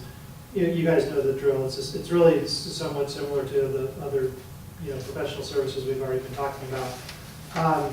It is likely, I think it's probably relevant to note, just because of the timing, that this would go over into the new fiscal year and also to the time at which we would have any newly elected board members that would have been seated by the time we're reaching the end of this process. And I think actually, if I recall correctly, I guess I didn't say this a moment ago, that was one of the comments that the board had last time we talked about this, was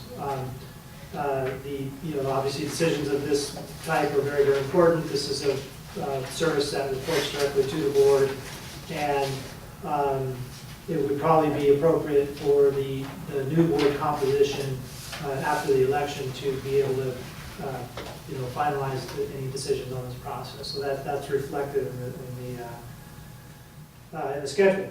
So that's basically it. Otherwise, you've seen this again previously, and I don't have anything else to add to it, so hand it back. Board members, questions, comments? Did we have a committee? I can't remember. Peter? Yes. We did? Yeah. From where? Well, I think to scale down how many that we wanted to interview to the last, was it three firms? I can't remember. Yes, we interviewed 3. We had, we looked at A bunch. a bunch and narrowed down to 3, and then having 3 come be interviewed. We don't need to do that tonight, but No, we and I'm not. want to do that again. I won't be around for this process, but I thought having the other general managers from Marin assist us in evaluating the candidates was extremely useful. And I wonder if we could get some of the other lawyers or legal consultants at other districts to help us as well. Panel peers. It's somewhat different. Yeah, but, there is. Yeah, he's talking about in the process of, I think, The general manager, you have the panel of peers. A lot of times local agencies will have, like for city attorneys, they'll have a city attorney panel. But this is a different type of district. Did it take us You're 6 looking for a months? broad range of Yes. risk it's management. Skill sets. I think it Sewer took us service, about 4 to 6 months to find. It was not a speedy process. No. Okay, so that's why I'm sorry. This county council in here, county council would love it. Get Jack in here? Jack, love that. Jack is actually applying for this job. He's got just about everything around that. Yeah, can I just make a couple suggestions? It's just a tweak thing. It says the Ross Valley Sanitary District, AKA Sanitary District Number 1. Your legal name is Sanitary District Number 1 of Marin County, and then it's AKA of Ross Valley. I don't know if you want to change that, but that's your real official name.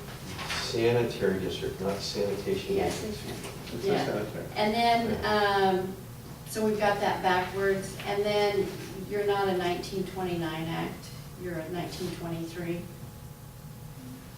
Just so if you're going out there, people will know what they would, I'm pretty sure they would know. Sanitation Act of 1923. Do we want to mention anything about potential disclosure? About they may need to disclose any potential conflicts? It's number F, I look for that, because requiring a local community contact, then, yeah, you're definitely gonna have to review. So, what did I Under proposal content, item F. Item F. Actual current object content. That's different than disclosure.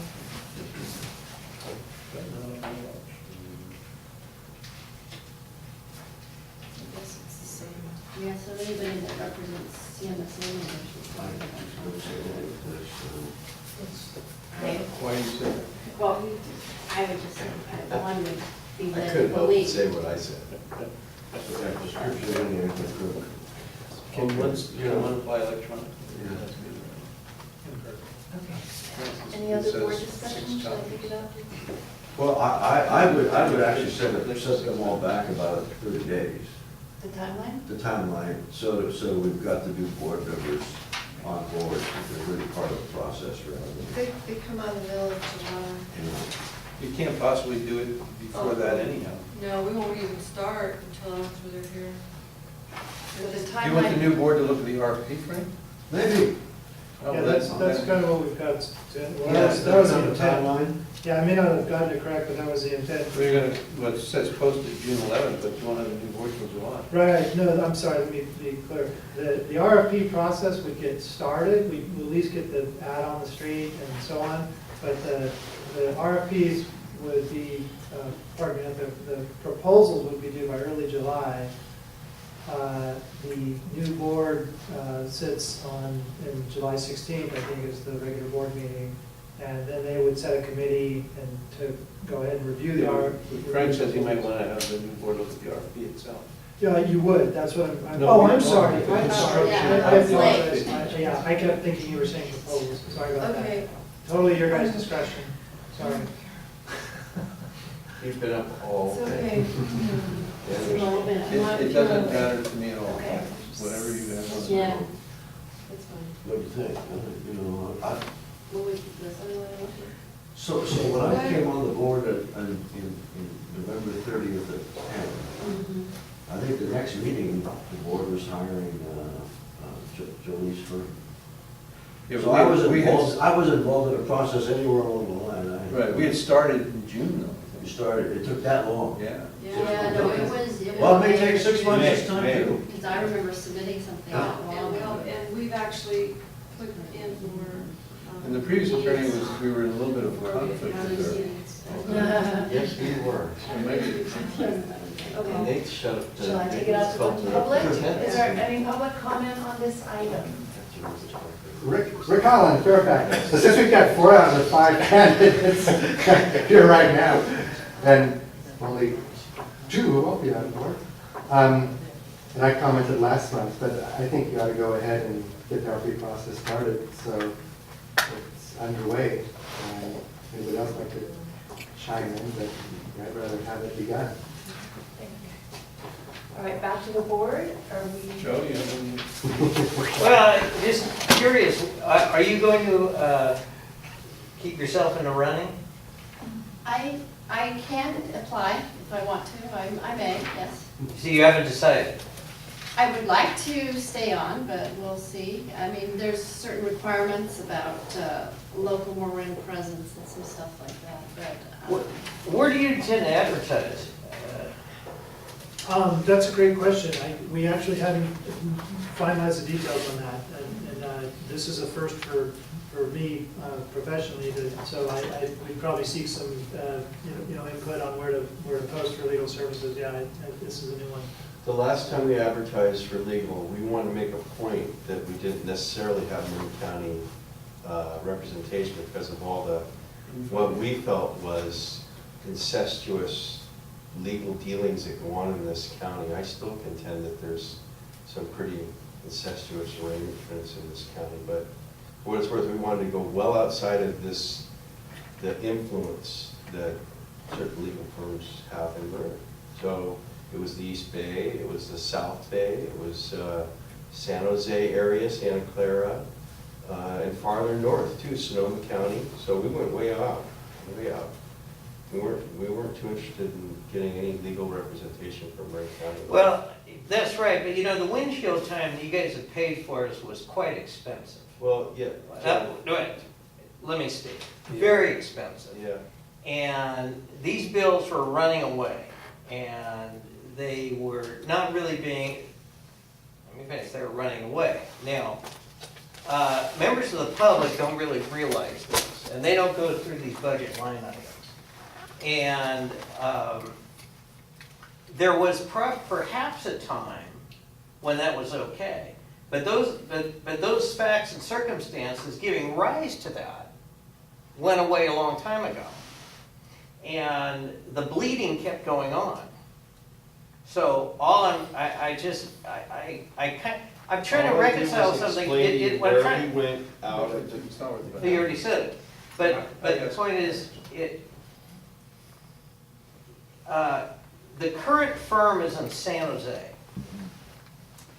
Is there, I didn't look at the RFP, is there a line item in there that says you want a local firm? It it implies it, yes. Okay, so how can you, if you're saying, how could you apply if you were in San Jose? My question. It says with local legal community context and experience, and so. Well, I understand that, but if you're in San Jose, how would you apply and comply with the RFP? Because I think I have quite a bit of local legal community contacts and experience in my 4 years, or almost 4 Well, years. but that's what they didn't want in the first place, was somebody that had all these local Well, no, contacts right. and so forth. So that kind of flies in the face of what you're saying, but are you saying that you would stay with your law firm in San Jose and still apply here? That's what I'm doing right now. And now, I understand that. I'm saying prospectively, if you apply. But that would be up to the board, Joe. Yeah, all right, let me bring it back because. No, I'm asking her Anybody can what she apply. wants to do, is what You I'm can asking. ask for that Yeah, after but the she- meeting, I don't think it's relevant to whether or not we authorize the RFP. Okay, Whether one particular okay, applies. okay. At From a 11. legal- Yeah. You said, is there any comment? So no, here I just- actually directly asked. Okay. That's I asked you, clear. I asked you if I'm you wanted, focused on- if you wanted to waive it. All right. Okay. So I'm bringing it back to the board. Do we have a motion, or are we still looking at the draft and we want another month to look at the language of it? I'm hearing conflicting things about whether we want to get moving or whether we're looking for No, I'm the board sensitive to is. Frank's concerns. You know, the RFP itself may need to be massaged by the new board. What, yeah. But I actually think, I mean, you know, in terms of the language of an RFP, are you being sarcastic? That is not nice. That is really not nice to hear. But I do have to go. Let's finish it. All right, are you, what are the plans? June 11th. Is that the last one? RFP, June Yeah, 11th. that's the last And then, proposals due by July 2nd. So is that roughly 3 weeks? That was Supposed to the, be at 4 weeks. yeah. We were intending to give approximately 4 weeks. Yeah. So we assume based on direction this evening, we would start advertising or post it by June 11th is the proposed schedule. Let it stand for 4 weeks, and that takes you out to the July 2nd submittal date. And That's then- earlier than, no. 4 weeks. Well, I may have miscalculated, we can fix the dates. So if the direction is to keep it 4 weeks, that's fine, we'll modify this for you. And then we'll get a big stack. And the new board will be on in a week, and it'll be fine. You're right, that's not fine. So the July, the 2nd will change to about the 11th. Yeah. And the 11th will go to the, 3 weeks. August 1st or something? So it's at the second regular meeting of the new fiscal year, and new board composition, you'd be considering the proposals. Okay. It's late. Well, no.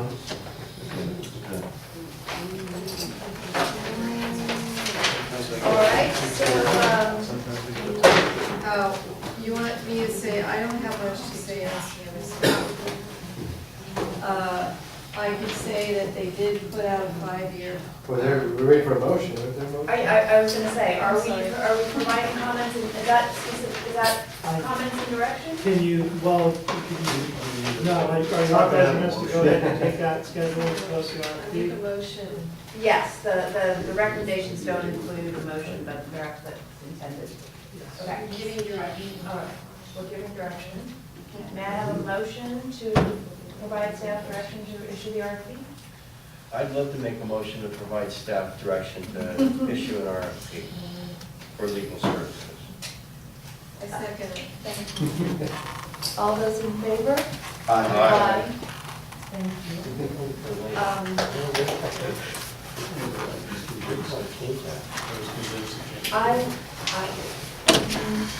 I'm hearing no one else. Holland, I'm leaving you in charge.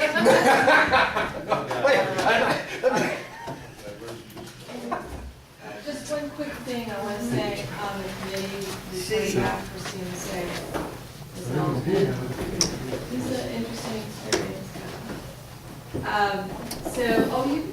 Well, I just thought the 5-year contract for St. Quentin was rather interesting. For conveyance, Yeah. though, right? No, it'll be June meeting, you get to. For operational maintenance, same thing. But my question for Greg is why didn't we apply? Was there an RFP? We weren't invited. There was no RFP. No, it's just, It was a non-competitive I know. process. Can't apply for non-competitive process. No, that's what they're San just, Quentin. they're just extending, I think, their original agreement. Yeah, and I think actually San Quentin asked for it according to Jason. Well, that's what they said the first time. Well, ask and receive was two different things, I mean, you know. Oh, Yeah. why would you, I didn't have my This is something litigator comes there. once a year, I mean, that. Yeah, Not it's, at CM, it's fine. Yeah, there's Shall work we to be open done it? there. All right, I'm gonna officially adjourn the meeting. Is that Yeah, yeah. acceptable to everyone? Thank you. Yes. Wow. Put our money back.